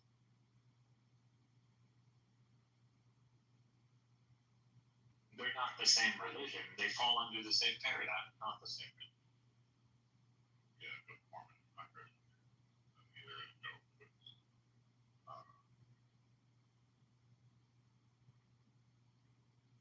The thing with the divinity of Christ, if the church fathers or the ecumenical councils were able to make it work, maybe one could they couldn't make it work. They fail. So the church ends up splitting, over the nature of Christ. Even before that, Chalcedon. There's Chalcedonians and non-Chalcedonians. There's the whole nature of Christ monaphysite. Then you have the two wills, Constantinople II, which just like sealed the deal on that one. So, it don't make any sense, man. How are you gonna Chalcedon? There are two natures, human and divine. Meanwhile, you metaphysically hold that God is outside of space and time. What kind of union is this? It's not a union in ontologies because they remain separate. And it's not a unity in location because God has no location according to the metaphysics. And God couldn't be his companion because he couldn't be this consciousness that is always supporting Jesus because he couldn't speak in that way. He couldn't speak in a temporal way anyway. So Jesus, the one you're talking about, the one that walked the earth, is completely aware he's a human being. He's fully man. He understands that he is not eternal. He doesn't remember any pre-existence because he would be completely human. The divine nature, which is distinct from the human nature, is outside of space. That's incorrect. He wanted someone in hell what's in their heart because he was really God.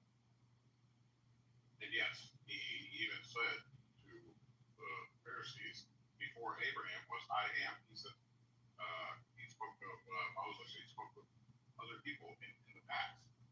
So how about the prophets? They've spoken of people in the past. Before Abraham I am?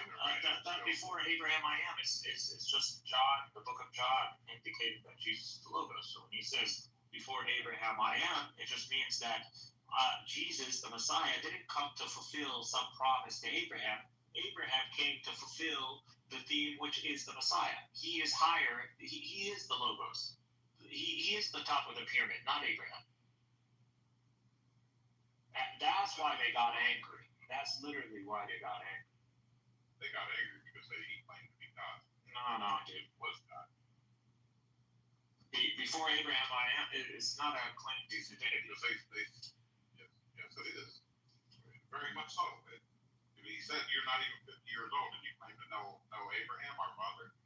And he said, before Abraham, verily, I tell you the truth.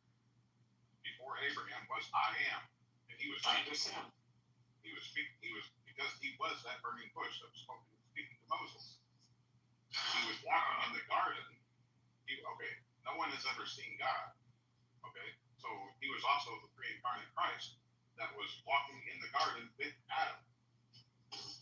God was walking in the garden with Adam. So how could that be the Father? Because it was not the Father, it was the Son.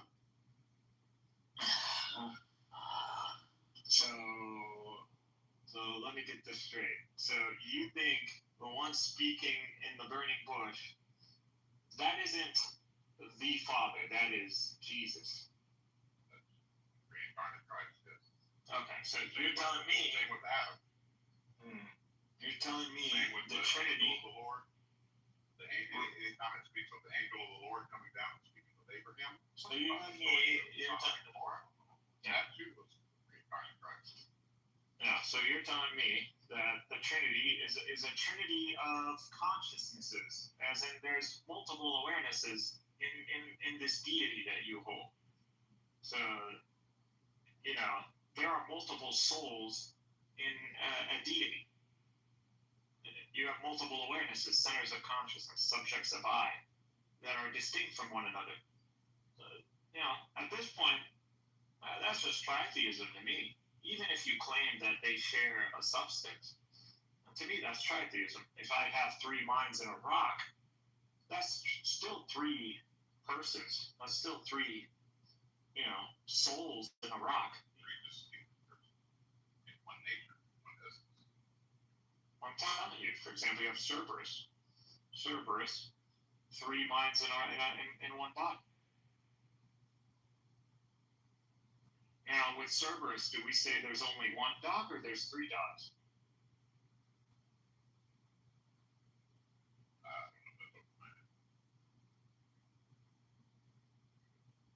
Yeah, it's a weird thing, and even in traditional Christianity, like Catholicism, like or Orthodoxy, it's weird because Catholics don't believe that God has multiple awarenesses or centers of conscious or subjects of I. Like, they don't believe that. They believe only God has one awareness. It's weird. Yeah, one nature, one awareness. And I wouldn't say awareness. He's aware of everything. God knows. I'm just saying awareness as in the awareness to experience. So the only reason you experience anything is because you're aware of the experiences.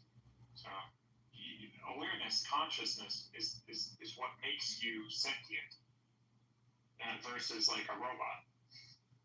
Robot doesn't experience, aware of the experiences, or it's not aware.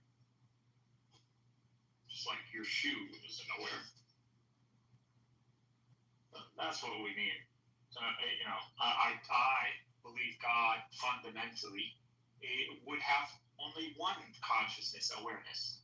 Or he would actually, if he had to be predicated, God is awareness. God is in his very nature awareness. So God is aware of all things because he is the awareness itself behind reality.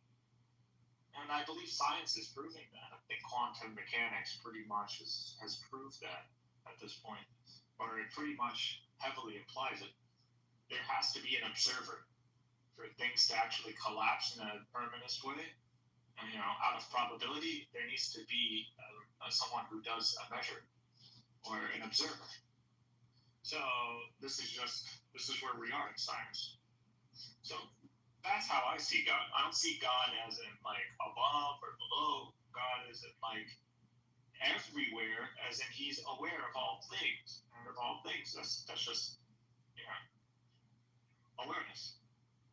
And he set up the world where he focused his awareness. He altered the degree of his awareness. So before anything that God brought about, and it automatically became aware of him and immediately fell in orbit.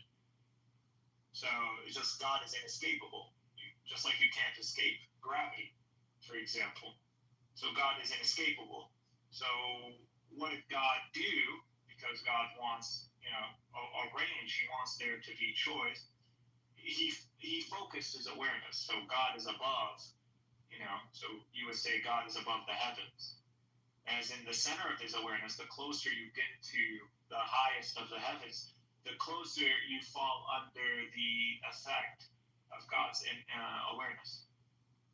So there's like a huge spiritual pressure that comes with God revealing himself in an absolute way. You would just immediately bow. Some say between us and God there's a veil or there's a barrier or something. So, it's not like the awareness of God, the influence has a decay range or something. No. The reason it's not distance, it's because God has put a barrier.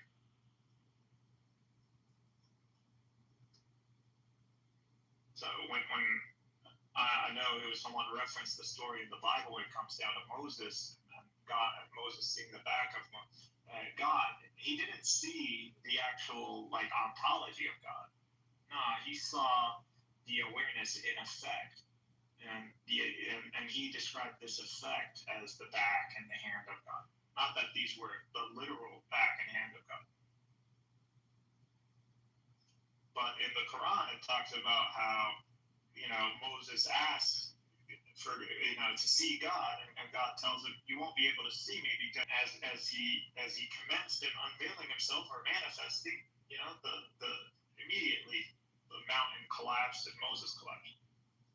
So God revealing the barrier or removing it, he has such an effect on reality. It would just crumble. It would have to be remade, and that's why God is going to remake the earth. I think Christians even believe that as well.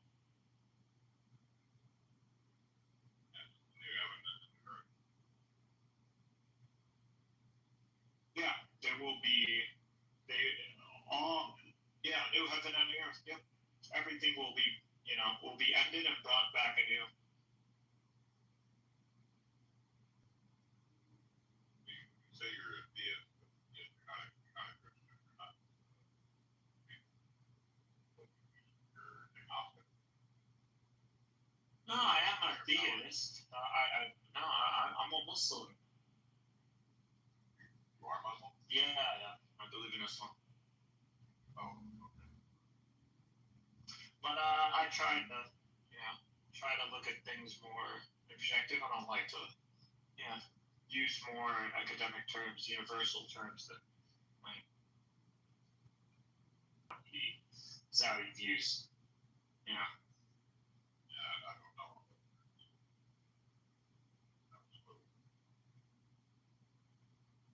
Yeah, but I'm a Muslim. I believe in Jesus. I believe he's the Messiah. I don't believe in his God, him God.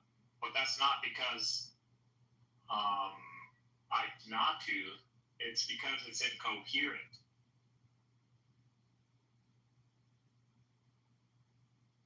Muslims don't believe he died on the cross. Yeah. Now that's where people would have a stronger argument because, the historical evidence points that there was a crucifixion. So we're going against the historical narrative. But, we're claiming revelation. So it's not like it's implausible. It is plausible that Jesus wasn't killed on the cross. It's plausible. But yeah, it's not the main thing. But without the divinity of Jesus, it doesn't even make sense for Jesus to die on the cross. So the only reason he even is that Christian or these Trinitarians entertain him dying is because he was divine. So that's what I criticize Unitarians over. If Jesus isn't divine, what's the point of him dying on the cross? They'll say martyrdom. I didn't know God needed to send the Messiah just so he could give us another example of martyrdom. As if John the Baptist or Zechariah or Isaiah weren't in the Old Testament. Why do you think they had to have blood sacrifices? For forgiveness of sin, right? I've looked at unintentional sin though, not to have a debate on this. But the wages of sin is that the only way, obviously, but still, in order for sins to be forgiven, they had to have a sacrificial lamb. It was only forgiven by blood. But that was a foreshadowing of what Christ was going to do on the cross. Same with Isaac. That was also a foreshadowing. But Muslims believe it was Ishmael, but it was Isaac.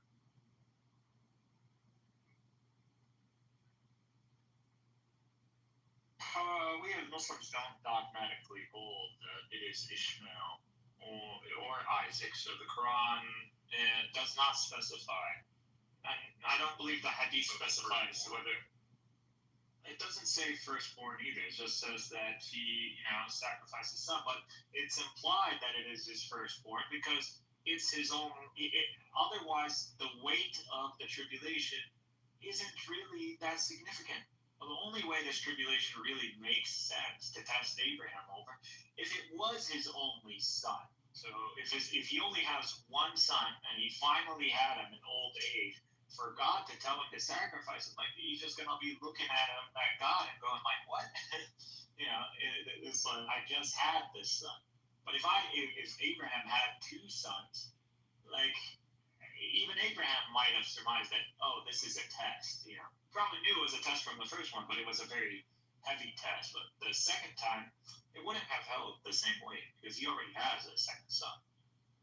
And actually, maybe this might solve his problems eternally. Not through Sarah, and the promise came from Sarah, not Hagar. I'm just seeing what would logically flow. I know what the narrative is. I just don't see it logically flowing. And if it was Sarah, why hasn't the promise happened to the descendants of Isaac? It happened to the descendants of Ishmael. The ones who inherited the promised land to Abraham, the seed, are the Ishmaelites. From the Nile to the Euphrates today, it's the Ishmaelites that rule these lands. Yeah, you have the issues that are happening in Israel, Palestine, but overall, the land that the Jews claim to be the one promised to them or to the Israelites through Abraham, Greater Israel's been given to the Ishmaelites. And this happened, this clearly was achieved or actualized the coming of Islam. So you have a whole promise to Abraham that's been actualized. And it wasn't at the hands of the Israelites or the descendants of Isaac. Actually, if we look today, the Jews, the overwhelming majority, 80% plus, they wouldn't even have the chance. It's not even plausible for them to be from the seed of Abraham. It's impossible. So this prophecy can never be actualized. If it has been actualized, if God is true and these promises are true, then it already happened. It's already been actualized. If you're waiting on the Jews to do it, it's not going to happen.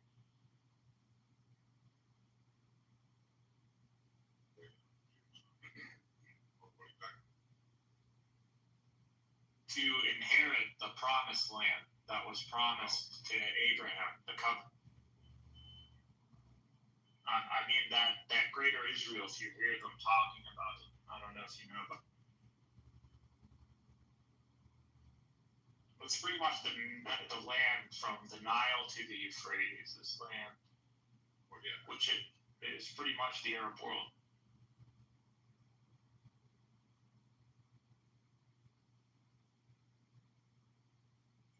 And from the Nile to the Euphrates, you see the heaviest concentration in the world of the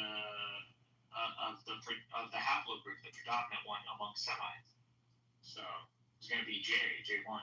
So J1 is in the world is Nile to the Euphrates. That's the concentration. And this paternal haplogroup, this lineage matches the Jews, the Aaronites or the Levites, the Kohens. It's a match. Not only that, but it's a match to the ones to the Davidic lines that they claim to preserve. So this is all a match. Because it doesn't match with who? The majority of Jews, the ones who are even in Israel today. It doesn't match with them. So it's like stuff like this that prove it. There's no argument. I can't. The Hebrew narrative in the Hebrew Bible doesn't make any sense. All these promises, why haven't they been? Why now are they being actualized only under the Muslims? Whether it's the promise to Abraham, whether it's the book of Daniel when it comes down to the kingdoms in Rome and the kingdom of God coming in, that. Or whether it's the Essenes who claim that the Messiah is going to come from the line of Aaron, not from the line of David. All of this ended up becoming true. The Hebrew Bible narrative didn't apply to the Israelites. It didn't apply to those who call themselves Jews. It never happened. And actually, every time they're getting it wrong, and other groups are actually getting it right.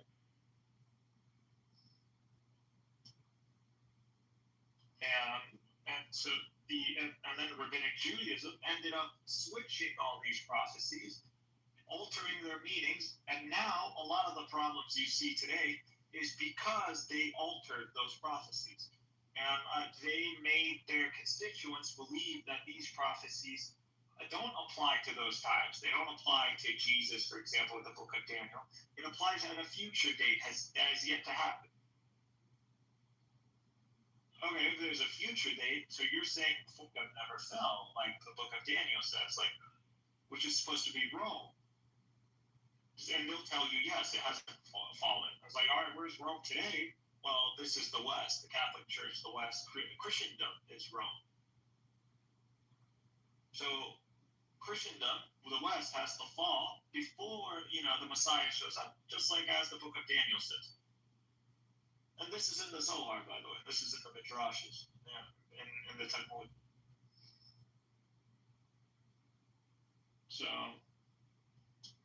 that's how bad Judaism is when it comes down to the prophecies. Nothing has actually worked in their favor.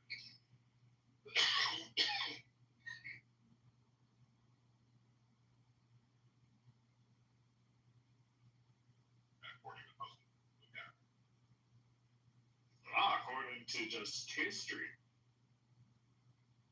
did the book of Daniel, did the prophecies happen the way they're so crying about right now? Promise. Yep. Whether he was promised to be the father of many nations. Yeah, he is. Who made that happen? So yeah. Who made Abraham the father of many nations? Today, no, I'm just saying today, the many nations that claim Abraham, what are they predominantly?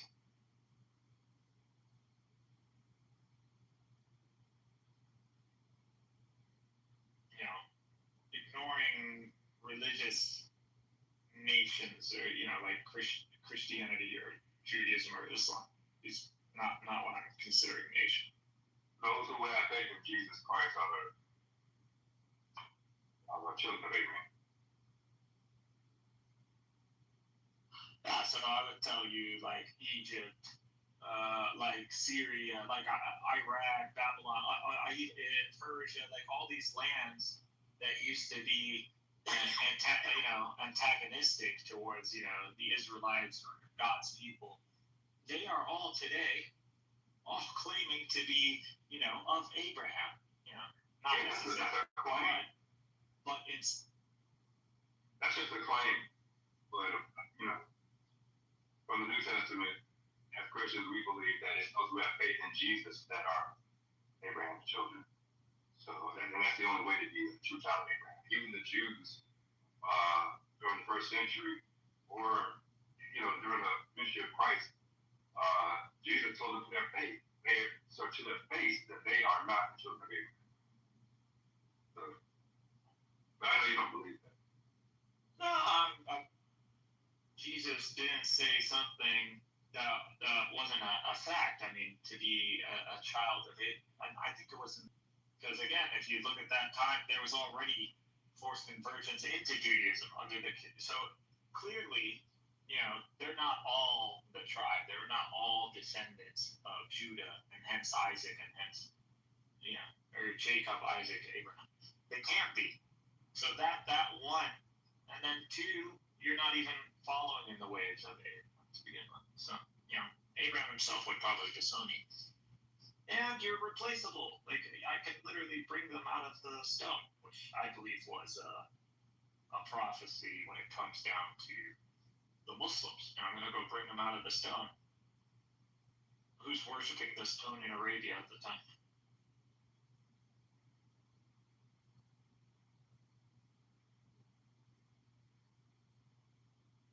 And that's exactly what happens. So, Jews reject the Messiah, or let's say the Sanhedrin, the Pharisees.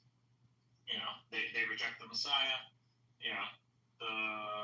If you look at what happens after, they continue on in the way they want it. They have a Bar Kokhba revolt, a second Jewish revolt, the Bar Kokhba revolt, a revolt against Constantinius. They have a revolt against Heraclius. There's so balls that took place up until like the 6th century by Jews. And literally when Islam shows up is when the Jews, with the help of the Persians, the Sassanids, take over Jerusalem and pretty much go on a mass butchering campaign against Christians. This is all happening in the 7th century. Or 6th, 7th century. 614, so 7th century.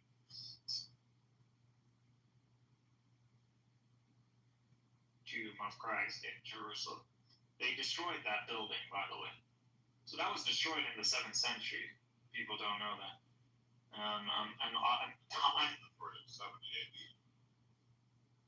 Because they're, I don't know. Is that a coincidence or is? I don't believe in coincidences. They're trying to get the attention of a lot of Christians. The comments they're trying to get the attention of a lot. Oh, the comments. I can't read the.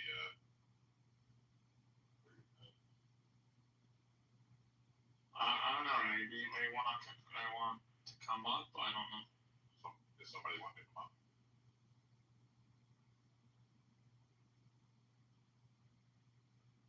I just Ego just said,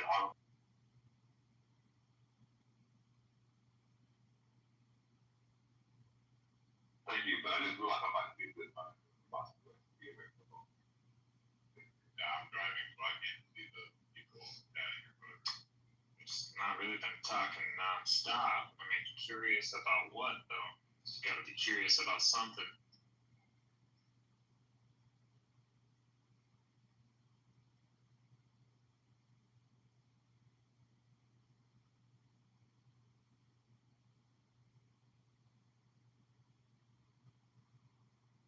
I don't know what that means.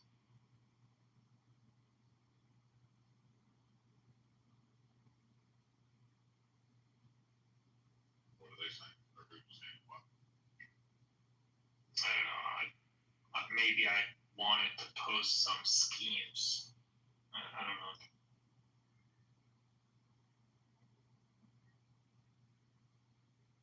But anyway, 7th century. You know, 60 to 90,000 Christians killed at this point. You know, and the Church of Holy Sepulchre destroyed. Jews are now in Jerusalem, and they got like two messiahs, and they're backed by the Sassanids. You know, out of disgust, the Sassanids, and probably other reasons. They leave and kind of abandon them, and Heraclius does the miracle turnabout that he does. He retakes Jerusalem. The thing that he decrees is that all Jews are to be, you know, put to the sword or forcefully baptized. And one of the messiahs actually does end up becoming baptized. He converts. One of them is killed, the other one converts. Heraclius kills him nevertheless, and because of that, there's something called the Fast of Heraclius, which I believe the Copts do, like every year. Like they fast a week just to like repent. As repentance because of what Heraclius did. But at that point, Jews are facing existential threat. The ones who show up are the Muslims. So literally, Islam ends up saving the Jews.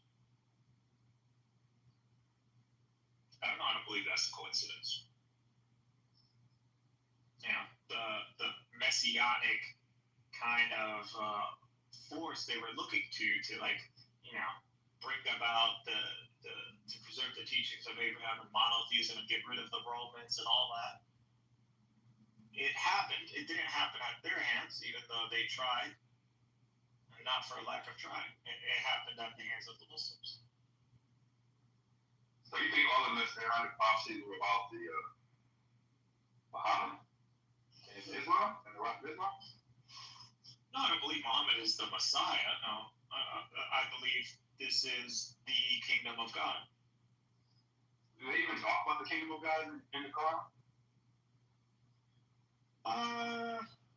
The kingdom of God is everything. Everything belongs to God. So in that sense, but if you mean like the kingdom of Solomon.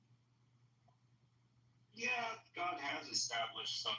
I mean, we believe in 4 monarchs. I didn't even know there was any teaching about the kingdom of God in the Quran. I was completely unaware. But just don't literally like say kingdom of God. I mean, it's not that reference isn't there, but everything is the kingdom of God. So that's more of a universal term. Is there a reference to the kingdom of the Messiah in the Quran? No. This is where are you getting it from? Oh, it's an hadith. Yeah, as in for the descriptions of the Messianic era, that's from the hadith. But if you're talking about like the Messiah or Jesus being the Messiah, no, that's in the Quran. The Quran does declare him to be the Messiah. It just doesn't talk about him having a kingdom. It doesn't talk about Jesus God. Yeah, it doesn't talk about him having a kingdom. It talks about the events that happened. Like he wasn't crucified, he wasn't killed. They claim he was killed. And in that sense, denies his divinity. You know, some say that in the Quran there's like a passage or two that highlight his second coming. One could make an argument, but it's not like an absolute. Like it's not clearly showcased, or there's verse doesn't. Even Muslims believe that he's coming back. Yeah. I mean, if he's talking about like a source from the Quran that says he's coming back for the second time, there isn't something like directly saying that. Some say, in reference that it's referencing Jesus, but it doesn't necessarily need to mean Jesus. I just think it's interesting because I know that Islam believes that it's the final revelation of God is continued, or I guess the message of the prophets before. But the message of the prophets in the Old Testament was that the kingdom is coming and the Messiah is coming. And then when Jesus arrived, he's like, hey, I'm the king and I'm going to establish my kingdom. And then when Islam comes, there's no mention of a kingdom. So it doesn't seem like it's really consistent. It's like they kind of miss the entire point of the message of the prophets in the Old Testament. It just depends on what you mean by a kingdom. Like, they don't have to say, we're the kingdom of God in reference in your scripture, or they have to like quote Daniel or any of that. No, they don't have to. First of all, these traditions don't necessarily pertain to that. They don't have a history. Yeah, there are Arab Christians, Arab Jews, but predominantly they're not. These are not their traditions. So the claim is they have revelation, and that's why they've become aware of these traditions, and that's why they're willing to fight and die for it. So that's how they approach. And then they claim that they have a leader who's claiming to be the viceroy of God. So he's like a caliph. So a caliph is someone who claims is a representative of God on earth. In that sense, kind of like how you have a pope. It's just our caliph isn't infallible.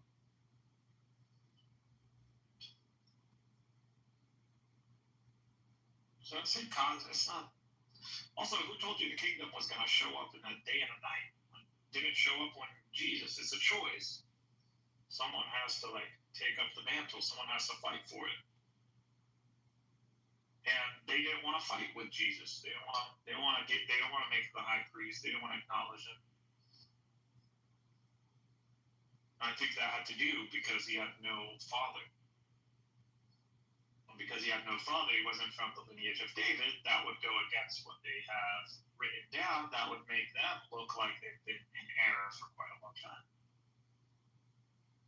So when he told his mother and father that I must be about my father's business, he had a father. I mean, that's what you read in the scripture. Sure. I mean, whether Jesus called God the Father or not, I mean, at least based on the scripture, yeah. That was his biological father. No, it wasn't his biological father, as in Jesus is not of the divine essence to begin with. He's a human nature, which is absolutely distinct and separate from God. Holy man. Okay, but explain the hypostatic union.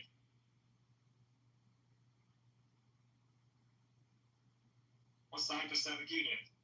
Two natures separate, distinct.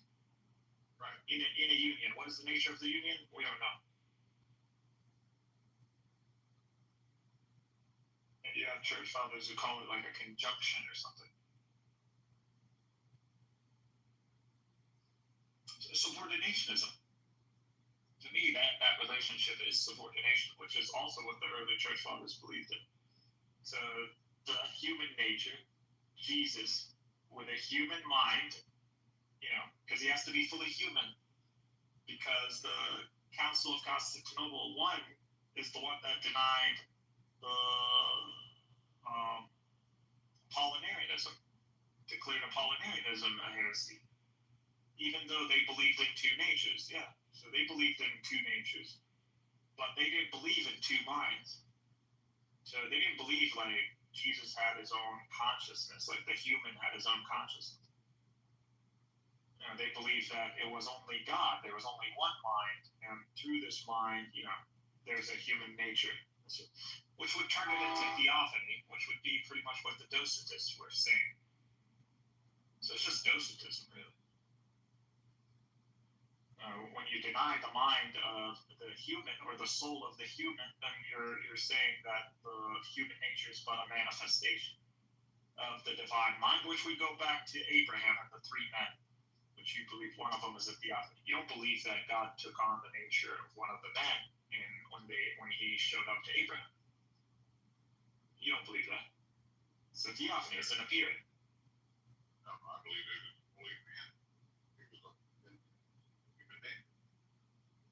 Do you believe like when God showed up to Abraham, he was a fully man?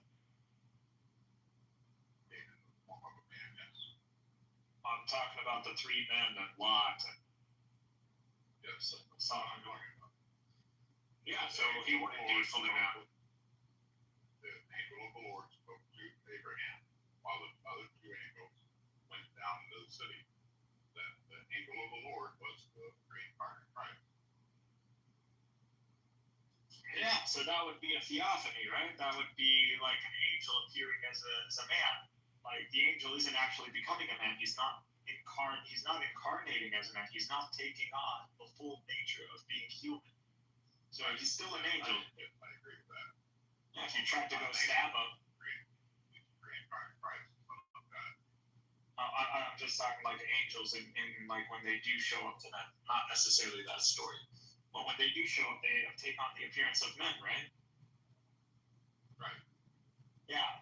Assume you tried to stab one of these angels. You think he's going to hit the ground? No. Yeah, he's going to look at you like you're a fucking idiot. Yeah, exactly. Exactly. Not even going to bleed or anything. Why? He's just looking like a human. He's not actually a human. So that, you would say, is a manifestation. That would be like a theophany. In a specific sense. It would be a theophany, a manifestation. So that's what they accuse the Apollinarianists of claiming, that it's just a manifestation. And the Docetists as well. So the Chalcedon, you have to affirm a human mind, like a human consciousness, a human soul, to Christ. So the two natures that you hold within the hypostatic union, these two can have a conversation. They can have a back and forth. It's not just one mind behind them. No. So how is Jesus God? if the human nature is distinct from the divine nature, they both have their own minds and consciousnesses. And how can two minds be one person, which is what you call the Son of God? How does that work? Two distinct persons with one nature. No, there's one person, two distinct minds. Because you claim the hypostatic union is the Son of God. So this is the person which is the second person of the Trinity, the Son of God.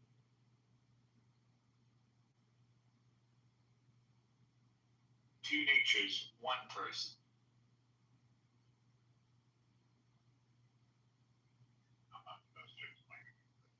Yeah, after the non-Chalcedonians, they denied this. So you got like Miaphysite. Nah, they only have one nature. So that was the split after Cal.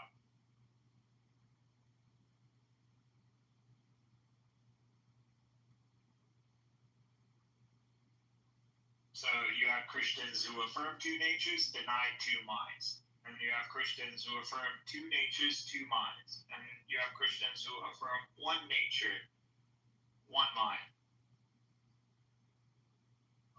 I am the Trinitarian. When I explain it,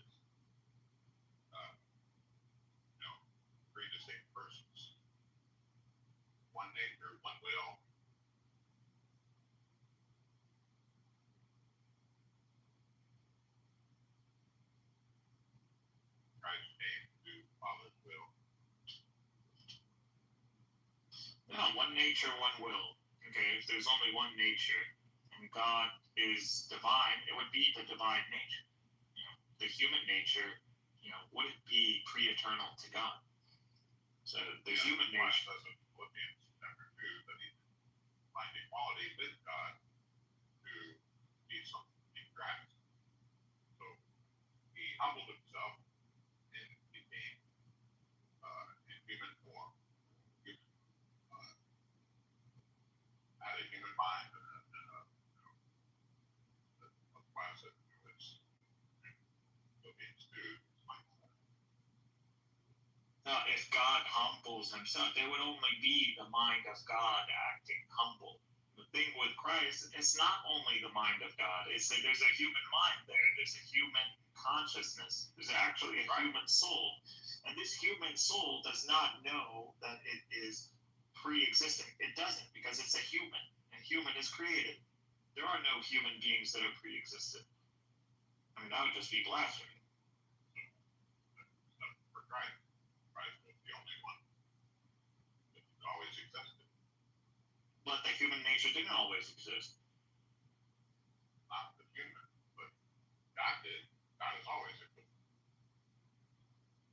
Always been. The human nature's always been. God has always existed. Okay, there's no problem. God is God. Divine. There's a human. That's when he took on the form of man. Find equality to, like the No. There are many prophets who, you know, were practically God in the sense that God has given them the authority to speak it pretty much in his first person. And you know, it's a whole book on this divine images. I don't know if you like Dan McClure or not, but he has a book on this. But he talks about this. It's implied in the Hebrew Bible with like Exodus, I think, like 30. I don't know, the one with the the angel is who won't forgive sins because he has my name or something. So this is an example, which is also like at the Exodus, pretty much at the end of the 5 books, and so it's supposed to be at least based on what the academics are saying. The Bible written in different periods, even the Book of Moses. So there's a developing philosophy doctrine in the Hebrew Bible, and you see it conclude with that verse in Exodus, which talks about an angel's he's gonna listen to him. You know, he's not gonna forgive because my name isn't. Paraphrasing, obviously, but that gives you the template. That's the doctrine in the Hebrew Bible. So God can bestow authority and his name upon creatures. And these creatures can literally just start, you know, based on this, act like God. Like, you know, speak in first person and like act in his authority.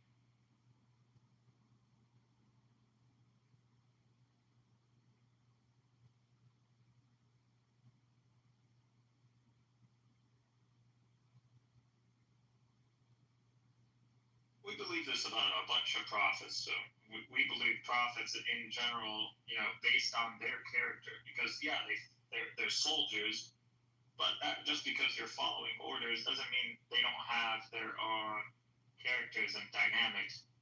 And based on these characters and dynamics, you know, they could be heavy-handed or they could be very merciful. So, you know, it's up to them. As long as they're following the guidelines that God has set up. So God is like, you know, this is the mission, you know, this is what you're going to do, this is it.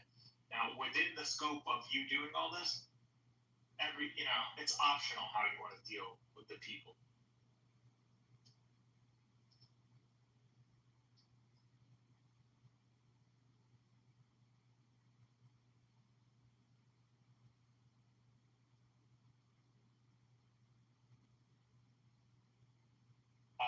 Although I don't know how it could have gotten any worse with the Jews, honestly, or with the I don't know.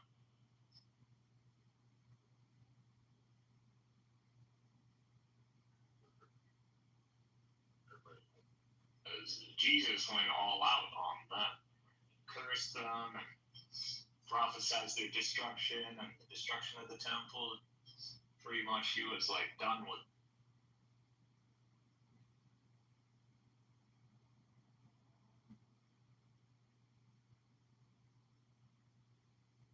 Oh, yeah, yeah. They were not just people told them that. 3 years ago, the sheep come to. Oh, yeah, especially he's doing the profound miracles that he's doing. Even they don't deny his miracles. They're claiming, because They have the devil. They did that part by saying he's claiming to be the Son of God. That's what they're accusing him of. He's like, well, if I'm the Son of God, y'all are called gods and judges. So, like, why are you going to hold it against me, the title of Son of God? And that's lesser to greater logic if you see it. I mean, that's a rhetorical thing.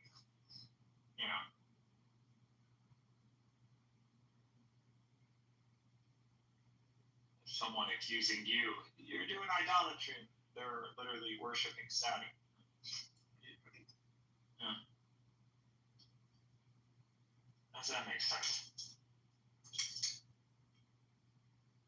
But the claim, what the Jews or the Sanhedrin didn't like was literally that Jesus had a miraculous birth, which God literally did to test them. I believe God, the reason Jesus has no father is because he wanted to expose this, that you believe that's supposed to come from the line of David and Judah. So you tried to constrain everything within the tribe of Judah. That's what you did. And so God is to expose them. And God, Jesus without a father. But yet he's doing these extreme miracles. Now, are you going to believe in him? Because clearly the miracles he's doing are from God. You can't deny that. Are you going to deny him because he has no father? And you don't believe that he should be the Messiah, monarch, the high priest. Someone without a father, not from the lineage of Judah and David. What's it going to be? The Muslims believe that he's the Messiah. You don't believe it. I don't. I just explained to you some of the key reasons on why it's incoherent to believe in his deity. Because no problem, Jesus is divine. That was the claim in the probably 2nd century, even maybe 1st century, that there were claims of Jesus being divine. And people wanted to believe it, but some people wanted to push back. There's just no model. Like, how does that make sense? So you see these centuries that follow as an attempt to build that model. And does it succeed? No. I don't believe it succeeds. It actually ends up fracturing the church. Yeah. I don't think it was, I think that is evidence enough that it can't be the case. Yet alone that there was major opposition, like even in Nicaea. Athanasius was alone practically before Nicaea too. So he's just like, I'm literally against all these people. The Arians were the ones who were dominating. At least the churches and the near.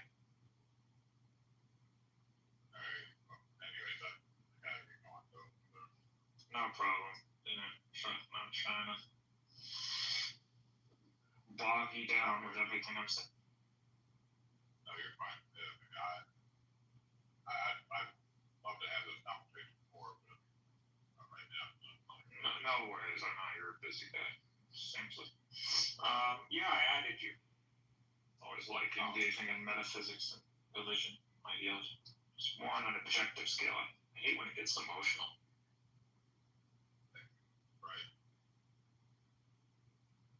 As long as no one's insulting, like we could deal with this as we would talk about physics. Like, we can talk about physics and we can talk different theories.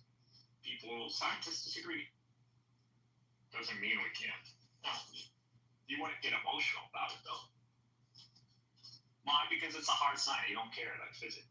Religion, for some reason, I don't know. People just not academically trained or patient. I don't know. Alrighty, well, it was good talking to you. Y'all. Yeah, take care, man.